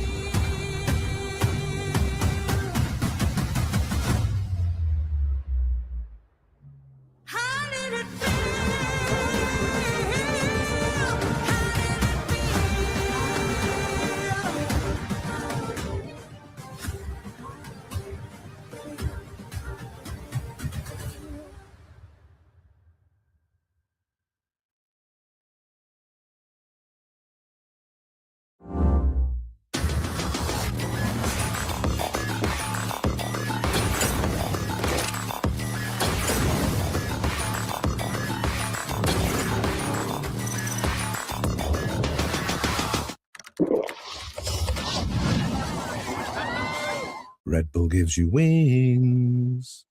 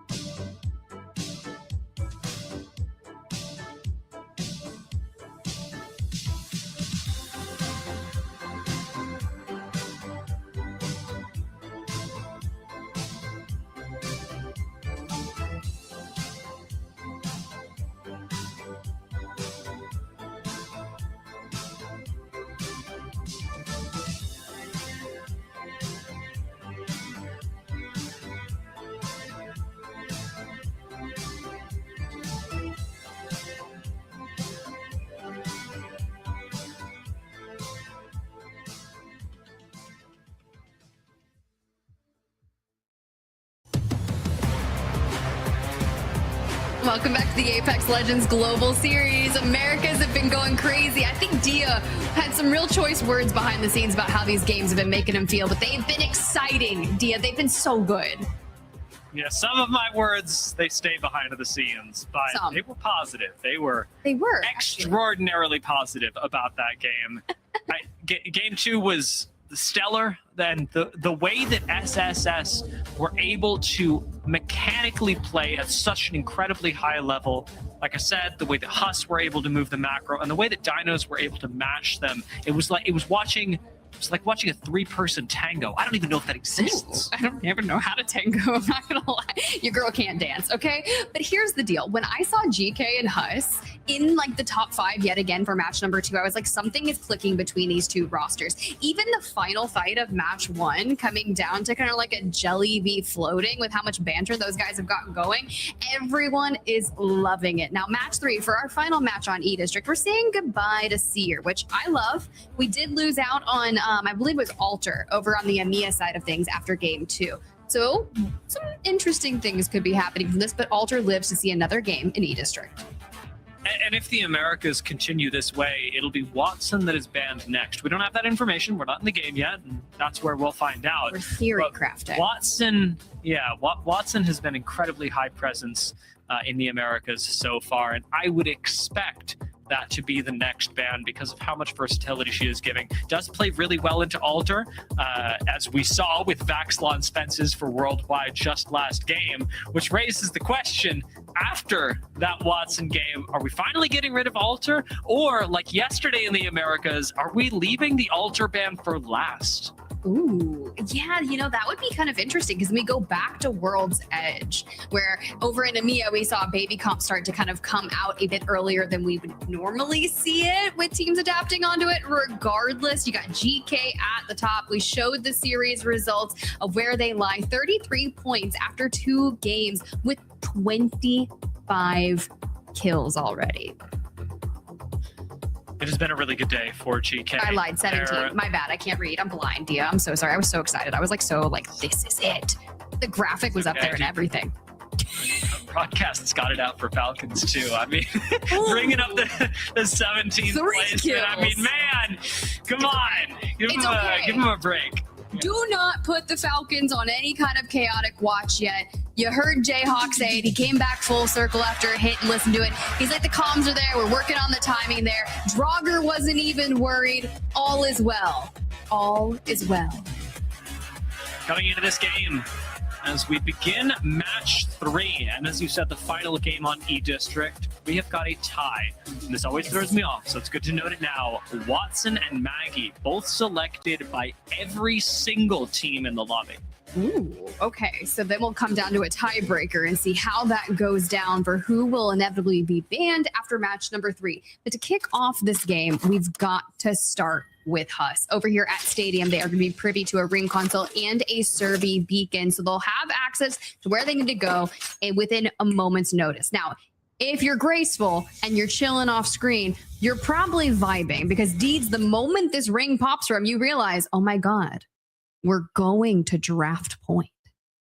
That was so perfectly timed. I don't know how you nailed that reveal, but I'm a legend. I gotta respect it. Huss having that information, clearly Unreal Nightmare having that information, starting to rotate into draft point, and JD Gaming get theirs as well. Where will they choose? Where do they imagine that this ring is going? Because looking at this, as much as we do have some space and energy bank where ostensibly this could go, every competitive bone in my body tells me it's going draft point, which means that half the zone is kind of fake.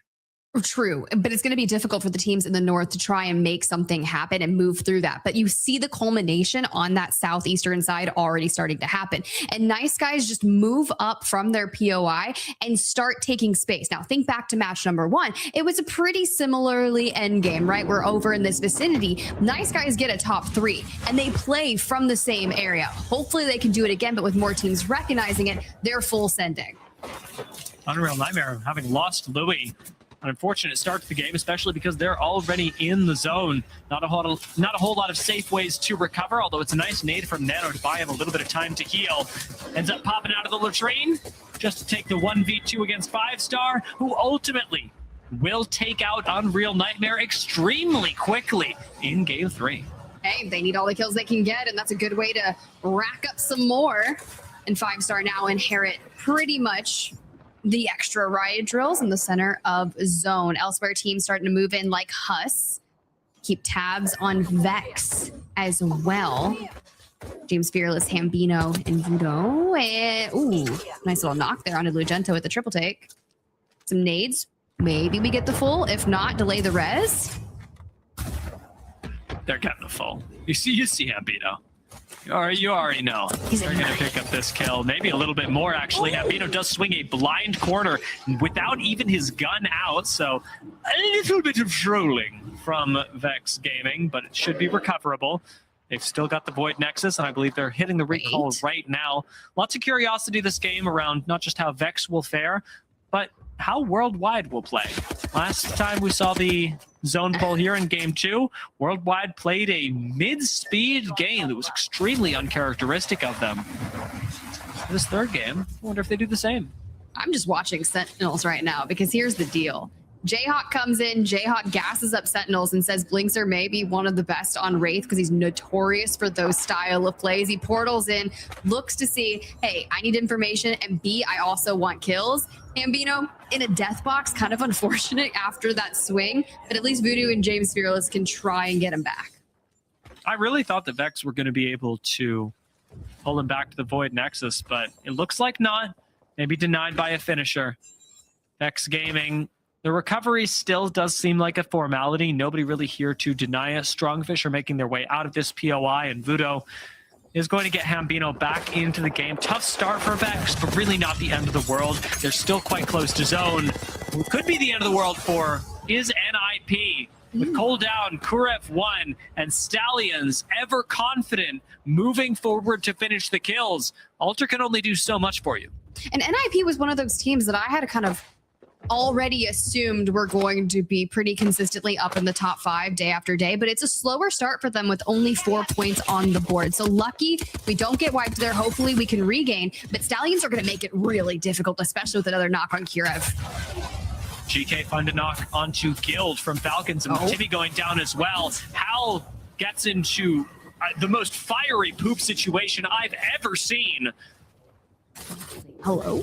We got Huss, we got 5-star. And if Jelly enters my building, I am terrified. And Jelly does send the Falcons and sends them packing back to the lobby.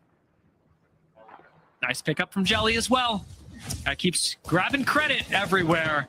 I mean, Jelly stocks continue to rise. The Falcons, unfortunately, going to go down. I am hoping that this doesn't impact their comms too much because, as Draugr had pointed out, and as we have pretty staunchly been saying, yes, it is tough. This is still a sub weekend. Falcons, they want the points. They would love to succeed. This may be a split where their main job is just to make up for week 1. Kind of survive, right? A little bit of peace, love, happiness, apples, and bananas. That's all we need for the Falcons right now. For Worldwide, I'm going to put them as my big question mark team because you're pulling from a variety of regions. MT's calling is phenomenal. He's done it on LAN. He's done it over a variety of teams. And then you pull Nate, a fragger, from the EMEA side of things. And they've been making plays. Not a lot to doubt with Nate. Maybe a little bit to doubt with Hambino's survival. SSS were popping off last game. Does not seem like an exception. Hambino doesn't even get to fire back, but Vex are out in 18th. It's really sweet to see SSS find some success here. I'm glad you said that slowly. That could have not worked. I was really trying to focus on the alliteration because God only knows where that could have went. But with that circle pull and seeing how SSS just wiped Vex, we've got Strongfish over in Street Market that they could end up running up against. Maybe Head Glitch also goes south through that choke and runs into him. But the circle is going to get messy. SSS's fight with Strongfish, though, does seem like it's going to be the real focus of the western side of the ring. We've got Storm in the area as well, and Sin Nombre watching over all of that. And I was seeing if there were any other S's that I could fit in here, and mostly it's going to be anything having to do with Street Market. Most of this fight does look like it's going to be focused around there as well, since Head Glitch take priority on this rotate, and SSS can very well move forward with knowing the Strongfish are behind them. I'm only like this is tough. You got Strongfish, Street Market, Sacred, Slayer, Sweet, SSS. And you got people poking at him. So we gotta, I thought about it. Head Glitch does actually dive south. You can see the red ping on their mini map on the top left. That is Head Glitch moving into this situation. And we're all gonna try to make it towards the west. Now, this same choke needs to be had. So if you fight against Head Glitch, it has to be quick because Strongfish will move in on this. You'd imagine. Any multi-view enjoyers with the minimap up will be watching Strongfish make a really conservative disengage up through Neon Square. JD Gaming, you'd be forgiven for thinking this is a replay. This is exactly the same spot that they played last game. JD have their game plan for this zone on lock. Okay, good. That's exactly what I want to see for them, especially just knowing Naughty Keon Ben. 20 points on the day inside the top 5. Want to stay there, want to keep on growing. But I like that we're not doing anything aggressive because it doesn't need to happen just yet, right? You've got your fences, you got Watson, but I'm curious because Nice Guys just went to the low ground. And Nocturnal also running the same macro. If I'm remembering correctly, the fight breaking out on that bridge earlier, but this time it will be the Nice Guys who are adapting to all of that. Stallion's trying to buy themselves a little bit of space to hit the beacon, and they will. Albrelele not going to get one clipped or 3-2-1'd off of this. And Stallions now get a boatload more information, knowing the GK lie ahead of them, but that the choke that Huss ended up playing in Game 2 is completely free. Wait, we get a ring console? I want to hear their comms. I could just, I'm just gonna stand here and shoot him and act like or something. I mean, I do not need that, so I have a white bag. I'm just gonna take cells. Just give me cells, Got the draw? Listen. 40 Slayer, you need to watch our gas wrap until it is level 3 gas, okay? We need to prioritize staring at our southwest. I think they went here. Shit behind us, all right? Yeah, both of you. Like, I'm gonna be the only one on the roof right now. I need you guys both be looking behind us. Yeah, I'm just up here bottom floor real quick. Red stop here, so I'll take that. I can't use these. I'm gonna play the belt next fast. Yeah. Can you guys just double play back there? Yeah, there's another red stock there. I don't know. Also, can we get fences down and we can't let anyone take these shops bottom right. I don't think that will be an issue. We're fighting anyone that comes into these shops like flying in or something, right? We're just gonna pass from here to like the spot over here. I'm gonna get purple.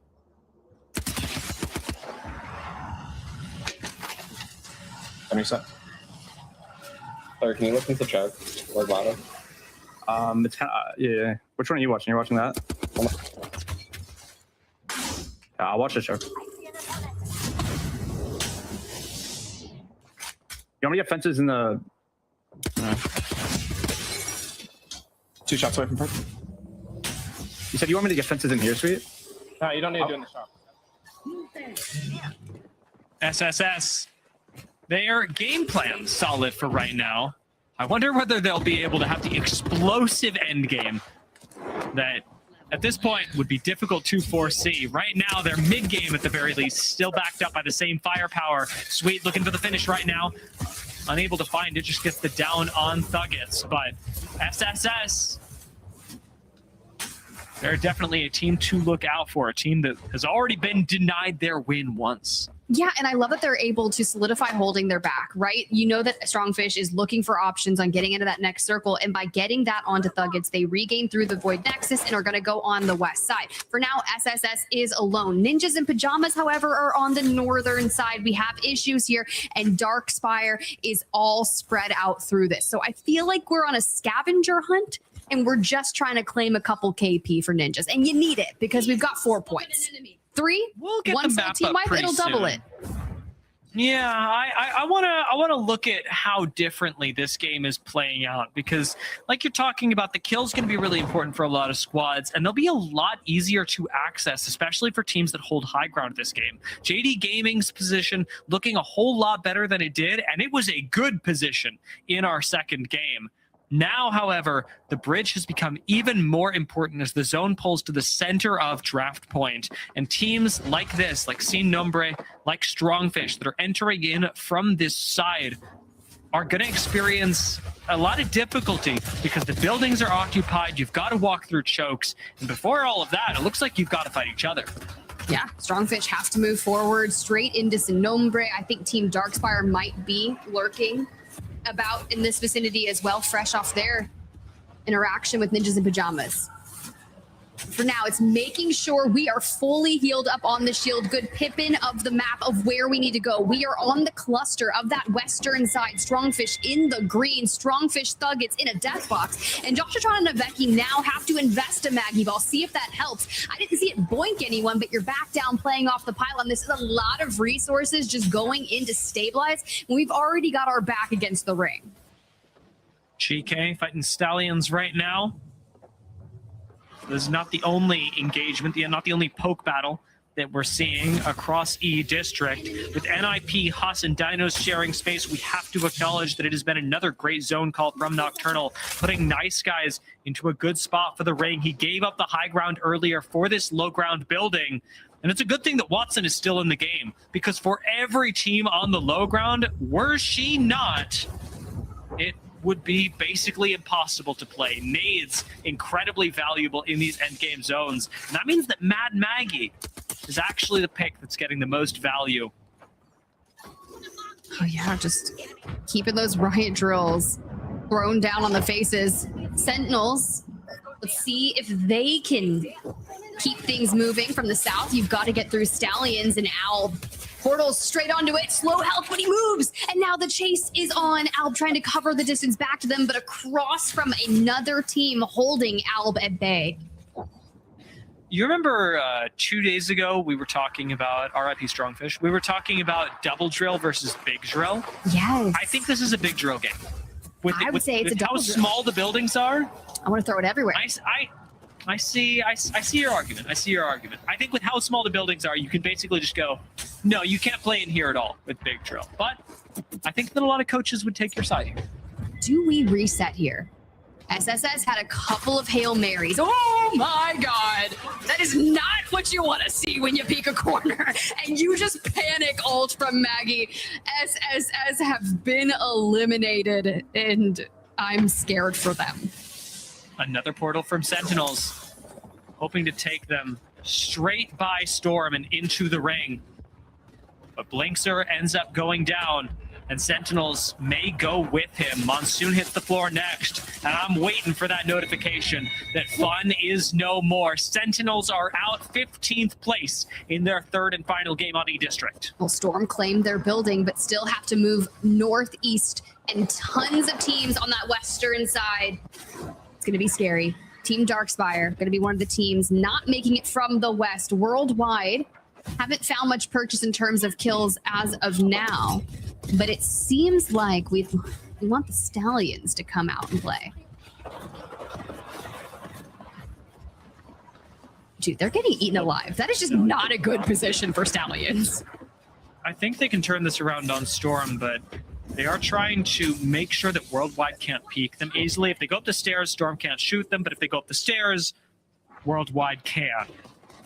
Stallions have got to pick their fight, because if they stay here, if they stay on those stairs, rather, they will die. Here, referencing what we're seeing right now, is the north of the zone, where Ninjas in Pajamas, Dinos, and Huss are all in a three-way standoff. Dinos not having a lot of room to play, but they can move up to the high ground in just a moment, ultimately facing off against Brain Rotting, who will be the only team with sight lines on them.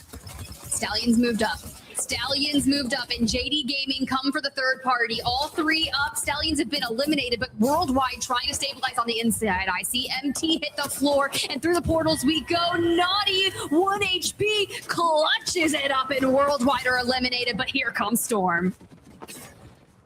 Or the third party. Doesn't look like they're able to find Naughty at the moment, but the thirsts are coming in from Storm, who are playing a huge portion of the bridge right now, keeping Sin Nombre away, but also wanting to commit to the fight with JDG. It'll be GK that ultimately have to commit to that fight, with Noct finding himself face-to-face with Naughty. And into the drill Noct will go, moving us down to 8 squads as Storm fall with him.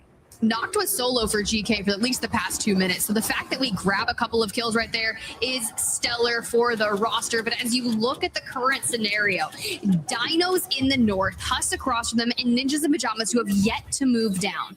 We do have to push out towards the center of the circle where it will be ending. But this collapse is atrocious. So is Brain Rotting's positioning. Kills on Sin Nombre going to be very welcome, as these may be the last couple kills that Brain Rotting ever get. Their positioning next to Head Glitch could net them another squad wipe if we balance the way that these teams have been performing. We know that this could be a good game for Brain Rotting, but Huss are the team that could double up here, that could find their second win. Let's see how they're feeling. That's a move for us. I think we have to kill this game on the right. They're going to go low ground. The team left is going to go low ground. And then I think we could just queue out like right to the launch. Yeah, we might have to play for KT. Maybe, I don't know. That'd be fucked. It could be fucked. I can swing to the hill to I should be drilling this team. Look at their height. Yeah, don't close, you can. You got drill? That's a bad drill. They have 36. We locked down. Get ready to Just drill take this. the building. Can we just take the left building right now? They're going there. Building? Okay. I don't see anyone. Yeah, the hut. Get ready to queue it down the hut. I queued down. It's like good right now. It's like hold down here. Hold what's out here? Yeah. Jen! Jen on the outside, I think. Ult. Red. Look across. Big drill. We gotta take that. Ultra Token. Outside. Play the outside. Oh, you just ran to left. Play out. We just got hard on. Dude, play out. Play out.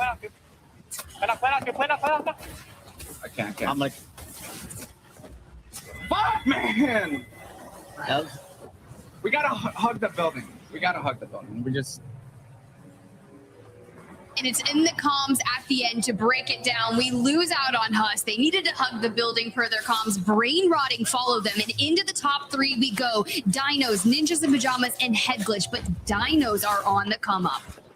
And NIP have so much space. Will Dinos be able to rat them out? Will they be able to make a crazy play? Or will be NIP with another crazy swing that took out Huts like this? And now they take out DJ. The first member of Dinos is down. Head Glitch are waiting. Head Glitch have just 2 members left. Head Glitch have 6 kills. Last full team is NIP. They should be able to win this game, and especially with J Future dying here. But Riley drops down. It's 3 members left for NIP, but all blinking low health bars. And Riley tries to take a 1v3. The beams too good from NIP. January's 1 HP. Who comes out on top of this 1v1? You pop a shield back. Cole climbs up. The Prowlers there, and Head Glitch are able to survive. The commit from NIP, honorable but deadly, both for them and for Dinos. And Head Glitch as a duo clinch back a game that easily could have slipped out of their grasp. Check out the team play from NIP to slide out on that and actually make this a 1v1 and make this anyone's game.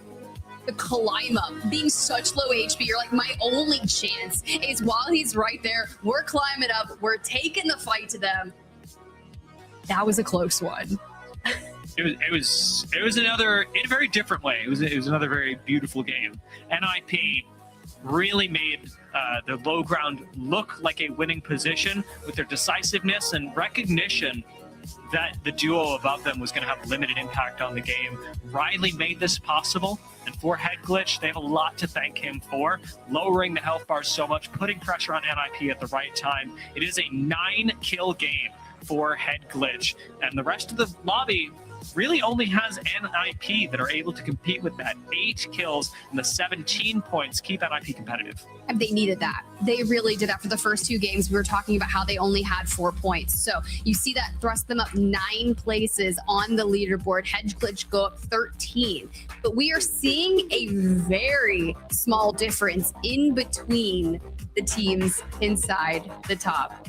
That is, it's anyone, like JD Gaming have a good performance. Dinos maybe go on to win that and grab a couple of more kills. It's a completely different story, but SSS still staying in the top 3. I'm trying to check off of the results of last game. SSS really didn't put up that many points. They ended this one at 28. They started this one at 28. It's exactly the same. SSS got nothing done there and still managed to hold on to their spot in top 3. It's been an impressive day from them, but 0-point games, they will come back to haunt you. You got to bounce back from that. We'll see if they're going to be able to do that on World's Edge. Sony InZone, the official audio and monitor partner of the Apex Legends Global Series.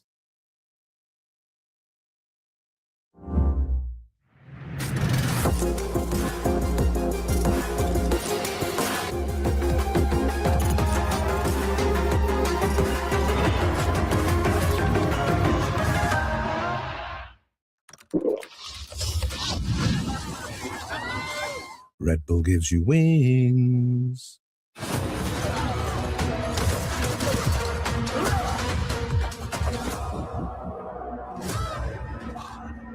The slaughter is upon us.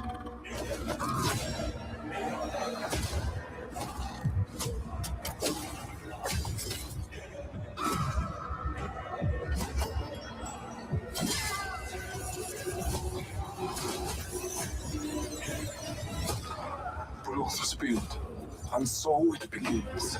War mode, first off, I'm here. Second off, everybody shut up. 3 things to make clear. Y'all forgot what's up. The gun is the tool. I'm on 5 in my top 5. Ain't no 6 man, we all right. I roll a 7 with 2 die. Ain't this big, this 2 side. The hunter is the weapon.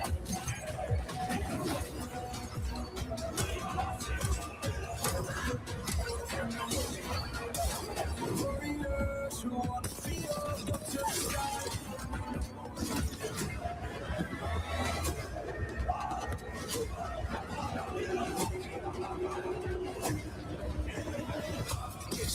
Hit song, flip song, trick song, war mode.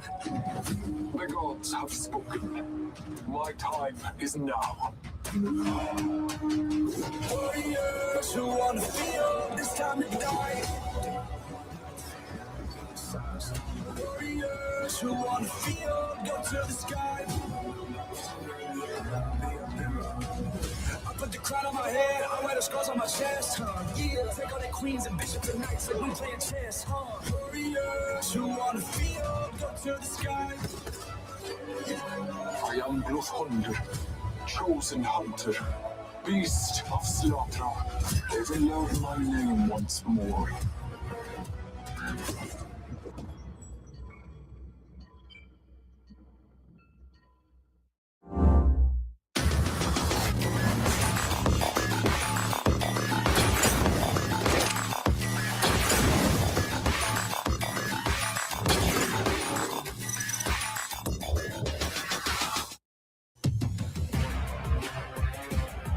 Hey there, Legends. Welcome back to the Apex Legends Global Series, guys. We just wrapped up game number 3, our final match on E-District. And before we head on over to World's Edge, I want to welcome in a guest that's going to be joining us real quick. I want to chat. Mabs, you and I haven't had the pleasure to speak before, so welcome to the broadcast. Hi, well, I'm glad to be back again. I mean, you weren't here last time. It was rain day, Dia Graceful, and so I'm glad to be back. I heard you absolutely smashed your TriCast, so I am very sad that I didn't get to see it, right? So one day you're going to have to join me. But for those of you that might be at home watching this that didn't catch the TriCast either, Mabs, you want to kind of give a little brief intro about yourself? I know you just recently graduated from Full Sail. You launched a collegiate esports program. That's so cool. Yeah, I've helped kind of foster the program as a mentor in the casting team. So I do a lot of collegiate esports casting for multiple different organizations, but also across multiple different game titles. But Apex has kind of been the passion project, the passion and love of it all. So I'm just trying to keep building myself up in any way, shape, or form, and hopefully maybe I make it up here with the rest of y'all as a regular time caster. But for the time being, I do a lot of collegiate level casting. Nice. And hopefully, you really never know. I believe I started back in the Challenger circuit like 5 years ago. So it truly is a grind. I saw your tweets and you were so hyped that ALGS came back. You've been keeping up with it. I saw some 100 Thieves love for some CRT, but are there any teams that you've specifically been keeping your eyes on? Yeah, I mean, CRT is the main one. I mean, I've been CRT fan for a long time here, and especially now that they've picked up Koifel. I mean, it seems like they've been able to kind of foster in some sort of change in their momentum in this so far at the beginning of the split for the past few couple days. But for consistency's sake, I mean, Team Vision, they've been looking solid from all the way from the end of split 1 going into this split currently. I mean, they have been looking on point right now. So those are really the main 2 teams. I mean, I think Koifel for CRT has just been a real game changer right now. I like it. And I think that's very true. Did you catch some of our earlier games on E-District? And do you have any like kind of hot takes about those? Ooh, I guess the biggest hot take right now is Falcons. I think they're not. I mean, look, it might not be too much of a hot take if it's true, but their games right now have not been at the level that a lot of us expect it to be. So I feel like in the later half of these games, something's going to have to change. Something's going to have to give. And I'm hopeful that maybe we can see a little bit more life, especially with Timmy in as the quote unquote super sub, as I've heard him be called yesterday. So I don't know. I mean, I think they just got to step it up right now. I don't know. We need a super suit for our super sub, and you said it, Mavs. They've got to step it up. We'll see if they can do that over on World's Edge. Thank you so much for joining us here on the halftime. I've got to let you go because the games are coming quick, but it's been a blast chatting with you, and I hope to see you. Guys, go follow It's Mavs on Twitter. Up and coming caster, survived. He did a TriCast, and who knows? Maybe you'll see him one day on the ALGS. Hopefully.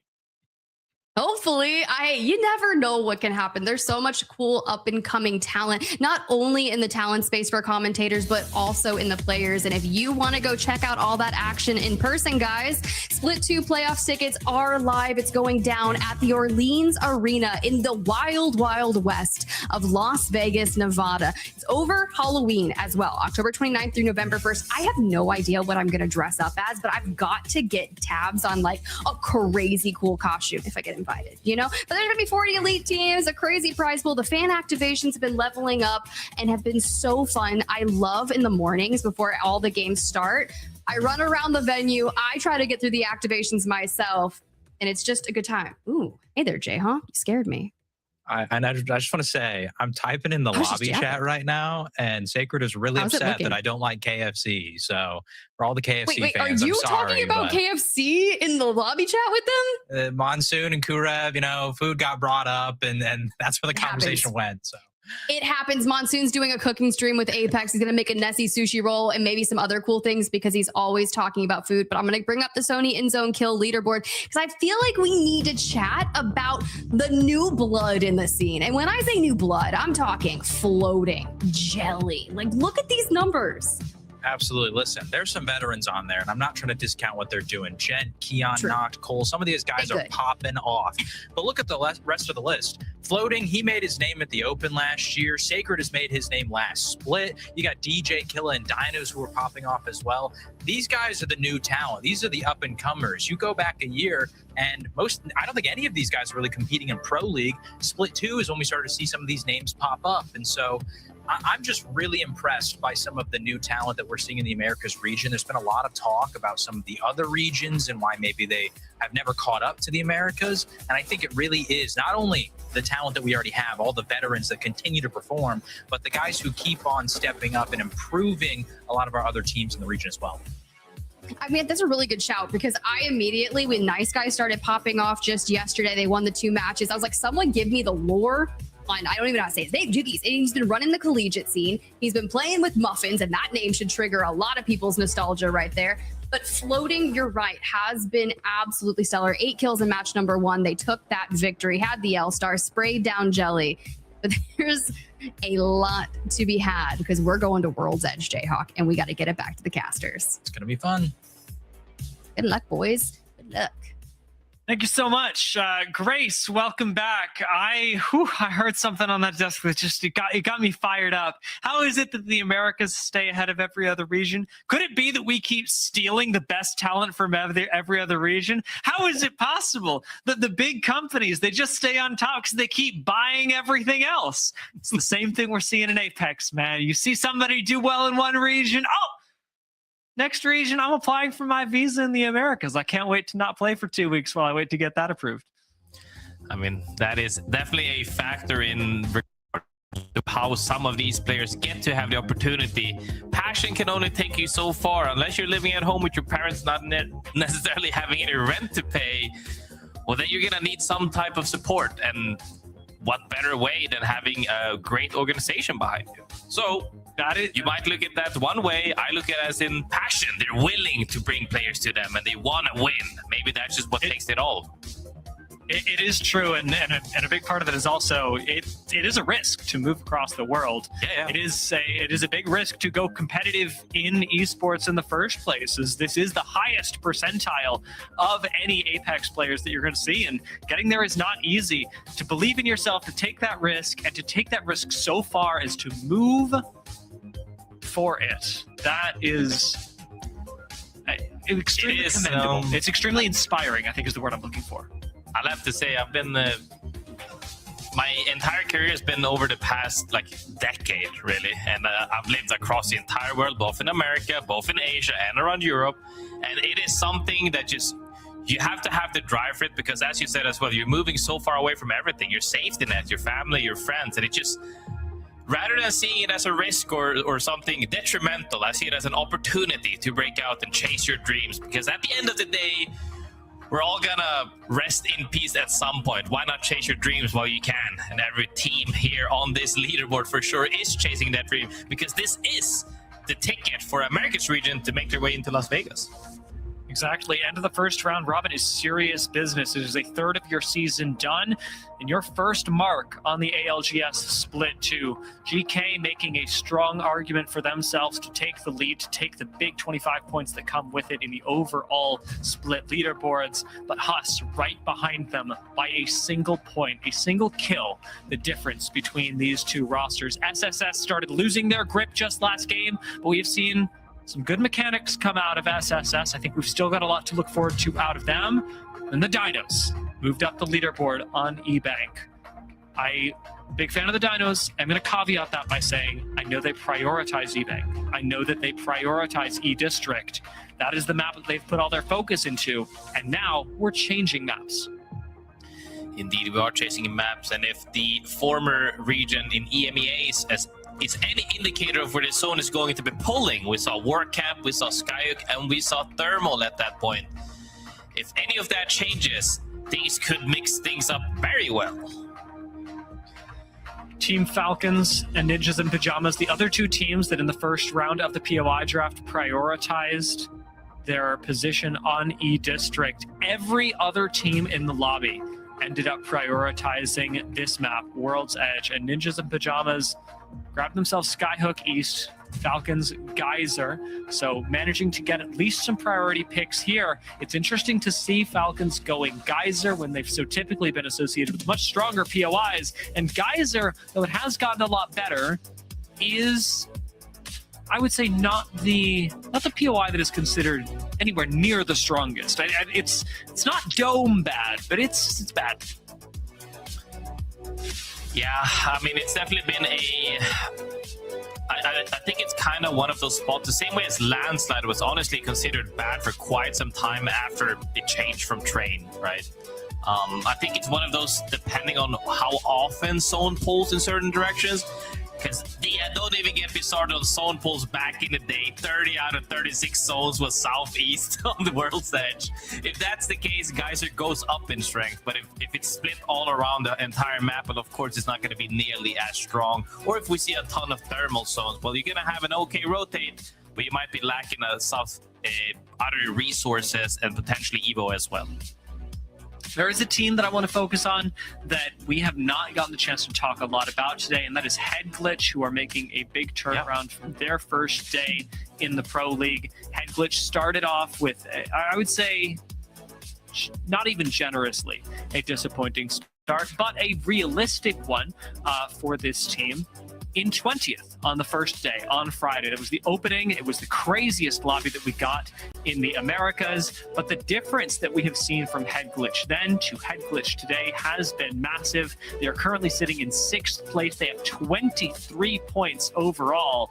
And when compared to their first day, it is all that you could ask for. The big turnarounds they do need to happen. You need to have big games. I haven't seen Head Glitch have big games. They have had pretty good games, plus the single win that they found themselves in last game. That single win pushing them to more than double the points that they were able to accumulate in a full day of play. I think as well, what we have to keep in mind is that as some of the teams are having a hard time to adjust as well, just because they haven't had that phenomenal outbreak so far, this is a great way to start that snowball. As well as we think about some of the teams in general was trying to break out. We namely saw Brain as well, trying to win that game, and we were saying, oh, they're going to wipe potentially another team. The team that wiped them was them. And at that point, you just have to make sure that regardless of how many teams are around you, everybody's pulling their weight, trying to make sure other teams can't step ahead of them. It is incredibly competitive. Now that we're halfway through the day, and especially because it was E-District, how are we feeling about Brain Rotting? I know that we were excited about them on day one, and I'm not asking you to pass judgment on this team's potential, but I am noticing that Brain Rotting are not having as good of a day, and I'm thinking it's because of the pace of the lobby. What's your read? I agree with that as well. I mean, the same reason why we're seeing Huss pop off as much as they are doing right now is because of the change of the pace. And I think that they kind of thrive in chaotic nades. We even saw Mr. Rosie as well absolutely pop off on top of that bridge above draft point. So it's still there, but they haven't really learned how to navigate and adapt to the lobbies that isn't nearly up to as much chaoticness. Yeah, one thing is being able to adapt in a fast-paced environment and make that work for you, as we very clearly saw them do. However, in these slower positions, in these slower zones, especially with the fact that we doubled up on draft point, albeit with different pulls in the end, that zone is extremely difficult to speed up. There are a lot of teams that will come in and punish you, and there's a lot of pressure with the amount of squads looking at you that keeps you from making big explosive plays like we saw this team be able to do. That is weirdly where Huts have been able to succeed, where most of the time they're able to absorb pushes. I was talking to Tiff about this. Not a huge fan of their call. I understand why they made it. Not a huge fan of the call to put the Watson Jin on the outside in the last game. I understand why it happened, but I do think that trying to play the outside for Huss was a mistake, albeit not a completely fatal one, as Huss are still having a good day. So the reason why they're not playing indoors, obviously, is drilling. You don't want to get drilled there. If you place a gender, it's still going to get broken. So making up to avoid that, they place it on the outside. The only biggest issue, as you heard on the comps as well, they need to hug that same wall that they initially wanted to place that gen. However, I was honestly a little bit more, how should I say, split on the fact that they went that side. Because regardless, after they play that ball, let's just say theoretically they survive, absolutely everybody's going to stare them down. Because NIP was right in front of them on a safe spot as well. Could have just 3-man turned back, and I highly doubt it's going to be as clean as a 3-0 in that 3v3. So I think they could have maybe made some adjustments before it got to that point. But overall, though, they should be happy with how the day has gone. They may very well do that. Over on map 4, have no fear, World's Edge is here, and Head Glitch, the team that we are going to be starting with in one of these spots that we nearly saw in endgaming yesterday in the Americas. Didn't quite pull all the way up to East Village, but we got pretty close even in EMEA going to War Camp. So there's a chance that we see that over in the Americas this time around. Head Glitch are going to be running the Sparrow this game, as we have already taken off all of the prime UAV recon candidates. However, they will not be getting the zone coming to them, as Nice Guys are the beneficiaries of the ring pull. I am, however, noticing, and I think that one nameplate could be covering it, so I'm holding off on this. I'll just say it, and then if I'm wrong, I'm wrong. It doesn't look like they have a ring console. I don't think they know. That's the thing, but as a lot of teams are already making their way in towards the zone, they could deduce this based off of how many teams they're seeing. Sin Nombre from the western side, JD Gaming soon from the tunnel with 5-star as well. A lot of the teams are making their way in, and if they can catch that and stay aware, potentially they could play without that knowledge. GK Esports leading the lobby and leading the rotates into the center of zone. Got information, and with the Catalyst, actually can play underneath. I'm not sure if they want to keep rotating, but if I'm GK, I'm actually very happy playing this central position and opting to kill other squads that make mistakes on the rotate, as we are clearly seeing Team Darkspire already out, and Cody, half HP, gets out just in time. I think they're more than happy to both get a spot, but also take a fight. We've seen what floating can do, but we cannot stop talking about dropped and knocked as well. The veterans of that roster have been putting themselves in great spot for that potentially floating to make those plays and get those frags. SSS right behind them. Spot from GK still very defensible. Alter is in the lobby, but GK, as you can already tell, are getting help from other squads around them. Falcons even pitching in from streamer building to shoot at SSS, make their game a whole lot more difficult. Although not as difficult as JD's.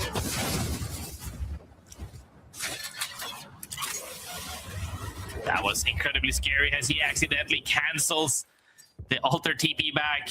Managed to make it back in one piece though for the moment as SS gets that reset. Two of them made it out though, so should be able to get something as he's going back for the banner or loot. Sweet managed to get it and TP's back out. GK is in a comfortable spot for the moment, but as people are trying to make their way in, no big fights should be happening, at least in the inside of the zone at this point, because it might be too late for them to fight as Alter still is up. But edge side though, or edge-wise, could definitely happen. I imagine Falcons are pretty happy with this zone. They're very familiar with this POI, having, I mean, Hal used to land here ages and ages and ages and ages and ages ago, but it's also a short rotate. Coming from Geyser, they have pretty easy access to streamer building. There is a chance even that with this ring, it pulls over towards them, albeit a small one. But GK Esports, their early position, to me, is one of the best. It's flexible, it's not going to attract a lot of attention, it's easy to defend, and it's near a lot of endgame zones. Zones like we saw NIP fight for even on day one of the Americas. The crazy part that GK is doing as well is typically you only play that high ground or you hold one specific room. They are spreading out, making sure to keep every single space occupied and denying anybody alter queuing down into that room full of death boxes, as you just saw as well. They're just denying you from even entering at that point, and they're just picking up KP. Something that Vex were able to do to Nice Guys as well. Denying the res from Cody and just completely eliminating Nice Guys, pushing us down to 17 squads. The first couple of minutes of this game, quite fast for Vex, and as the first round is only partially closed right now, about 2 minutes left on its completion. Sentinels have also played a quite aggressive game. Currently sat inside a very easily defensible room themselves. A bit of hard light, maybe something to worry about for later. But Sentinels should be feeling pretty happy, especially with this position being one that they can get active from, using the Catalyst wall to cross to different buildings in Monument. They can rest for a brief period as these zones typically end out just north outside of that high ground where the ping is a little bit further down. We've seen that time and time again. Could end up pulling completely differently though. We'll be able to see that in about 1.5 minutes as SSS finally gets that respawn as well. Headclitch kept the scan at War Camp. They can stay here too. There is a full another ring where War Camp is going to be in. And that ring console ain't going anywhere. But Headglitch have other plans, it appears. Taking the Void Nexus all the way over to the Icicles. It is a long ride for January. But the power position plus the extra information may be something that Headglitch can go back for instead of camping for. 100%. They're definitely going to be able to use that if they should want to, but just making sure that they keep the Icicles is the most important part, because if they keep that hill, the options are endless. If they drop down into a building and they can't make their way back out, that's when you start locking yourself down and praying that the zone goes to you. And I'm not a big fan of those plays. I prefer if you can have the option to be proactive. Let's head that way. That's something that Storm will get to do. They did walk their way into War Camp just in time, and as zone finishes closing, got the opportunity to hit next beacon scan, find out first of the lobby where the next ring is going, and taking a look at it, I like this zone. It is a lot like where we ended Split 1 playoffs, and Dino's position, quite good. Stallions coming up on them, also quite good. Let's take a look at this and highlight exactly what we're talking about here. Position I'm thinking that will end is right here. That is a very common end zone. Are there any other spots we should be looking at here, Graceful? You said any other spot or just that spot? Are there any other spots that you think it might end? I mean, it could pull off a little bit more further north as well. We've seen that around that big blue container that's further up north. But the current most active one is definitely where you just marked your cross. But the biggest thing, once again, that I always say, and people have been noticing it as well, needing to clear out your backs as Dinos is about to fight Stallions on that south choke. Brain Rotting is coming in from the western tunnel as well. Perfect timing on the cut as well. We've illustrated what they are fighting for. Now let's see who comes out on top of it, as Stallions must have predicted this zone as well. They had a beacon behind them in Harvester. They should know as well as anyone that Dinos have a power position, but instead of fighting for it, Stallions choose not to risk their game now and instead play for the other side, play defense on Unreal Nightmare. This is the thing, though. Losing a member of their team right now as they're also getting pinched, not from one way, two ways, but three ways at this point. 5 stars. Dead center zone coming in from that side. Brain Rotting from the western tunnel, and Stallions just came out through the south choke. It's going to be a tough bet to both reset here and hold their spot. And this is why it's so scary to play these strong spots early on, because you need to look several directions. Once you manage to clear out inside, it becomes a lot easier. But up until that point, it gets dicey. Albraleli low. The spot that Stallions chose to play, not the easiest to execute on, but it is less risky than taking the straight-up 3v3 with Dinos, and it could result in the same amount of KP or even better. Speaking of Dinos, they've actually had to pull off a res in the meantime as DJ Killa got picked off. The rest of Dinos seem to be in a pretty safe spot as I took a quick look at the minimap to assure myself no other teams nearby, but Brain Rotting hitting big mod right now, have a ring console that they can grab, and we'll get even more information that critically Dinos do not have. As much as they're in a good spot, Stallions know, Brain Rotting will know, and the rest of the lobby will very quickly find out that we are going up the hill.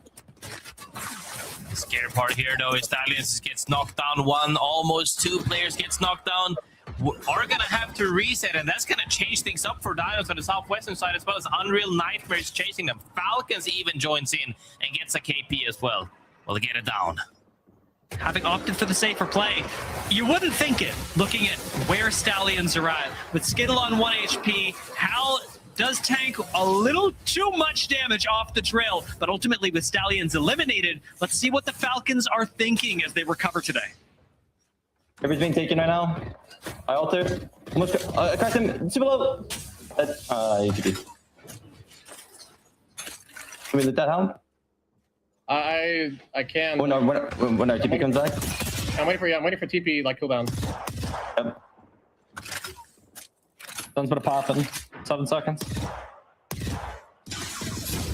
Top pairs are doing that every time. You kidnapped them. You kidnapped them.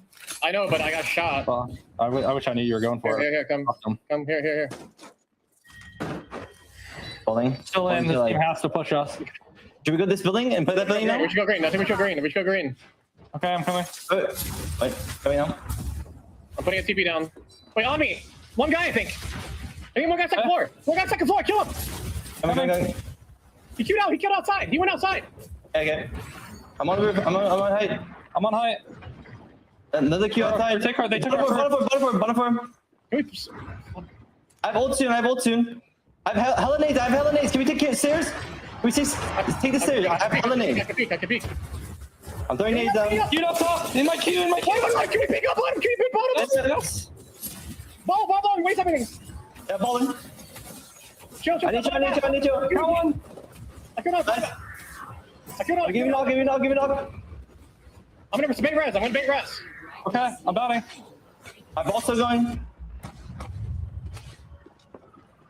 I can queue up top, but I don't know if anyone's top floor. I'm batting. Someone might be top floor. I'm gonna check. There's no top floor. Come. Okay. Play the top floor. Yeah. There's a lot of people outside. Just chill. Right in front of us outside. I killed one. I'm looking northeast. He's right here. He's getting pulled. He's getting pulled. I can't do anything about it. Yeah, he got pulled. You're freaking bottom.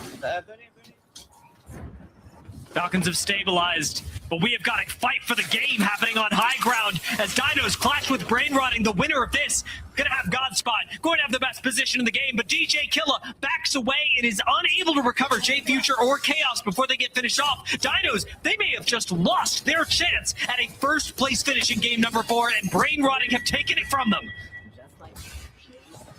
Falcons manage to stabilize as they take out Unreal Nightmare, but it's not only them who joins the fray right now. Empty lights up Guilds and Hal is on the run.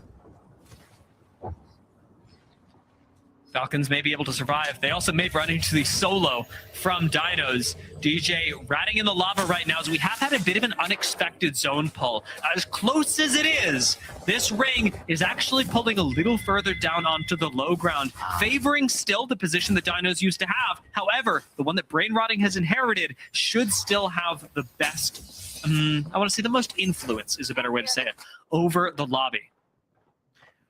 Good old zone on the train rail. We've seen 2 old zones today in the far back thermal zone, and now we're seeing train rail zone right here. However, as the zone gets noticed by more teams, fight starts breaking out as people are finding out that they indeed have to make their moves. Sweet takes an angle. Can't really find anything for the moment, though. Just poking. Naze comes out. This is the one zone where GK's spot isn't very good, is when they have to leave it.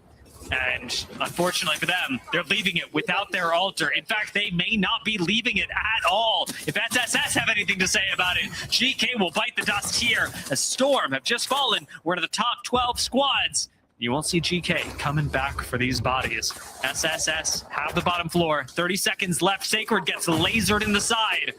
And Sweet having fallen as well. Looks like SSS are pincered. Jelly's coming in. Jelly's half HP. And Dupe, unable to cover him, cannot save his fragger. Even Shelly on the axle is going to go down. SSS gets eliminated, but they don't get the reset on time. Nice down by these with the P2020.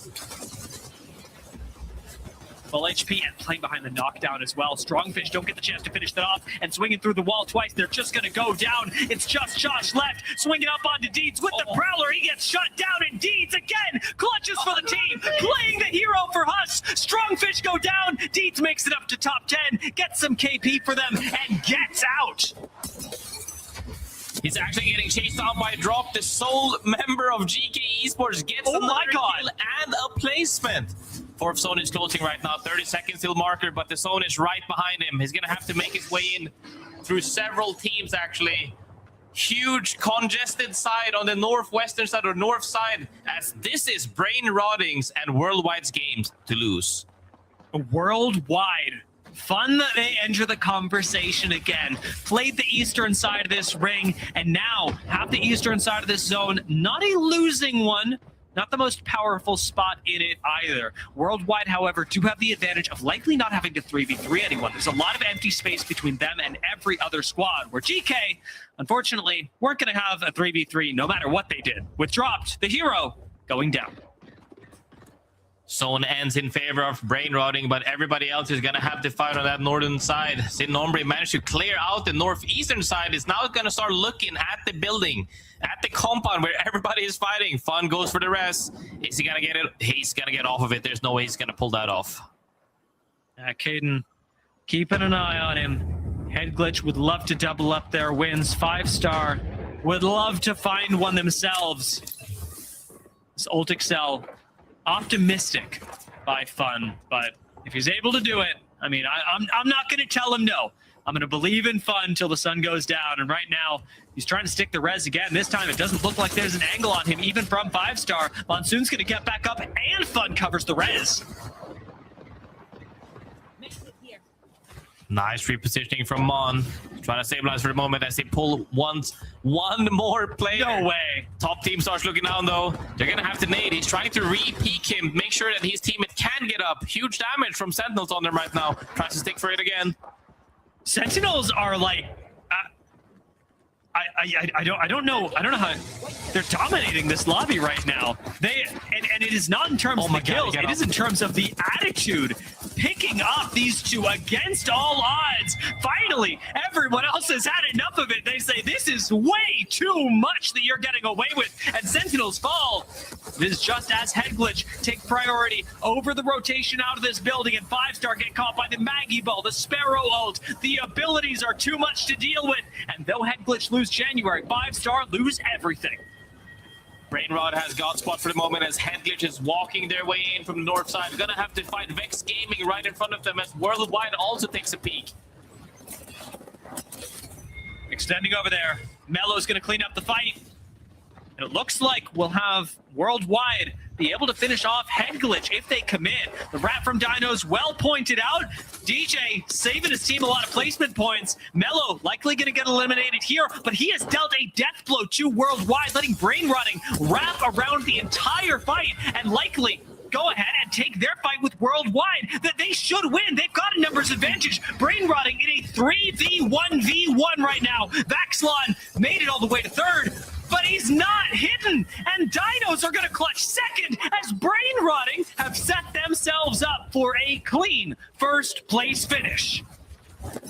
Comes down to the last rat player. Well played from DJ, securing that second placement, and he is dancing about the dance of death as Brain Rotting secures the win, coming in late with the zone knowledge, all the way from Big Mod at that point through the tunnel. Fought Dinos at the absolute height, took out 2 of their members, and then closed out the game. Played it really well, had the information, made sure, in fact, to go out of their way and get the information at Big Mod, and won the critical fight. It's just like we had said when we cut back from the Falcons listen in. There's a fight going on right now that's going to determine the fate of the game. That was Brain Rotting versus Dinos. That fight happened in Zone 3. And from then on, it was written in stone. Shatterable stone, but stone is harder. Indeed, one of the old zones on that train that we have seen in the past quite some bit. But the biggest part of this match alone, if you take a look at the series results right here, it has stabilized the entire leaderboard. It is so close on that upper half. Huss taking the lead by a slim margin. 47 points over the 46 of GK, but even looking down to 10th place, a single game win separates a team like Sentinels from a team like Huss. It is a close lot, but we've got 2 games left. But for a little bit more insight on what we can expect, let's talk to Jayhawk and Tiff. Those 2 games left are going to be so action-packed. World's Edge makes me happy. Anytime we go back to Fragment, I'm feeling good. But seeing Brain Rotting come out on top, Jayhawk, especially after their first match day where they were able to grab a win, it's good to see. Absolutely. And listen, 15 spots for the Americas going into Las Vegas. And so having a couple good match days in a row, that could be maybe all it really takes as long as you don't absolutely bottom out the rest of the split. And so Brain Rotting starting to get going here on World's Edge could be pretty huge for their potential chances when it comes to qualifying for land. Ooh, let me go ahead and pull it up, right? Enemy, Crook, Rosie. Now, I like to look through social media. I tell you guys, I'm kind of addicted. I never respond to things on social media, but I'm always keeping my eyes out. And I'm pretty sure after that first showing from Rosie, the ranked grinder, former #1, right? People were like, he might be him. He has got, like, they were like championing Rosie. But I think about it, I still have a notebook from Crook where he sat down in a call with me back in 2022, Jayhawk, and was explaining the lay of the land and why they were doing what they were doing. And he was so smart about it all. And then you pair him back with Enemy, who they have the chemistry from playing back together in 2022. Like, this is like a full circle moment with a new up-and-comer, which you've been talking about. Absolutely. We saw it yesterday. Rosie, Nate, a few other up-and-comers joining the likes of the guys that we talked about earlier today. And you're starting to wonder, does Rosie get back into the action again today? Like you said, Crook, Enemy, some veterans of the scene, and some of that veteran experience might have popped out because we saw Dia and Graceful pointing out this zone, a very predictable one. Once you get about ring 3 information, they played for ring 3 Ring 3 info, getting that ring console. And I know that Graceful's a huge fan of those plays. And so they were able to come in from that big mod side, had a big fight against Dinos, who were holding that position for pretty much the entire game, which notably, I was a little surprised that Stallions didn't fully wipe Dinos after getting a couple knocks. But regardless, Dinos get the reset. They go in a straight 3v3 against Brain Rotting, and Brain Rotting had a huge fight win to secure that position. That fight early game is what decides the final end of this game. And the crazy part is, despite Dinos losing that one, they still managed to rat all the way to second. That's how good that little trench position is, just being able to avoid all the action inside of Monument itself. Sometimes you've just got to get to a second place and do everything you can to get the placement points. But you're right 100% on brain rotting. My brain is rotted. And you know what? It's going to keep getting that way with all the craziness in Americas. Thank you so much, Jayhawk, for popping in, breaking down that end game and shining some more light onto brain rotting. But we've got to get back into game, which means I am staying here. Brain rot and all, Graceful. Welcome back to the broadcast. We got game number 5 to get into. Thank you so much, and Jayhawk as well for shouting me out. And it is true, I do enjoy that quite some bit. Some good-ass Apex, first and foremost. The fact that they're playing differently, you can look at one match and see so many different playstyle clash, and then still somebody comes out on top. But the fact that we could predict it so early, just the fact that they get that late knowledge, and the one fight that honestly really only mattered in general to win that match was the fight from tunnel side, from Brain Rotting, coming in against Dinos, and then they just held the high ground. There's nothing else you can do because everybody else is fighting against 10 teams on the same side. It was such a great game. Yeah, they played it so cohesively there at the end, and honestly, wrapping up the third place fight, taking them out, hitting the shield swap, and then immediately sending to find the last player and not letting him take an angle or try to like kind of rush them at any point in time. It's just executed to what needs to be happened at the level of what we expect from those players. But as we continue on our journey here in World's Edge, fresh off an altar ban. Finally, Alter is bad. I'm always looking forward. I'm a certified hater. I don't like Alter in my games because she messes things up way too much, whether that be stalling out the fight or literally just giving you a surprise heart attack coming straight through the wall. I don't like it, and hopefully that will stabilize a little bit more now. But I'm not gonna lie as well. I feel like the games today in America's region have been kind of slow paced comparatively to before, especially the first match day. I agree with that because it started to look similar to ranked, and we were having that conversation on the broadcast back in America's. You're right, match day 1.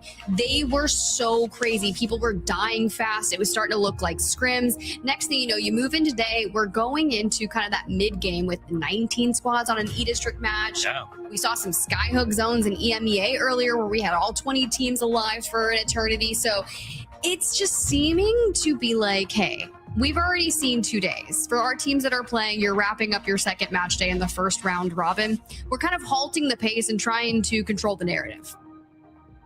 Yeah, most definitely. And I think we can even see it in the playstyles of some of these teams as well, the way that they are trying to adapt and trying to read the zone. And we've seen it pay off really good for some teams and poorly for others. Some teams played accordingly to how the first match day was maybe super chaotic, thought everybody would play the same way, and they didn't. And it didn't pan out the way that it did. So seeing how some of these teams are adjusting has been eye-opening for sure. Well, then I guess when you're talking about adjusting, let me throw up Nice Guys. I know we've got some graphics there from Sentinels and Team Falcons, but I'm going to completely ignore it because Nice Guys, while they did have a back-to-back match wins on their last day showing, they've been kind of floating under the radar today, but they've been putting themselves in good positionings, but they've been getting picked off. That's kind of what I touched on earlier on in the segment as well. Before we started the whole day, I was like, yes, it was good that they won match 5 and 6. Don't get me wrong. I'm a little bit concerned about those 3 games that I pointed out that they had really subpar results on. Never mind the fact that one of the matches that they did win, in my eyes, they didn't actually win. The other team started the fight and engaged on the third team, and they kind of just got a free 3P. So for me, that's not them really taking everything in their own hands, and the game kind of played itself out for them, which does happen some games. But it also goes to show that maybe they need to be a little bit more proactive and not just have the game kind of win like end up winning for them on their own. They kind of have to take the place in their own hands. Yeah, I mean, I completely agree. Good finishing touch on that. But we're back to worldwide. We get this tweet from Nate, right? First day NA felt pretty good. Had packet loss every single game. First, little things need to be improved, but overall really happy with how we played. Now, guys, if you don't know who Nate is because you religiously watch Americas and you don't check out any other ALGS regions, well, like, shame on you. You should watch all of the regions, especially leading into LANs, because this is what happens when you get a team from multiple regions, right? MT, originally from APAC South. Now we pull in Nate for his first time in the Americas over from the EMEA region, and they've been looking pretty good. We know Vaxlon's really great at Apex. He's a veteran in the scene, has been competing since, what, 2020, 2021, way back when. Graceful. But talk to me more about Nate and kind of moving on over to the America side of things. Okay, but before I talk to that, I'm gonna say, hell no. You say shame on you for not watching every region leading up to that. That's way too much. It's really tough this weekend. It's tough this weekend. There's so much. People are gonna pull all-nighters to make that happen. You need to get an IV of just energy and keep going, right? But look, but catch up on it for sure. The accelerated split 2 might make viewing every region slightly impossible unless you're a degenerate and you just really love Apex. And for that, we love you, you little super fan, you. But we do love looking at all. Look, you chuckling. Hey. Well, I would definitely say though, Nate in general, after he actually teamed up with Nasky for a moment on his brief return as well, and he came out as a really strong player. I think he even grinded a ton of rank with him at that point. Got known and had. Like, this is the thing. A lot of people that are up and coming nowadays have so much firepower. It's hard to measure up against everyone. Everybody has firepower at this rate that is new up and coming. And he had some good results. And also he played a lot of scrims. And I think a lot of people took notice of him doing that with good results in scrims as well. Because even though scrims always lie, I feel like, especially as we move up onto the big stages, you have to take somewhere out of it. And he managed to find, well, Empty as well. And Empty is one of the IGLs that have been... He's always been in contest of being a top tier IGL, like from one of the regions that people typically don't look at as much. And that's sad, but that's just the truth. Americas is the biggest region for a good reason as well. All the absolute good players are gathered there. And yeah. I was going to say MT's more than his, like, what was it, 720 sniper Kraber shot off the rocks on land. MT's a legend. Okay, so a really stellar team there for worldwide, but I would love to go ahead and pull up, do a little check-in with our Sony in-zone kill leader. We were kind of keeping tabs on Floating in particular, who was at the top, but you know, we gotta fight for first. So I lied. It's not a kill leaderboard. It's just the teams that are at the top on the day, and there's 1 point separating them, and there's a reason for it. It's because Floating's pretty much at the top of that kill leaderboard. Jelly's been putting up numbers. He was a one-man army on his first match day showing, and has now trailing by 6 kills onto GK. But what they are making for it is they're getting those placement points.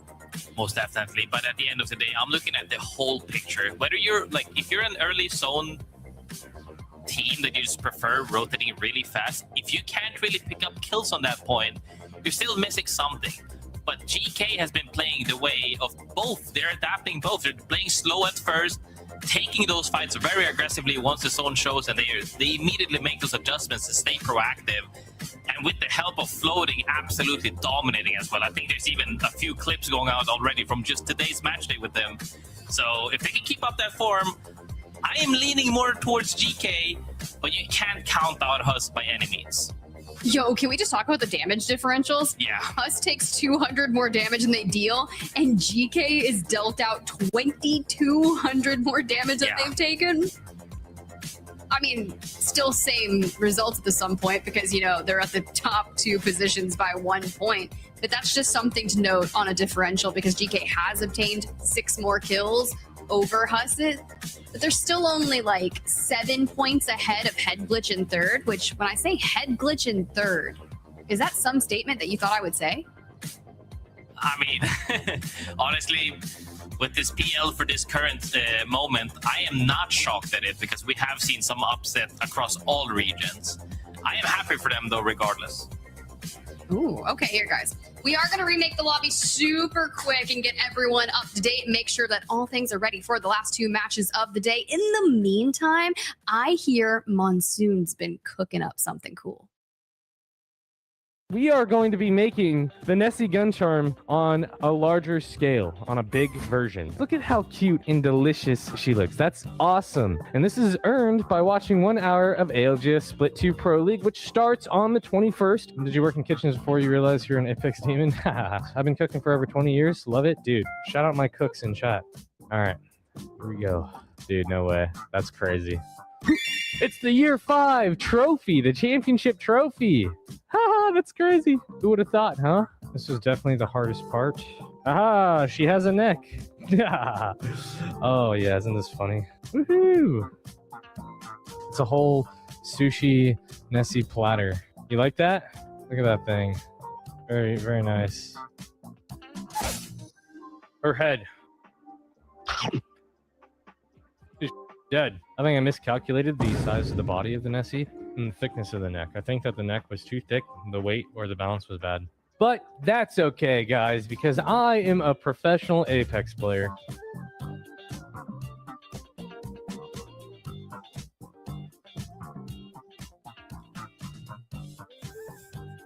Thank God he's a professional Apex player, but you guys at home can get a Sushi Nessie gun charm by watching 1 hour of ALGS Split 2 Pro League. Plus, you get the Apex packs. Maybe you can be lucky and pull straight heat like we saw Monsoon grab that trophy out of the card. Regardless, I do have some skepticism about the structural integrity of the Sushi Nessie, but I do trust Monsoon and his wifey to cook literally anything graceful. Have you seen the timeline of when they're baking and like putting up all these goodies?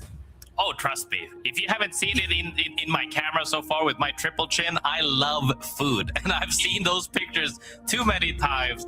I have to like every single one, and I enjoy that quite some bit. But as the players are also getting ready to jump into the match, hopefully soon, please, I'm waiting. Tiff, press your button. Come on, press your button. Were you about to say something different? I will look.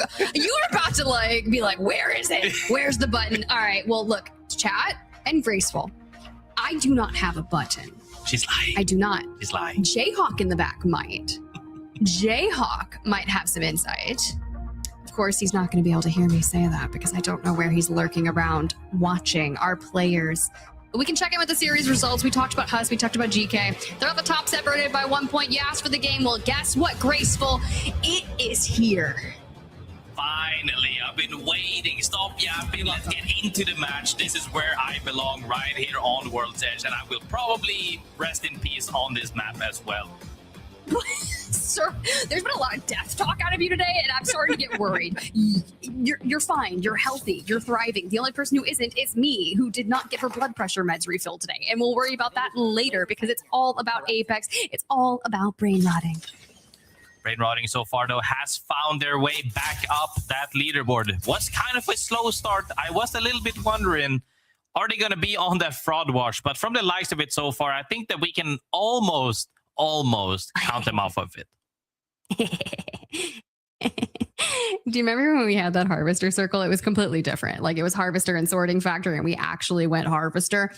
This has like 98% Harvester, the majority of the in-between, and then a smidge of Thermal. We're not going Thermal, and we're not going to like that area to the east of Thermal with the tracks. Where do you think we're going, Chris? I mean, that one is really, really old. If it ends up pulling to that one on the tracks by the buildings, I'm going to be incredibly shocked. Sentinels tend to look for that. I like to call it the medic building. People have different comps for it, but I really enjoyed it where the rest beacon is normally at. So yeah, I'm going to count around that area for sure, towards the cliff. We'll call it the med building from here on out. And Sentinels have committed. Dark Spires ran at it. And they are going to be living. Now, here's the deal. What do they have to be able to hold this? They are playing Catalyst, Wraith, Mad Maggie. So they'll be able to reinforce the doors, get the piercing spikes down, and Sentinels on the Wraith with Blinkster is going to be able to go out, look to do some serious damage. And just as quickly as Dark Spire decided they wanted to rotate over here, they're being sent back. Everybody is opting to rotate in towards the zone to whichever side they deem this to be pulling should be pulling up, though, as most people are vouching for that side. Darkspire is trying to survive for the moment as a solo. It's going to be hard, but as more teams are piling in, they're going to keep each other in check. Ooh, okay. Strongfish also running into some early issues as they've moved into Harvester. Vecchi down on the ground. Joshua and Thug is both incredibly low. There's a lot of teams that have made their way into Harvester quickly. Nice Guys, Stallions, Team Falcons. So to stabilize amongst some heavy-hitting teams, it's going to be difficult. But you do have Caustic. You can barrel around, make it slightly more difficult for them to run at you. But instead, it's worldwide. And now Nice Guys that are going to be running into each other. Nate back, guarding the portal. I don't know if we want to take a 1v3 here. I think Nate's got to get out of there. Oh, when Joshua goes down to the drill from Timmy. I think they're happy to pick up that KP though for sure as more teams are making their way in. How do you feel about Timmy on the Mad Maggie? I thought things were starting to turn around. I mean, I don't think it's definitely not due to the pick. I'll say that much. But I hope that things are turning around for the better because these guys desperately need it. We're on match 5 right now. Only one more match after this one. We have seen it though, time and time again, of back-to-back wins, both from Nice Guys, also from Alliance, and we've seen it time and time again. So I can't count them out just yet.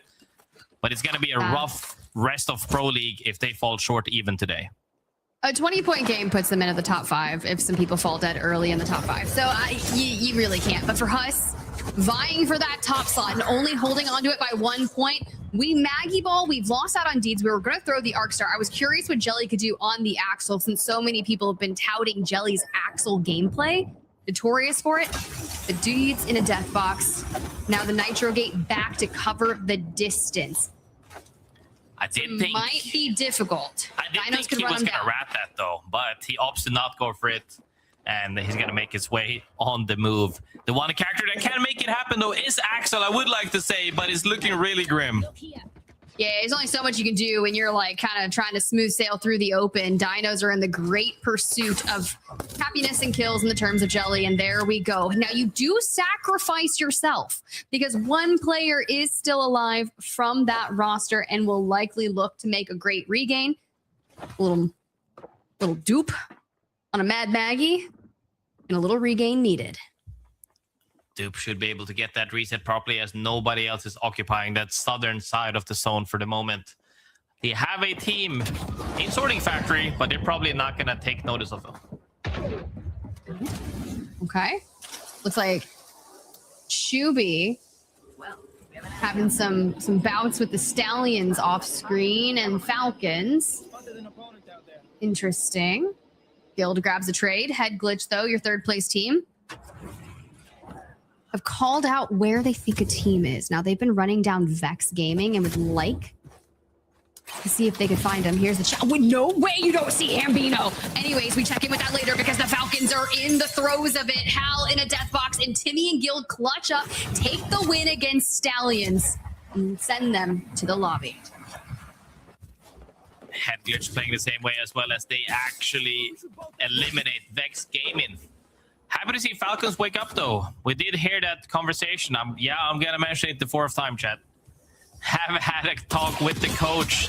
Did you say, hey, guys, you guys are among the best players in the entire world. Just take fights, and the fights have been paying off. It's going to be fun to see if they can keep up that form as Ninjas in Pajamas is also looking for fights. Oh, yeah, they are. Cole on the low ground, queued up to join them. And now that the ring has closed, they're back. You can see the fact that Storm is trying to take angles, so the portal for the reposition is needed. I do want to note that Hal's back in the game. Huss also made a full regain, and Ninjas in Pajamas have repositioned themselves thanks to Kirev behind the fence. As they recuperate as well, Storm actually gets wrapped by Team Darkspire, making their way in from the choke right now, looking to see if they can find any advantage during that distraction. Doesn't seem to be able to net them any downs for the moment, but they are taking the space. Take that space. That's your space. That's how you talk to it, right? You command it. You control it. You do that. And for Naughty, right there, onside the truck, with the ring in the back, you've got Ninjas in Pajamas. This is the third party that you're looking to capitalize on. You actually grab the large majority of the kills onto Storm, and then they realize, wait, we're not alone here? And now Ninjas in Pajamas very aware. Storm gets caught between a four-way pinch from Team Darkspire, NIP, and also JD Gaming. Gonna look to see if they can get any further into the zone, or at least scout ahead of what needs to come. As the zone has indeed pulled towards that area that I marked earlier, around the medic building and the cliffs. People are taking notice of it right now, as this is an old zone, but a zone everybody knows really well. Well, does it pull back to where the survey beacon is on Harvester, or are we actually committing to where Sentinels are? Nah, it's probably going to be cliff. It could be cliffside, both up north, above Worldwide. The old ones that we have seen actively most recently is south of Worldwide. But if it's an old one, it's going to pull either left of them or above them. I know Dia was looking into the invalid zones around Harvester, but I did not commit them to memory. And that's on me, because why would I have memorized the 50% of raid? But here's the deal. GK, they got to play it somehow. Let's get into their comms. I feel like this top where capture is probably free. I don't know if anyone will like read that. Yeah, can you check that? We need to anchor. I'm gonna port check it. Me and you need to anchor, okay, Noct? Yeah, I'm picking up from the side. We got to make sure this Sparrow team can't A-post here. There's a Rampart team there. I might be able to kill one though. It's all you. We got to just play our walk-in. Yeah, we play a walk-in. Come back, Float. Come back. Yeah, come back. I hit that guy for 170, so unfortunate. Listen, guys. Listen, this team is potentially going to push our choke here. They're on Sparrow. They might have perps, so they might have triple Sparrow. Like, we need to fucking try and stuff them here on this side. I hear. We don't want to let them get in the hallway on us and spam Sparrows on us. Yes, I hear. I'm coming to you. They are ready to take out anybody who stands in their way, as they recognize that they need to move forward. Seeing what team comps they have in front of them is crucial to decide and deduce what strategic plan you're approaching them with. Because should you play differently, and if they're playing, whether they be playing Sparrow, Maggie, or anything else crazy as they saw as well, any tight spaces is a no-go. They were ready to run it down regardless, and they're probably going to do that. For Ninjas in Pajamas, we did see them engaging with JD Gaming, who rotated out because once they caught wind, it was not going to be an isolated fight. They back away. Now, Ninjas in Pajamas has to realize we push towards JD Gaming. We don't have a lot of space, and we're not alone in this regard. They are not alone, but they seem to have forgotten that Team Darkspire did try to wrap that side once before. A bad timing from this fight alone against NIP and JD Gaming could cost both of them dearly. Yeah, but throwing the Dark Veil and Naughty getting ripped from behind it is going to be so tough, because Ninjas in Pajamas are staying kind of healthy throughout this, keeping that pressure on. Keon next to fall thanks to a rogue nemesis from Dinos, and JD Gaming are out of here. But you mentioned Team Darkspire, and they are here for a quick third party. That was their opening, and they couldn't find an opening. They should have full sent a little bit earlier, and they could have netted them extra KP and a spot to walk in from. But the moment these guys find out that they're actually way behind on armor, opts to reposition. Saw some light of SSS and head glitch on the screen. January's gonna have to pop a shield bat, but okay. Let that breach charge go. They've been looking really good. 44 points on the day. We've already gotten 3 kills at least. And Nombre is down.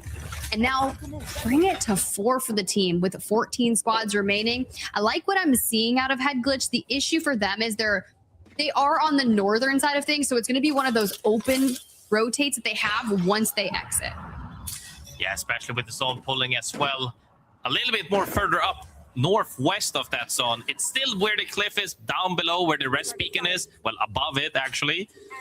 There are some playable areas, but Head Glitch in prime real estate, as long as they can hold out their backs and somebody trying to swing different sides, if they're opting to hold mountain, it's going to be a little bit tougher. But if they can hold that choke, essentially, things could look up for them.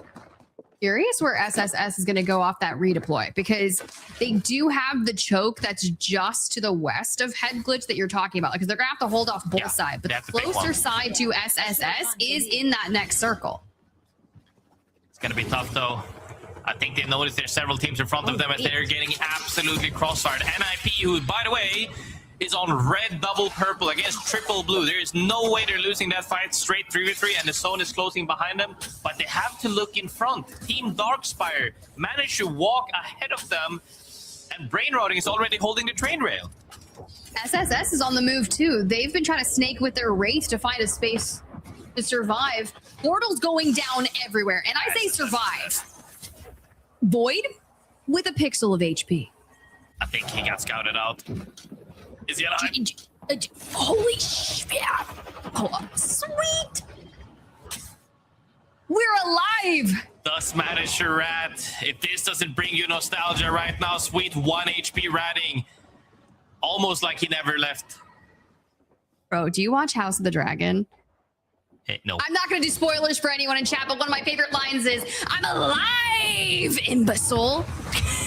He is indeed alive for the moment, at least, as the zone pulls Sentinels, who's been sitting there the whole time.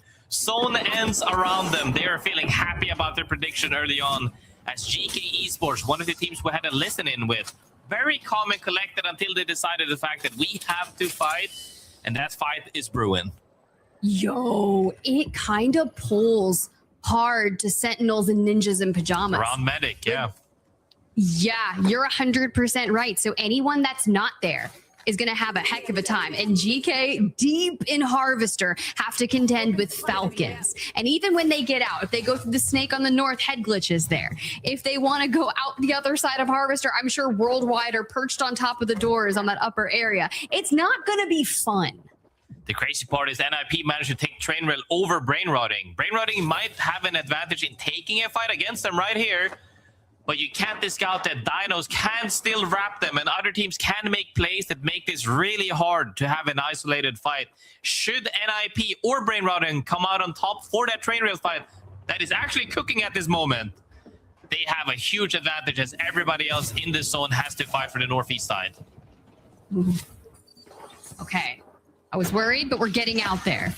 We're making moves, and floating on the Wraith is just trying to find a playable space. The climb up is here, and this is where I initially thought Worldwide was playing, but they're inside down below. Very hard to play above until there's plenty of teams holding each other out. Oh. As you can see right there, very hard to play up above. If there's no teams keeping you in check, there is free reign on them for the moment. They should be really happy that nobody else is looking at them, but they could survive potentially. It's going to be tough. Brain Rotting eliminated. GK trying to survive and fight for that top slot. Falcons, Huss, everyone breaking apart, and Falcons are getting kills, guys. We have 7 on the board. Guild is down, but Timmy and Hal both alive. The turnaround is here. All the Falcons doubters, all the Falcons naysayers, just takes one game to kind of get it all back together. You're welcome. Zone ends right outside of Sentinels on their cliff, on their porch. Dinos seem to have taken over the train rail. They are in prime positioning to actually close out these games with the likes of Sentinels, as every other team is not going to be safe once this zone fully closes. Everybody is fighting right now, and one of the teams I really want to follow is Head Glitch. So let's have a listen in with Head Glitch. Up fucking top, up top. Okay, we're playing for kills on the zonacles again. You keep staring at these guys, Jen, okay? That's all you. Let me know if they do anything towards us, okay? This team's triple blue, caustic team, they're not going to have anywhere to get out. Yes, there's a full team bottom as well. Okay, I'm saving drill. I'm saving drill. They're going to be close right here now. This team needs to die. Okay, yeah. Okay, you hold the other team, Jen. You hold the other team. Yeah, and then we're going to play into this rock and then the back side of the build, okay? Yeah. Ready to build now from low ground? They're putting up. Focus these guys, Milo. Yeah. I got far side. Yeah. Yep. They can't walled up onto the staging. Staging TP forward. Okay. TP forward over here. Start focusing across. Start focusing, walking across. I'm fucking this team, Yeah. Ready. Walk up. Yeah, med-gain. Just you, Jen, right now. Just you. You need to kill them. They're stuck in the corner, bro. Yeah, I'm spiraled it. Falling. I want one. I'll fight middle. I'm one, I'm 2. I followed two. Yeah, come on. Batting. Just you, Jen, we're healing, just you, Jen. Do that. Slow. Okay. Wait, bring the knock here. Okay. Bring the knock here. Spiraled it. You should go in with that. Just keep saying that. No, I'm dead to gas. Break the here. Come on, he's still stuck here. No, jump, not moving. Porting on them. No, on you. Bro, what? Bro, come on, man. I mean, they just... Good comms, good try from Head Glitch, but Falcons on the low ground. Falcons trying to make a move with Hal on Wraith, Sentinels in the building, Dinos on the bridge with 5-star, and that is the lay of the land. Into the top 4 we go. And back up, Fun to meet his chow. As long as Sentinel can deny anybody from playing behind their building, essentially, it's gonna come down to which team gets exposed first. 5-star Falcons are the 2 people that have each other in their crosshairs for the moment, trying to see who needs to leave their spot. As Falcons is desperately trying to get up that cliff with that TP, as we see repeatedly, but Sentinels keep denying them that spot. It's gonna come down to Dinos and Sentinels for sure, I think. And this is tough, right? Because Dinos have a brilliant angle onto the Falcons. So even if you want to chow up towards Sentinels, you can only do so much because you have just a morsel of coverage down there. Sentinels have pushed outside of the building, and Dinos being able to get on top of this train cart with the height have the most freedom to try and make something happen. As long as Falcons can hold out Dinos, something could happen right now as 5-star is getting absolutely pinched as well. Nice CP from Hal. But can he take them out of the equation? Dinos is going to have to drop sooner than later as Sentinels already owns pretty much majority of the zone. And we still have to walk up, controlling the cross. Guild is down, Timmy no shields, and Hal behind the barrel into the void. You have to take the guy out behind the knockdown, and Hal with the chow misses just one, and 5-star has been eliminated because Timmy's there for the end. Can we pick up Hal in this moment, or do we get sent by the Dinos? Dinos opt for the second placement and kills. Comes down to Sentinels in the last 3v3. Sentinels have been here since the start of the time, and triple take to the face, and your LAN champions from Sapporo grab a match win. Sentinels, huge win for them. Might have been a boring game for the majority of the part where they sat in that medic building for what felt like forever. But the fact that they can stay consistent and close out those games is what makes them so top-notch, and why we keep referring them to one of the best teams in the entire world.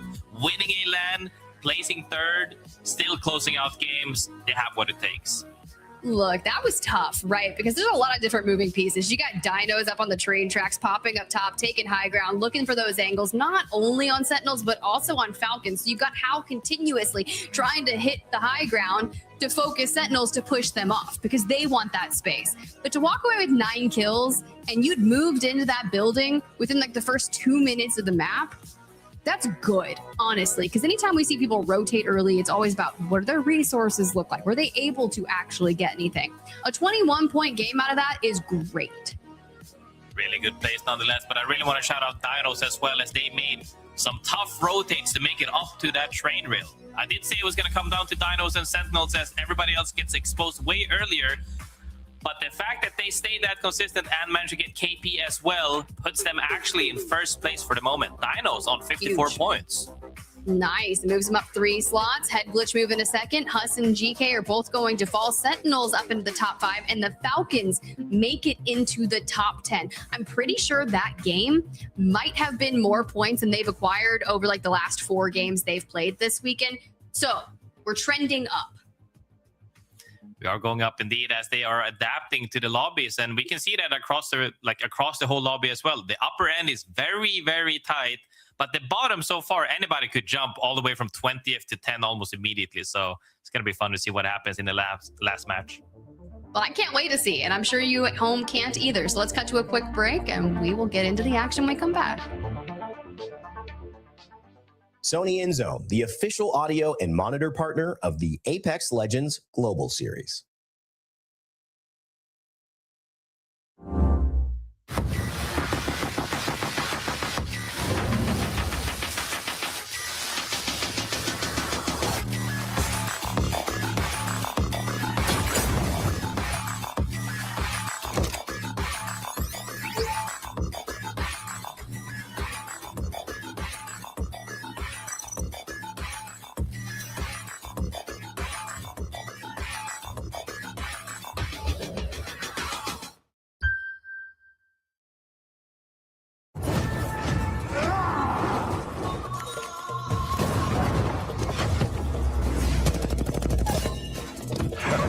Some call it luck. I call it skill. All right, here I go. Woo-hoo! Yeah, good try. Maybe try harder next time.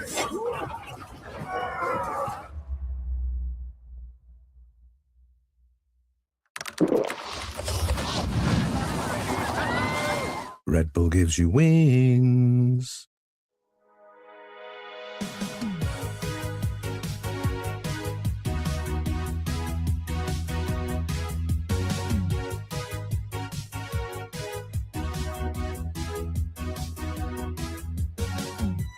Lost in time on the line.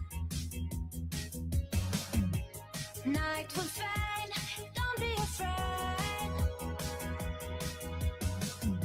Spin the wheel, lose control.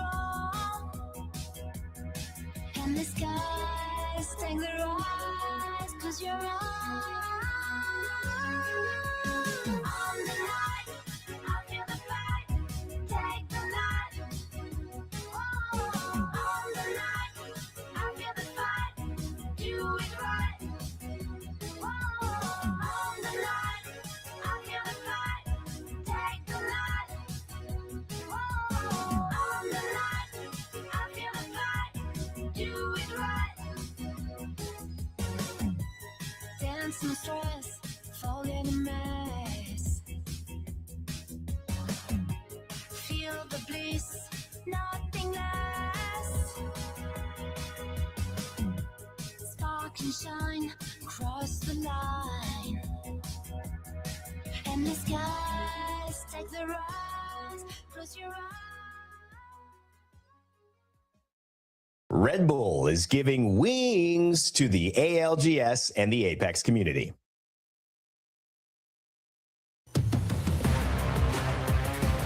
The final game of the Super Weekend is going to hit us soon, Graceful. This is Game 6 here in Americas to wrap up the opening of Split 2 here in the ALGS. And it is exactly what I was hoping for in so many ways. In so many ways. Let's talk about it. I'd love to see the standings before we get into the game because the stakes are high and the leaderboards are tight in Game 6. And that's really the thing. I think people might forget the fact that this is just the first weekend, but we're so far in already. People don't really have that much time to adapt at this point. We can see, though, they're trying their best because you don't have that much time at the drawing board when the matches are that rapidly right behind each other. Sentinels picking up the win last game is really big for them. It brings them up to a top 5 overall. And as you can tell right now, the gap between Sentinels and Dinos, who hold the first position, is very small indeed. This is a big turnaround for Dinos as well. 17th place on the first day. Jay Future himself, before the weekend, said, if we have a bad day, we're probably not going to have a good second day. That is not looking true. It is looking like he lied to me. You know what, though? He did say that it was a learning experience, and learn from it they did. Coming out this strong on the second day, playing this far, coming into the last match where they can actually stay at the absolute peak of this lobby, really goes to show that once you have that mindset of coming in with a learning process to it, you can go far. And let it not go underrated either. I know I mentioned Dinos in first place. Head Glitch would have made an even bigger turnaround, or rather have made an even bigger turnaround. 20th to 2nd is crazy for Head Glitch to have done. In each of the days that we have here on the ALGS, in each of the matches, we have pillars of the ALGS, of the season, that we look back at and reflect on. When we came into this season and we said, hey, you remember? Full 11 ended up winning the first match day of last split. That set the tone for the rest of it, for the expectations for this roster, and for what we'd ultimately look back on as a big marker in the ALGS.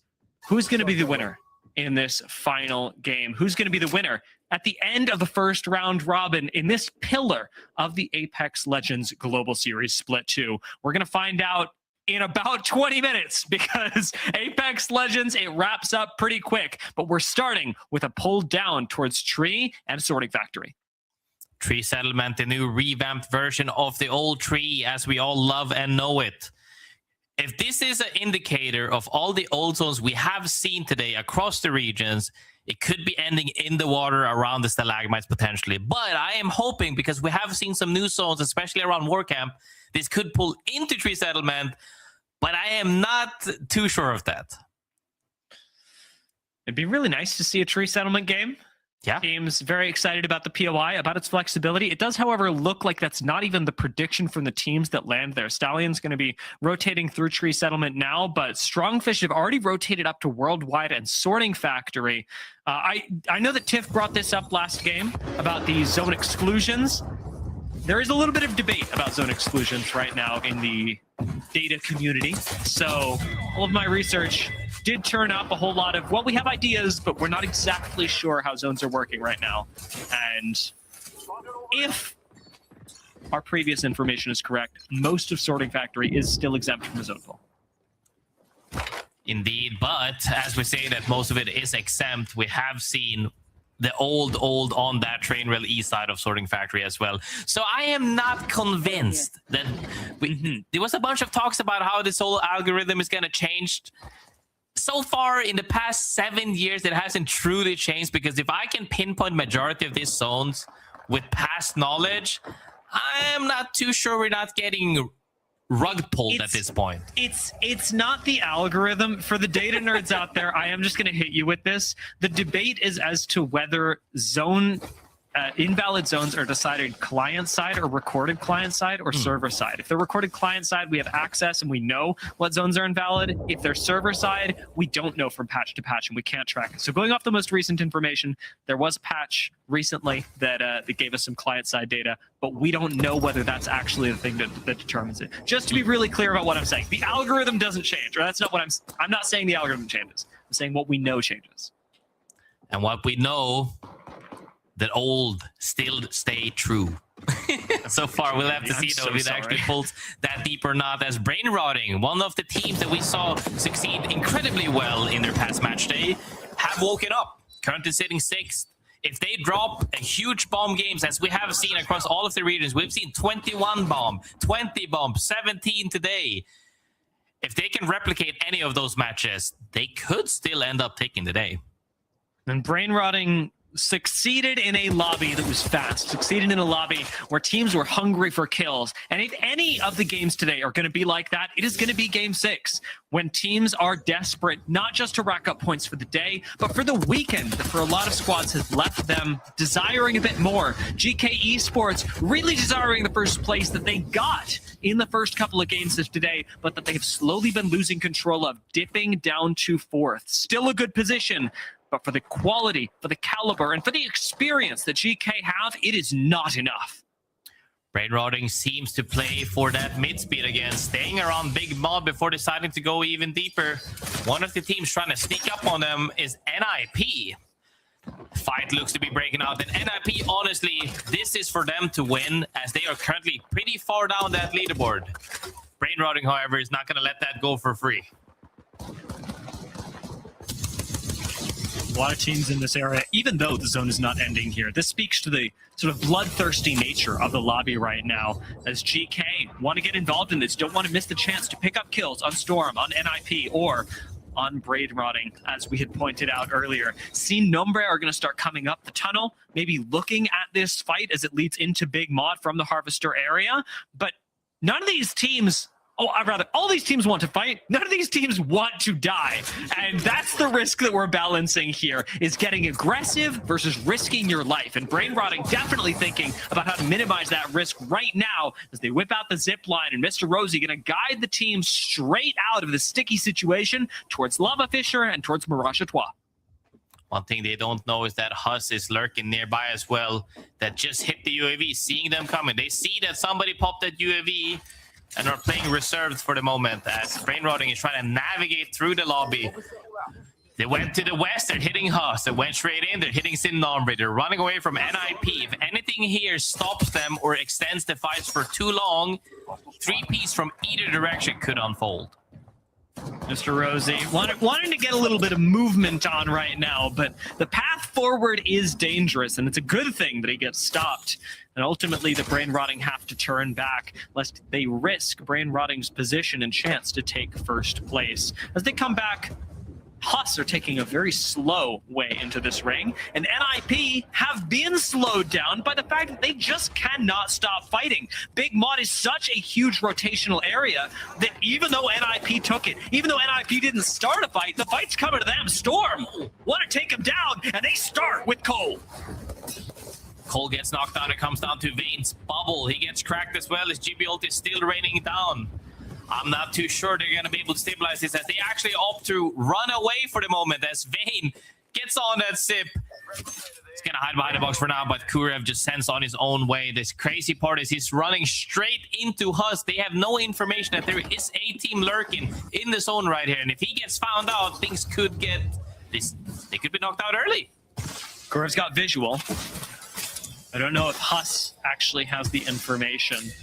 It looks like no, even with UAV in the area, Huss have not called that NIP would be coming for them, and Deeds is not even going to get shot at by Kurev, who's afraid of attracting too much attention to himself. So Huss will get out. Huss will actually rotate through Countdown and have taken a very unorthodox negative rotate from Mirage Etoile into Lava Fissure to the north side of Countdown. That's bringing Huss straight into SSS. We are got a lot of hard edge zones in this 6th game.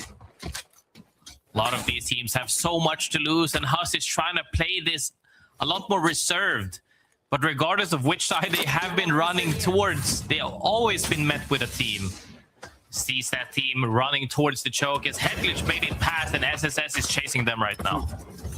Getting the ult canceled for Jelly. Not ideal. As we mentioned, these hard edge teams they keep accumulating around the side of the map. Stormer definitely one of the most aggressive of them, jumping on top of Huss right now, completely closing the distance from Mod. It's a Huss that is pushed out of the landslide Big Mod area by extreme prejudice. Storm would really like to fight somebody. It just seems like nobody really wants to fight them. GK makes it into sorting as that's where this zone is also pulling for the moment. Could be pulling a little bit more further towards the west if they're unlucky, but as many teams have occupied sorting factory, that's where the zone seems to be going.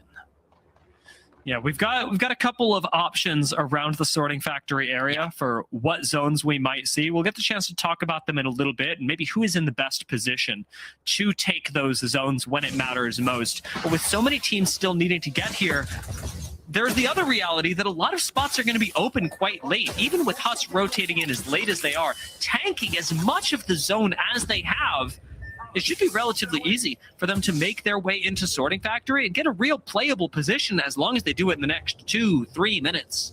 I don't know, it's going to be tough. Team Falcons from the front in the east choke, SSS and Storm about to fight in the middle choke. Depending on Huss's...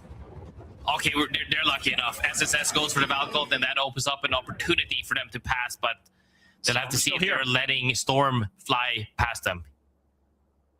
Looks like we're not going to get too much aggression from Huss, just letting Storm fly by on the evac tower. I want to say it's playing nice, but it's really playing safe. Huss are not in this for the old feel-good competitive aspect. They're just here so that the other teams pass them by so they don't absorb too much aggro from other teams, as Headglitch are not nearly so lucky. It looks like we'll get a couple quick reses on the inside of this bubble. Baby Comp, notoriously hard to kill, and with your Gibby still alive in Riley, next bubble should be coming soon, and that should be bringing January back to life. The relocation, though, is a big problem, as Headglitch cannot stay here forever. They don't have another Newcastle ult to deal with, and Sentinels are not going to stop peeking this angle, so Headglitch commit to the fight with Vex. This could end their day. As the zone is pulling to the western side of Sorting Factory, teams are recognizing that they are no longer safe right here in Harvester. So fights are going to break out as they already have been. Headglitch in a tight spot for the moment. They do have that Newcastle Gibby comp. Should be able to survive for now. Ooh. Their meds running low, I'm sure. That nade blocked just in time by the Gibby bubble. The third one that Head Glitch have absolutely needed to survive. Every single one of these bubbles has been crucial, has bought them the seconds they need to live for the next bout of gunfire that is coming their way. Head Glitch's exit from Harvester, though, is looking pretty doomed. I know that we've got a lot of teams bubbling and valking, but that journey may be cut short for teams like Head Glitch, teams like Storm, that are all pressed up against each other in the Harvester area.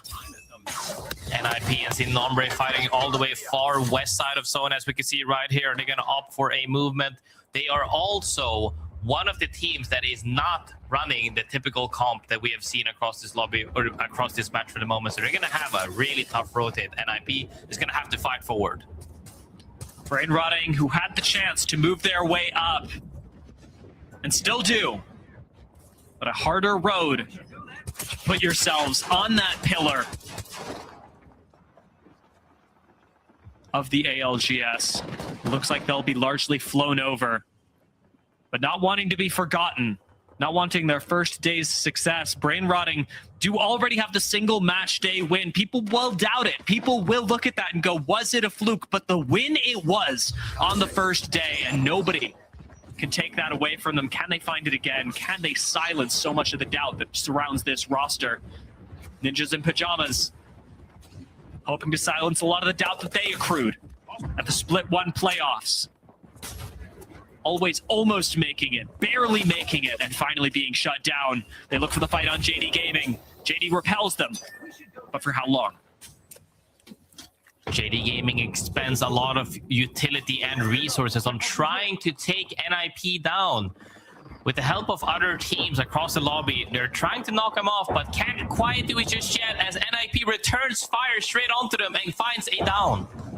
That's enough. With double bubble down and a knock that NIP can press, Naughty will fall, Keon is next, and JDG down to just one member as another fight comes NIP's way. Darkspire need the kills, and Stallions, who desperately wanted them, will fall. The nades are too much for NIP, though. They're getting wiped out of tree. And Darkspire push and take out the winners of Split 1 in the Americas. As Team Darkspire gives a shout out to Kobe with those frag nades. Take out NIP for the moment. This is their game to climb up that leaderboard as they are currently pretty far down. But I'm sure with that amount of loot that they find in that area, should be a good buffer for them.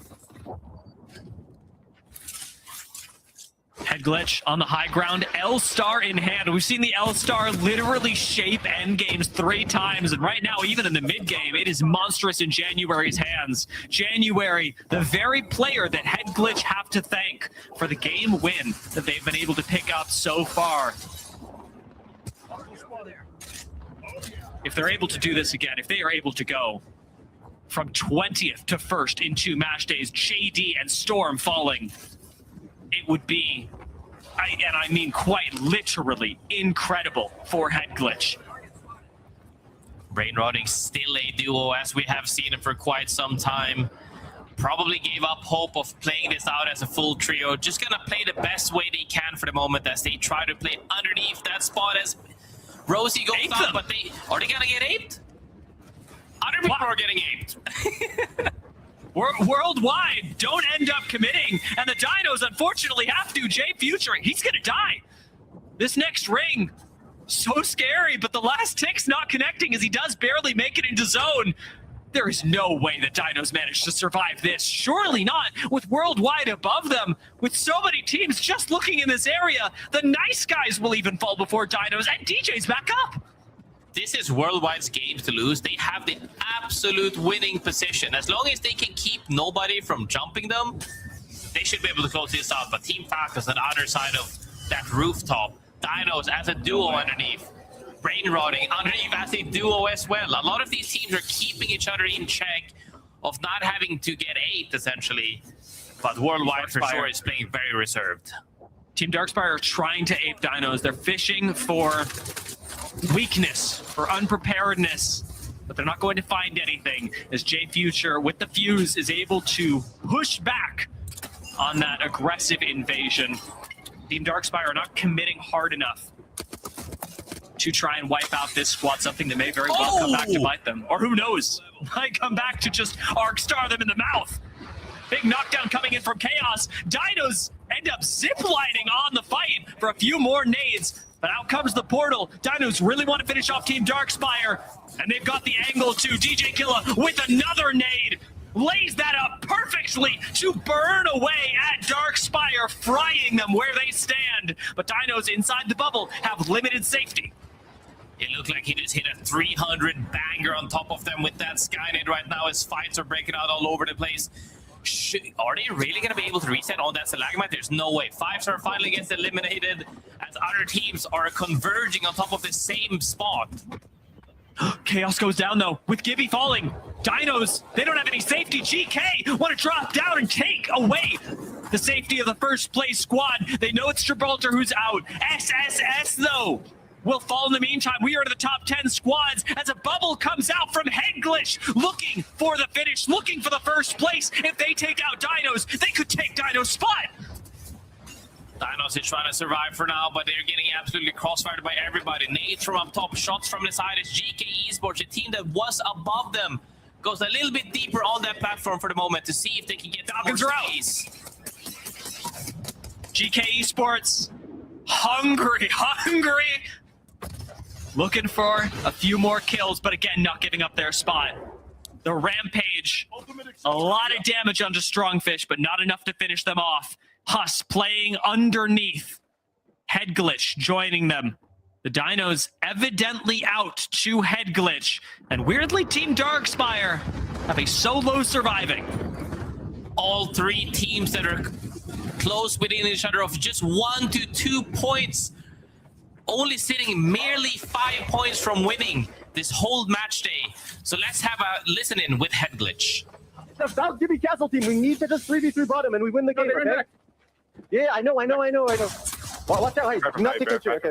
Okay, we need to walk in where you were peeking them and just wall there, okay? Height shouldn't be able to be we have to swim on top of them. I think we need to bounce off 96 on it, 97. Hold. 100%. 100%. We need to just fucking. I'm bubbing right. 3, 2, 1, just up. Yeah. Good bub. Take the space, play up here. You need a ball up here. Yeah. Can we sweep the guy right? Hi, fucking me. I got fucking height. I'm chilling. 70 on you. 50 on you. Picasso. Just you, 1v3. Oh, fuck. I just got fucked from height. All my damage was from height.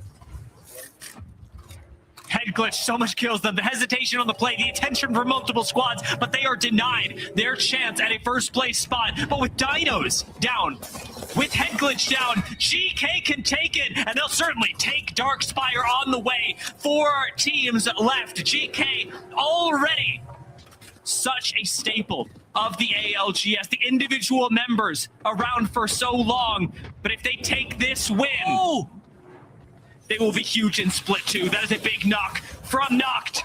And in comes GK. Prowler in the hands of Floating to tear through worldwide. GK stand on top. They've got Huss on a balloon trying to dance on top of them with Brain running underneath. GK can win this. The Rampage again comes out and Floating is going to drop down. Floating is hungry for the win. He looks for it going through the bubble. Prowler comes out. Prowler needs to be reloaded, but GK have not lost a member. Huss are down, and in the pantheon of ALGS Split 2, GK Esports will carve their name. Oh my god.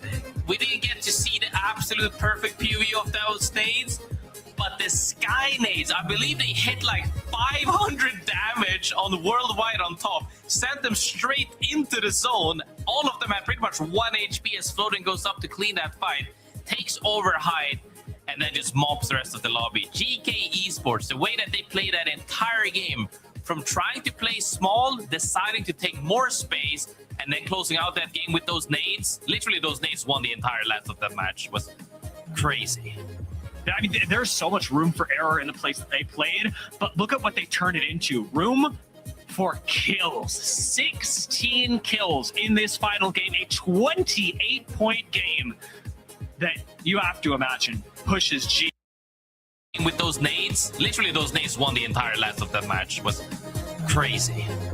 I mean, there's so much room for error in the place that they played, but look at what they turned it into. Room for kills. 16 kills in this final game, a 28-point game that you have to imagine pushes GK. I mean, I don't even have to do the math. I look at 28 and I know the math. GK have won today. They have finished the first round robin with a match day win and are surely going to be a team that we're talking about as a powerhouse for the rest of the split. Tiff, Jayhawk, what did you make of that? A lot. You're right. I'm also not doing math, but can confirm after the match 1 victory with 13 kills and a massive game win in 6, it's looking pretty dang good for GK. And then I have to turn it to Jayhawk because he's been talking about the up-and-comers and floating on that roster. Yeah. Yeah, listen, when they dropped Keon, it was definitely a surprise. That was a roster that had been long-standing. They got 4th in Sapporo just earlier this year, and so people definitely didn't expect that, but the goal was clearly firepower, and firepower they got. Floating had 21 kills today, guys. 21 of their 42. We had half the kills. That's disgusting, honestly. And you're right to call out the fact that I thought it was a big shock seeing Keon exit that roster as well. But Floating has stepped right in. They made improvements post their first match day showing. They walk away with 76 total points, which is a nice gap on Huss when it was so incredibly close throughout the day, Dia. It really was. And yet some things have stayed the same. GK, it might have been close to start the day, but they find the first win and they find the last win, and both of those separate them from the lobby in a huge way. The last game, I think it was a little bit more even split. The last couple of games, there was a lot of responsibility shared through GK, but especially the first game, Floating, I remember completely turning around the situation, and GK have a lot to thank this guy for today. I know, that's going to be kind of interesting. Hopefully we get to talk to them later, but in the meantime, let's go ahead and pull up our Sony in-zone kill leaderboard. And you said 21, Jayhawk. You're 100% right. That's a lot. That's a lot of kills. That's 8 kills over Riley, who is looking incredibly good from Head Glitch as well. Dropped from GK, thrown into the mix. So you've got 2 members of GK into the top 3, Graceful. I mean, honestly, we've seen it from that first game as well. They were just dominating the whole time, Floating. I don't think anybody is shocked to see him at the top, but to perform this strongly after just having his breakout year from Open LAN to showing right here, this outside, it was really well played into the P20 as well. And then this is the final game to close out the entire day. It's just been, what a journey. Can I just jump in real quick here? Because I want to remind everybody that he had that huge breakout performance to the open lane, like you're saying, Graceful. And yet still, nobody actually picked him up to be on one of these elite level teams until JD Gaming finally gave him a chance to split 1. He was still rocking out with his squad all of last year, ends up qualifying for Sapporo through the LCQ by winning it with Men of Culture. And now finally people are like, okay, maybe this guy's for real. I just think it's incredible how well this guy's performing, because even after that breakup performance, it seemed like he was still doubted. It's always like one performance, right? You have the one you're like, okay. But if you do it again and consistently make a name for yourself, you make it hard for the greats to ignore you. And then next thing you know, you got people fighting over you. Yeah, and I mean, we do see a lot of great mechanical talent be extremely inconsistent. Floating's strength has been that despite being ignored for the, as you said, post-open length of time, the stretch between that and champs, the fact that he managed to stay consistent. But we see a lot of other players, and I don't want to name names because that feels rude. Do it. But be able to have incredible match days, be able to have incredible tournaments, and then fade back into the background. Floating has refused to fade into the background, and that is like the test that everybody needs to have him pass before they go, you know what? This is a top prospect. It's where they really say be so good they can't ignore you. Yeah. Like, it's kind of like a little cheesy, but it's the truth, honestly. And you kind of see the farewell there from JD Gaming for Floating. Moves on over to GK here for split 2. And with an accelerated split, you have to be able to correct a lot of those match days that may have not gone to plan. 11th in match day on their first showing. And then you bounce back like this. That's the best way to do it. Now you get a week to go back, scrim, be like, yes, VOD review, what went wrong, what went right. And even then, I feel like even if you win a day, you're like, all right, what can we still improve on? And Grace, you probably could speak to that. I mean, yeah, most definitely. I mean, for them to go back to the drawing board, honestly, just say floating, drop another 20 bomb on the day, and then we'll be fine again. But for a lot of these other teams, for sure, we have seen over adjustments quite a bit, I would like to say, because the first match day was so hectic, especially in America region. We saw some teams just say, why are there even teams still here? They haven't quite adapted fast enough. And I would also like to say that that might come down to the fact that the bans got a little bit different as well.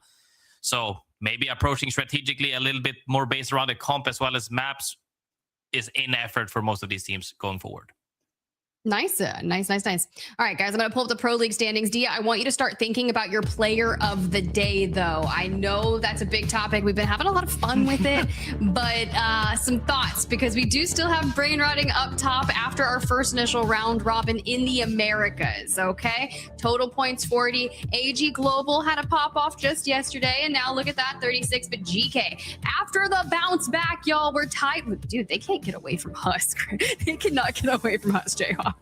No, they cannot. And I got to say, shout out to Brain Rotting. I feel like a little bit of an underrated team, obviously coming in, won the last match day. They were able to get fifth today. It felt like a quiet fifth based on what we saw yesterday, but it's good enough to secure them first place and do that first round robin.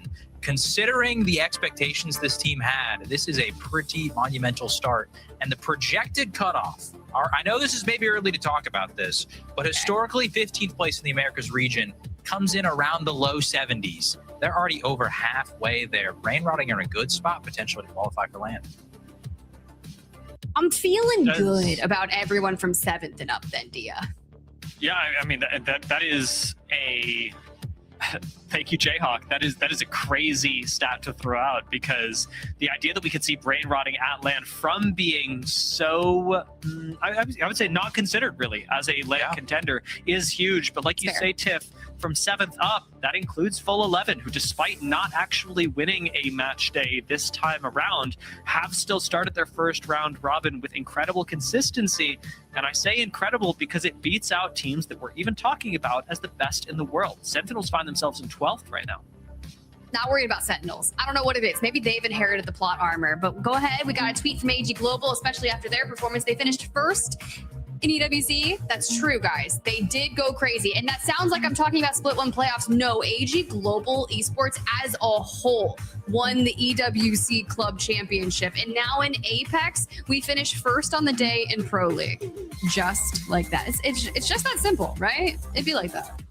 I gotta wonder if the players, maybe do we get a little Christmas bonus early for the first in club championship? I don't know. Maybe.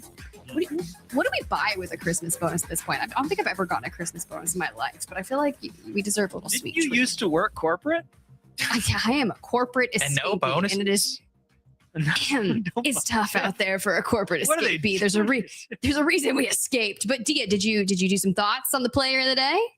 I did do some thoughts. I will say, I think that today, as much as I pushed back against this narrative when wanting to talk about this segment, it probably is the kill leader. Like, it's like floating is. He's copping out. He's copping out. And like, no, just like kill leader. Like he was absolutely crazy today. Impactful in every fight. Took over so much. Like 100%. But Grace, he is the kill leader. Yeah, I know, but I'm saying even if he wasn't, like he's just had so much impact today. It's crazy. No, I agree. Like, especially looking at the first game, they definitely don't win that without floating. I would give it to GK. I don't think any of us are going to disagree. I do want to talk about some of the other players that I was thinking of, though, just to highlight their performances. Obviously, Jelly was one of those players as well, also a fragger. But I was looking at Headglitch and thinking of Riley as their IGL for a potential nomination. And then I'm looking at my list here. Sorry, guys, I'm not looking at the camera.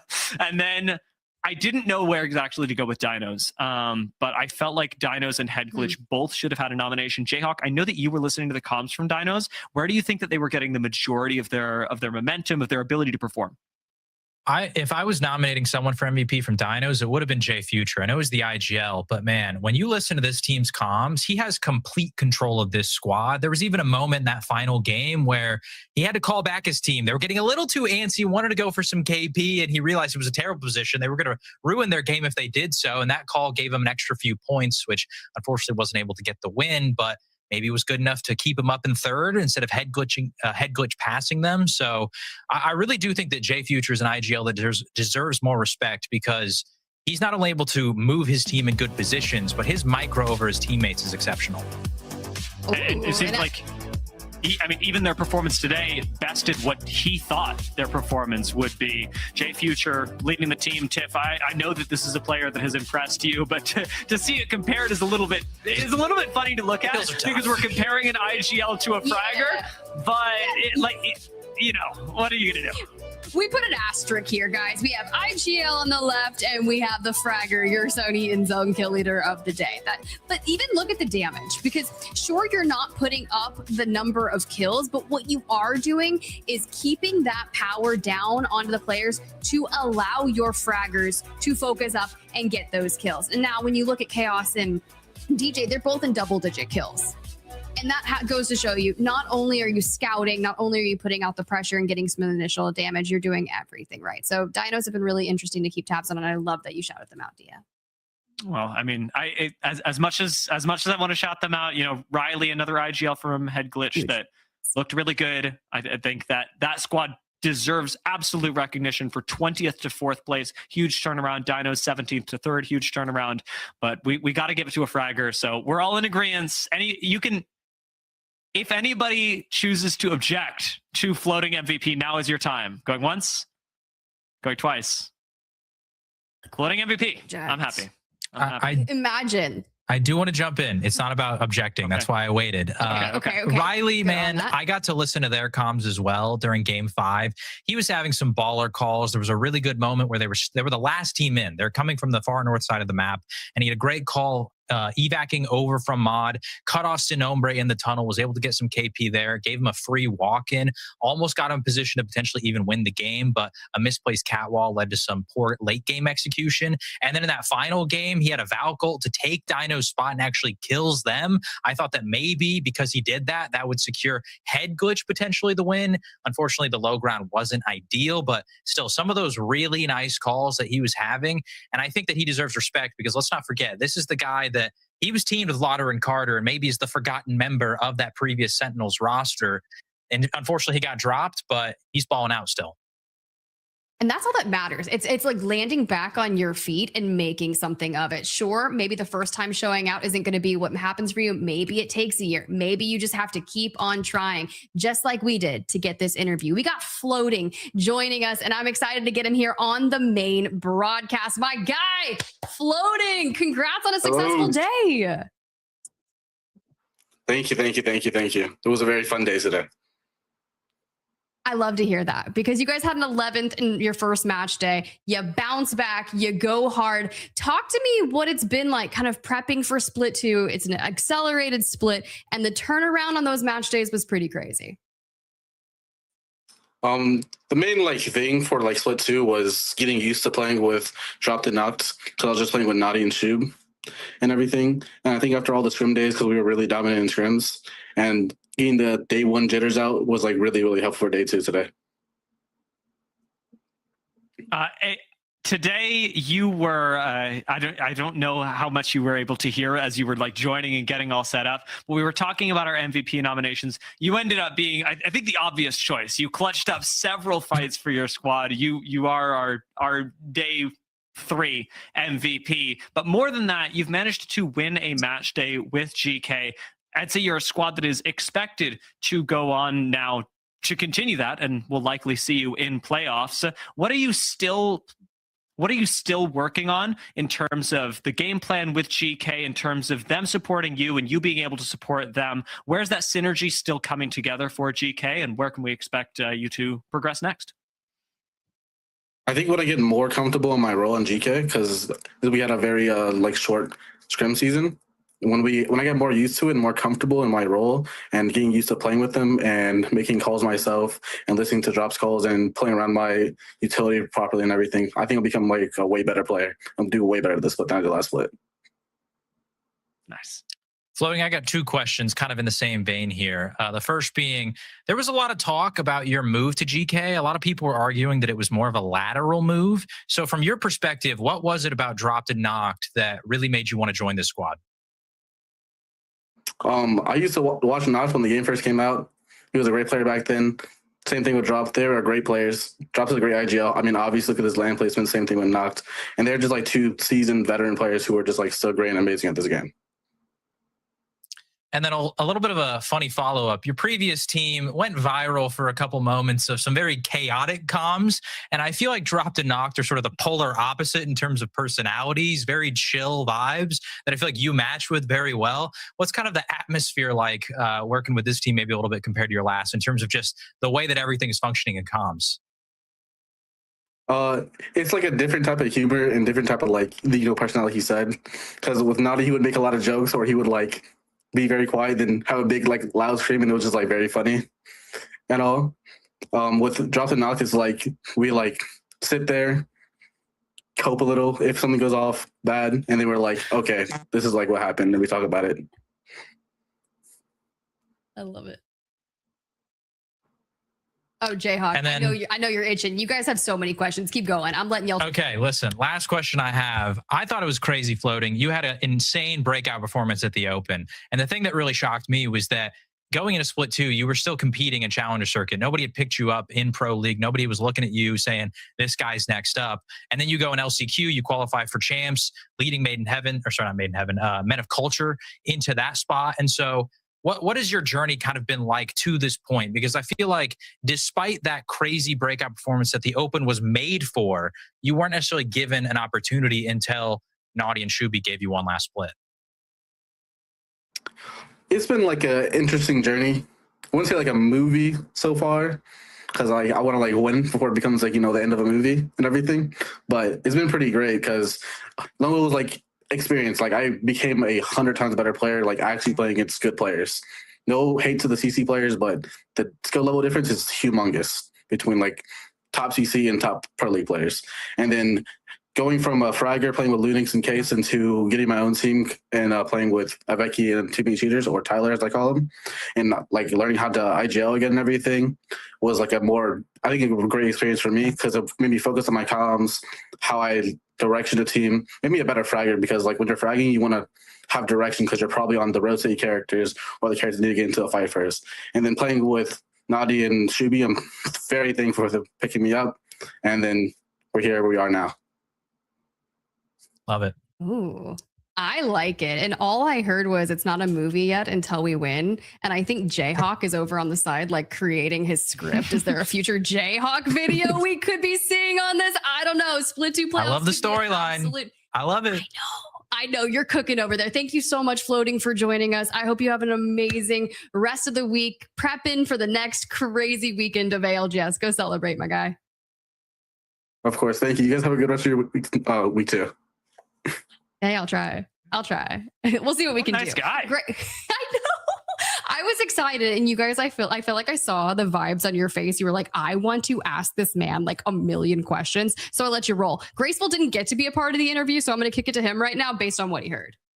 I mean, I don't think there's too much to say outside the fact that he was already a fan of the two veteran players and was proud of their previous results, and that's why he chose that team specifically.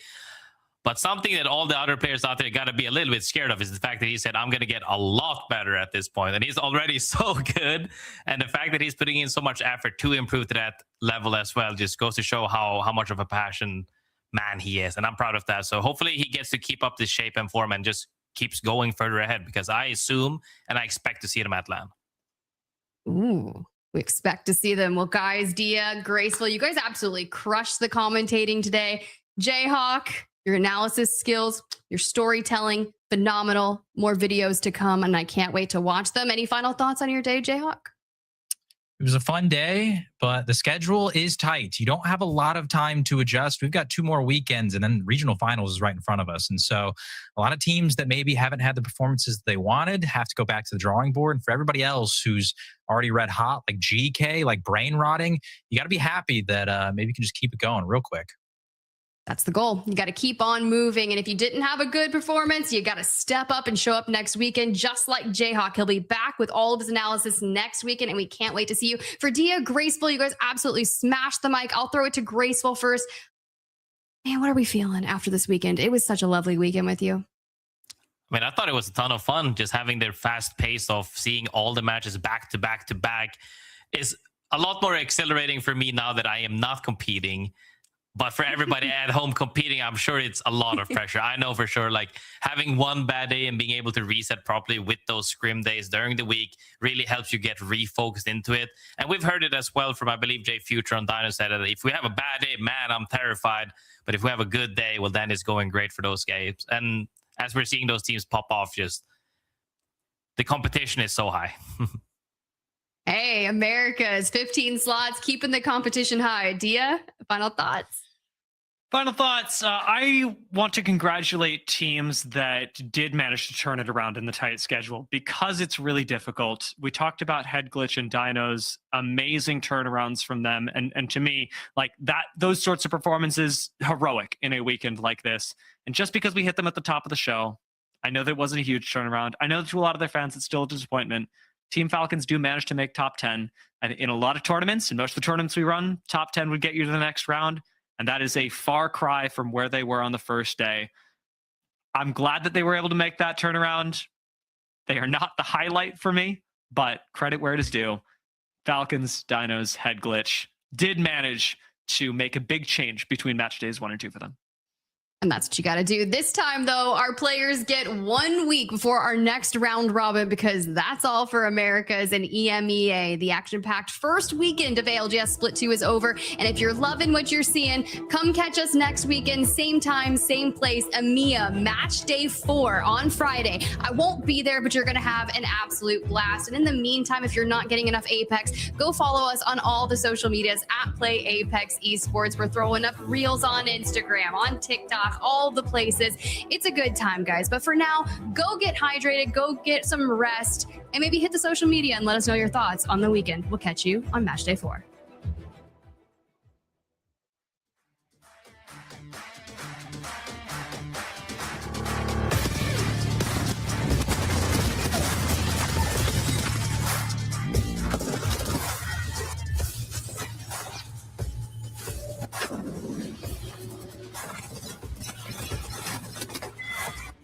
Game now. Me and you, we ain't the same now. Lions coming out to play now. Opposition out of the way now. Out of the way. You wasn't invited. So you gonna play. I know you tired. You don't wanna try me. Just hop up to my team. Yeah, out of the way. Yeah, yeah. Out of the way. Yeah, yeah. Out of the way.